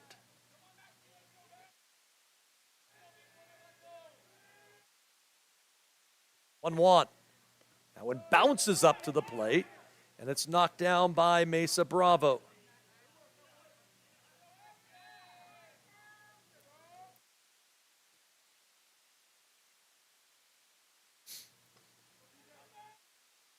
Two balls and a strike.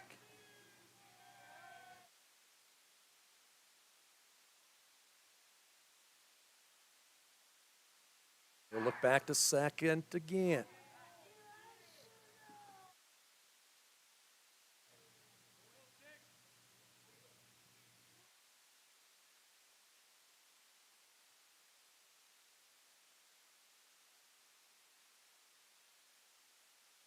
Long wait, 2-1. Low again. So Safford has reached his pitch count. So this will be the final batter he faces in his high school career. But can he get Max Rogers and preserve this game at 3-3? 3-1. Swung on, ground ball, right back to the mound. Safford will underhand it, and the inning is over. What a job by P.J. Safford today. No runs, no hits, an error, and one man left. We go to the bottom of the 7th. The run wins it for KU in a 3-3 tie.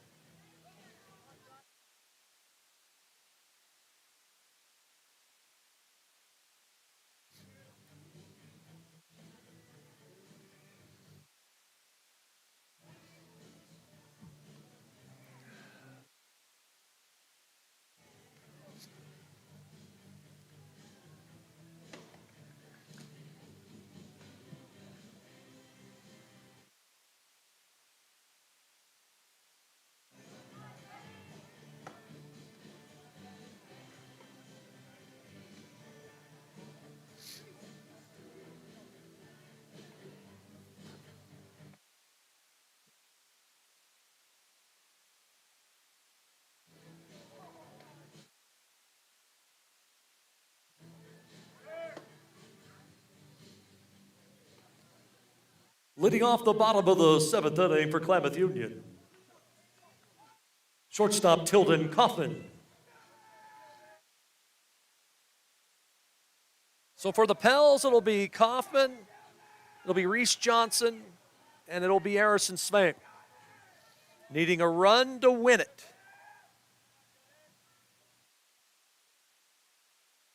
And the delivery, swing and a miss. Capitan with a strike.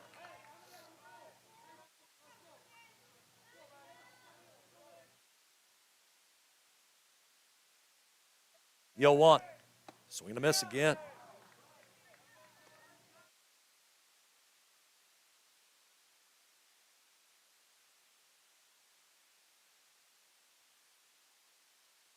Yo, 2. And that pitch, fly ball, hit to fairly deep right. Drifting back underneath it. Hamilton makes the catch. Often put a charge into it, but a nice job by Will Hamilton out in right field to read the ball off the bat and track it down for the first out. The third baseman, Reese Johnson.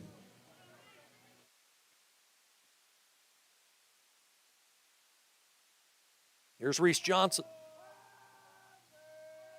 Most likely he'll come in to pitch if we go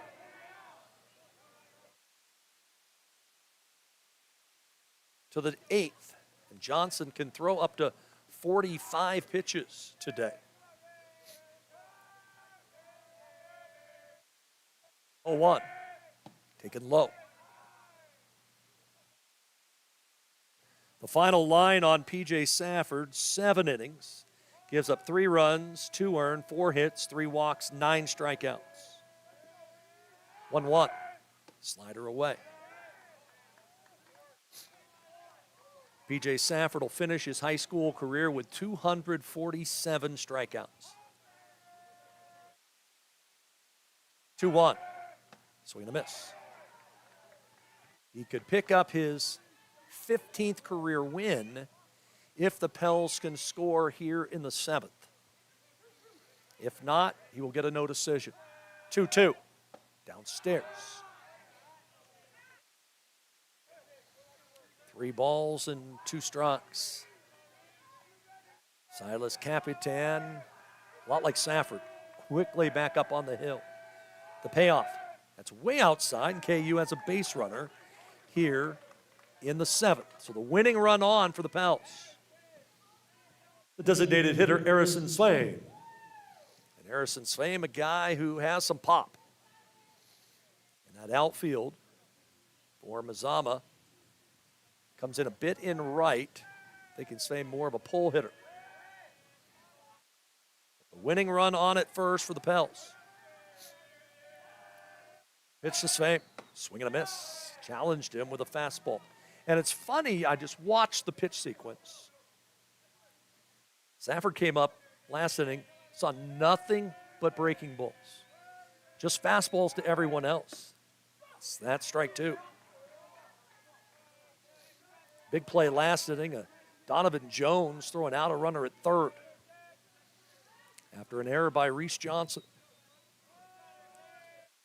Winning run at first for the Pels. Capitan to the plate. That one's low and outside. A ball and 2 strikes. Capitan in relief of the starter, Jace Feeback, who went into shortstop. Feeback was outstanding himself. 1-2. Way outside. That's all the way to the backstop. And now the winning run is in scoring position for Klamath Union. Wouldn't a walk-off winner on senior day by a senior be the way to do it? Base hit here could win it. The 2-2. Swung on and a high fly ball to deep left. Away back tracking. Caught. Great play defensively in left by Nolan Pruitt for the second out. That ball was hammered. And Pruitt went and got it for the second out. Swain got all of it and then some. The batter's Griffin Johnson. The right fielder, Griffin Johnson.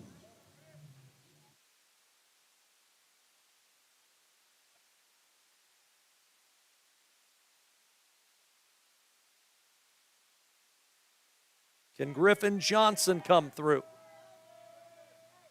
Takes one high. Johnson with 12 RBI on the year. Winning run at second. And the pitch to Griff. Swing and a fly ball fouled off.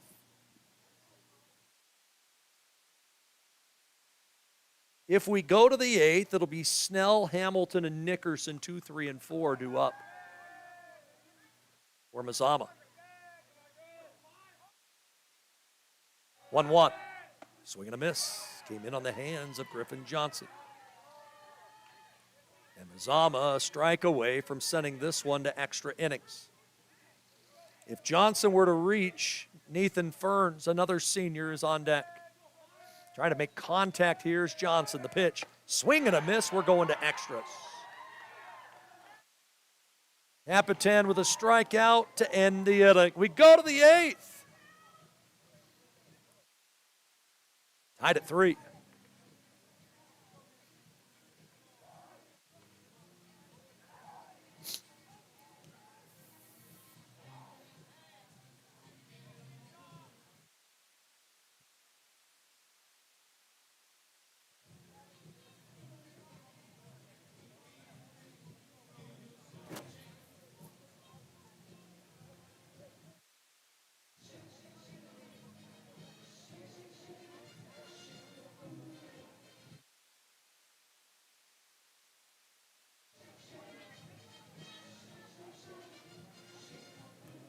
Attention please now, pitching for Klamath Union, number 10, right-hander Reese Johnson.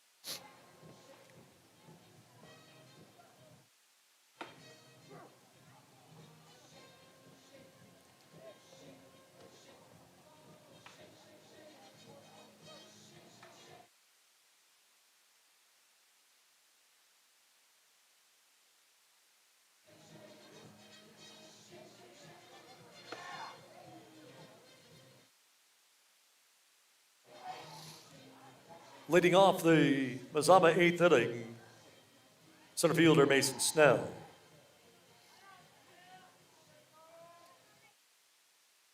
New pitcher for Klamath Union, as I expected, would be Reese Johnson. As the tall right-hander got the start Tuesday, got a no decision in that one. And the pitch by Johnson, a fastball, a little high for ball 1. Snell is 0 for 2 in game 2 today. It's the righty's pitch, way outside, ball 2.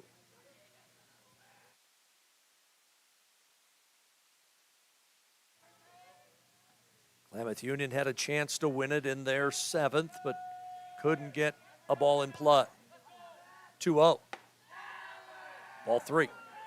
Little different scenario here for Johnson coming in relief. KU could also bring Tilden Kaufman back in if need be. As there's ball 4, a 4-pitch walk. And the go-ahead run aboard for Mazama here in the 8th. Right fielder Will Hamilton.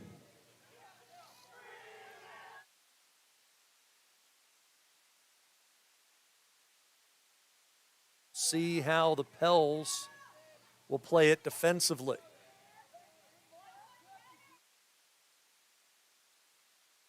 Top of the 8th inning. Mazama with just 4 hits on the day. Safford playing way in at 3rd. As he has flipped spots with Reese Johnson. Johnson will throw over, thinking about keeping the runner there. In the KU 8th, they'll have Ferns, Mesa Bravo, and Jones. The delivery up high. They'll back pick to first. Nearly went down the line. So Johnson's come in and thrown 5 straight balls. Lights have fully taken effect here at the ballpark.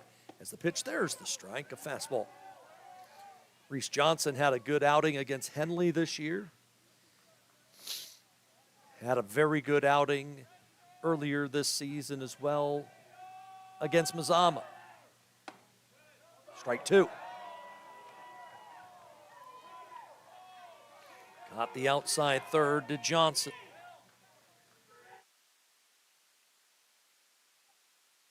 Runner at first is Snell with good speed.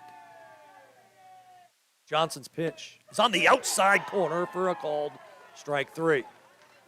A big first out of the inning for the KU junior. Catcher Jacoby Nickerson. So it'll be the left-handed bat of Jacoby Nickerson, who has 2 of the 4 hits for the Vikings. I'll throw over to first again.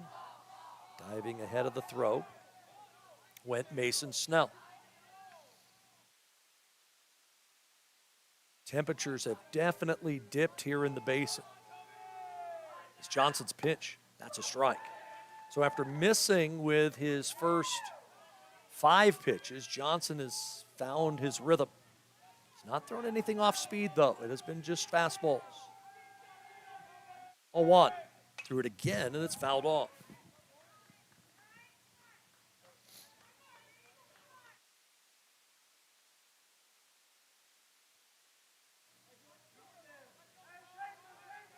Runner at first with 1 out. Johnson's pitch. Swing and a miss on a changeup. Back-to-back Ks for Reese Johnson. And the batter's Jace Feeback. Pitcher Jace Feeback. Actually, the shortstop, Jace Feeback. Feeback 0 for 1. Had a squeeze bunt earlier today. And he takes a fastball a little high.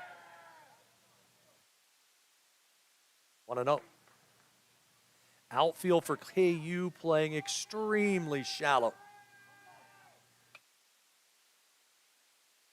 If Mazama gets on top of a pitch, it's going to go over their head, especially Johnson and Wright playing as shallow as I've ever seen. It must mean that Reese Johnson working in on the hands. 1-1. Fastball, ground ball, right side. That's going to get through for a base hit. To second and holding will be Snell. Again, KU shading that way, and a good job by Feeback to go the other direction and single one through the right side. So 2 on with 2 outs, and up steps Kellen Lee. The third baseman, Kellen Lee. Go-ahead run now at second. And Johnson's pitch, high and in. Ball 1. We're tied at 3 in the 8th on senior day.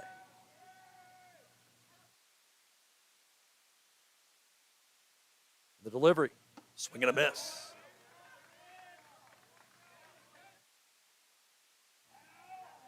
Three, 5, and 4 for KU. 3, 5, and 1 for Mazama. All those errors have led to runs.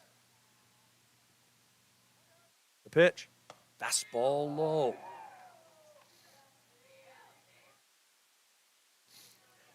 Surprised that they keep trying to keep that runner at second so close. Tack the batter would be my ammo. 2-1, swing and a miss. Reese Johnson's a K away here from getting out of the inning and sending us to the bottom half. Kellen Lee is 0 for 3 in the nightcap. Johnson set the 2-2. Swung on and fouled right back into the screen. Went upstairs with a fastball. Aim is Reese Johnson's. Trying to pick up his first win of the year. 2-2. Swung on, fouled off the first base side again.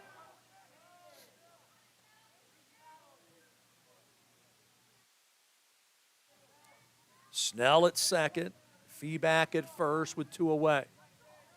2-2, fastball, fouled right back at us one more time. And what it is doing is eating away at the pitches of Reese Johnson. And you would think the next guy that KU would probably bring in would be Tilden Kaufman. They don't have very many other arms available. 2-2, high and away.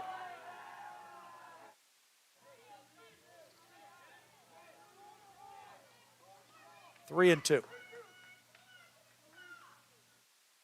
The delivery. Just off the plate, ball 4. They're loaded for the only senior on the Mazama team, Jaden Justice. First baseman Jaden Justice.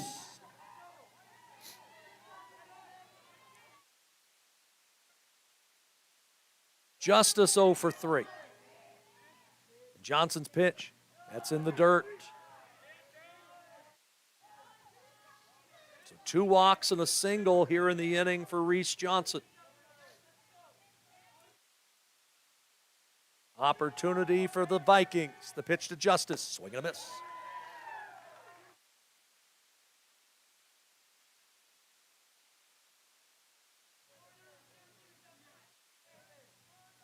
Nowhere to put Jaden Justice. The pitch. A little high. Pressure cooker for the junior. Trying to get his team to the bottom of the inning. 2-1. It's fouled off. So a strike away again is Johnson from getting KU out of this jam. Bases loaded with 2 outs in the 8th and a 3-3 ball game. And Reese Johnson set the delivery. Fouled off again. P.J. Safford started, went 7. Got a no decision. It's a battle of the bullpens now. The 2-2 to Jaden Justice is a fastball. Strike 3 call. And that will end the inning. Reese Johnson with the K. And Mazama turned away. No runs, a hit, 3 left. We go to the bottom of the 8th in a 3-3 ball game.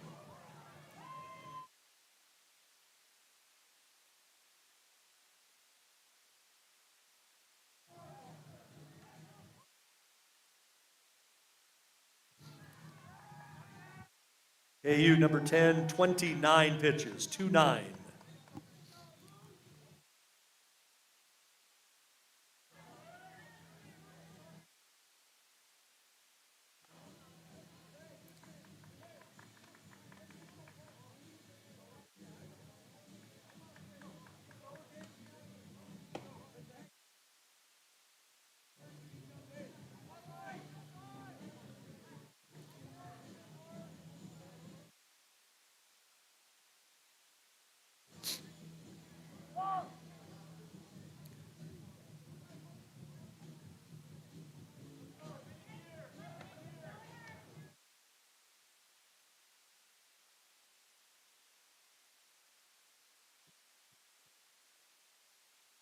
Leading off the Klamath Union, 8th inning.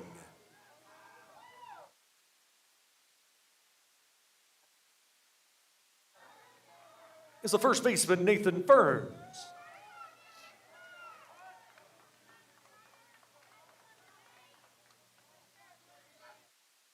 New first baseman in for Mazama, it looks like. As the pitch to home plate to Nathan Burns, taken high.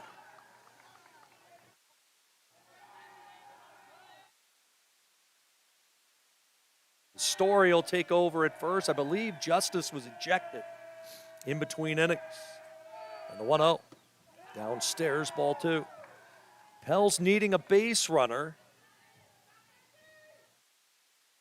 which would be the winning run. Ball 3. So that's Carter Story over at first. And the take sign you would think is on here for Burns. And it's ball 4. And the winning run on for the Pels for the second straight inning. The batter will be Luis Meza Bravo. Catcher Luis Meza Bravo.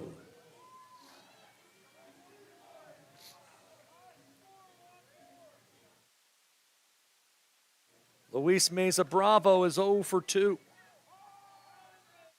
He shows bunt, pulls the bat back, and it was foul tip for strike 1.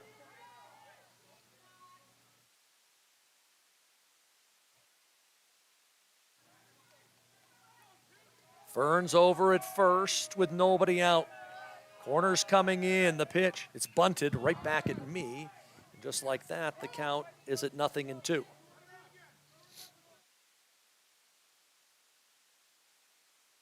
You keep the bunt sign on with 2 strikes. Mazama is going to bring Lee in.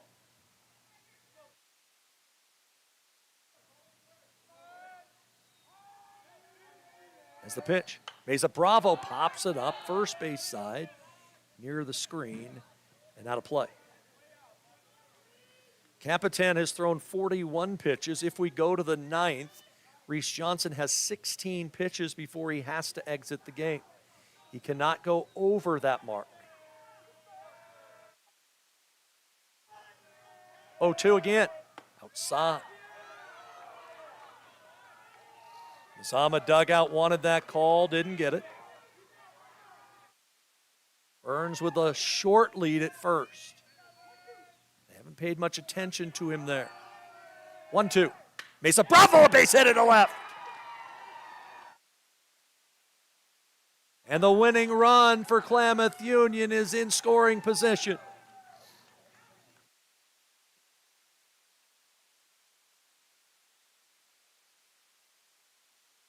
Left fielder Donovan Jones. And here is a spot in which I wouldn't bunt with Donovan Jones. And I'll tell you why. If you bunt with Donovan Jones and you successfully sacrifice, they'll take the bat out of P.J. Safford's hands. And the pitch to Jones. He's taken high. And I think Mike Overstreet knows that.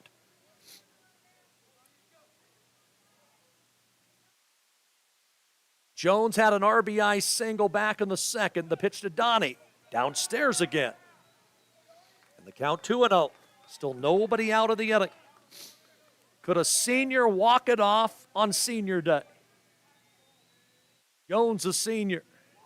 And the pitch to home plate, inside corner, strike 1 call. KU with that hit off the bat of Luis Meza Bravo, their 6th hit of the day. The outfield has come in. And the 2-1 is low again. Ball 3. Winning run is in scoring position with nobody out. Silas Capitan to home plate. Strike 2 call. If they get Meza Bravo, do they pitch to Safford? That'll be the question for Mike Edwards. We'll find out. The 3-2. Inside and hit it. And the winning run is at third.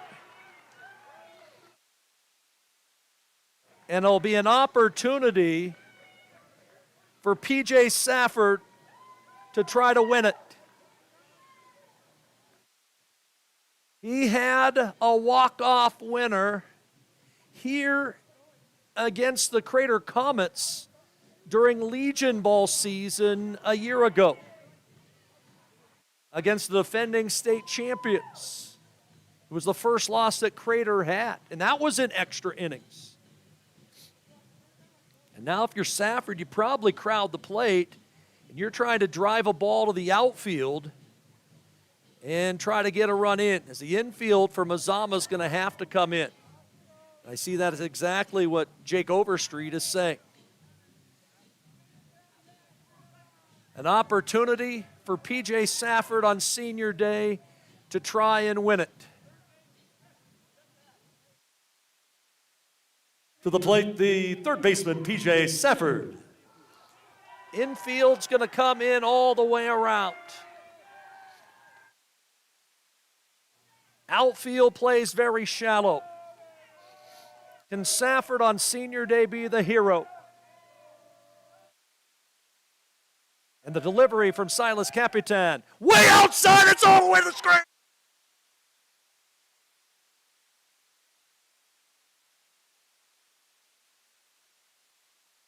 A wild pitch by Silas Capitan. And Klamath Union on the wild pitch walks off Mazama 4-3. We'll send it down below for the final totals. Final score in Game 3 of the series in 8 innings, we reads Klamath Union 4 and Mazama 3.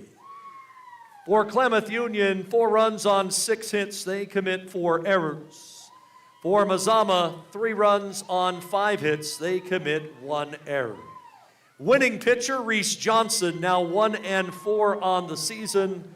The loss goes to Silas Capitan for Mazama as he falls on the season 2-0-1. No save in the contest. Time of Game 2, 2 hours and 4 minutes. That will conclude the 2026 season for the Klamath Union Pelicans. Let's give another big round of applause to the 7 seniors who have played their final game in a Klamath Union uniform, and how fitting it was a senior in Nathan Ferns that scores the winning run. We wish our friends from Mazama good luck next week in their 3-game series against Henley. On behalf of those of us associated with Klamath Union Athletics, for a final time, I'm your stadium announcer, Mike Safford, saying have a great rest of your Friday night, and all the KU fans, let's say go Pels. That's going to do it for our broadcast here as Nathan Ferns scores on a wild pitch from third base in the bottom half of inning number 8, and Klamath Union walks off the Mazama Vikings by a score of 4-3. You heard the final totals in the ball game. Reese Johnson earns the win in relief. He worked out of that bases-loaded jam, and the loss goes to Silas Capitan as he falls to 0-1 on the season. I'm Mike Safford. We will see you coming up this summer with Klamath Falls Falcons baseball. Josh Eldridge will have the call. I'll be on the mic doing my normal duties as well. But for 4 years here at Klamath Union High School, it has been a lot of fun working these games and trying to inspire these kids. And for those 7 senior student athletes to be able to walk it off against a Mazama team that when they were freshmen got drubbed 3 consecutive times, what a way to end it. We thank you for watching today, and go Pels.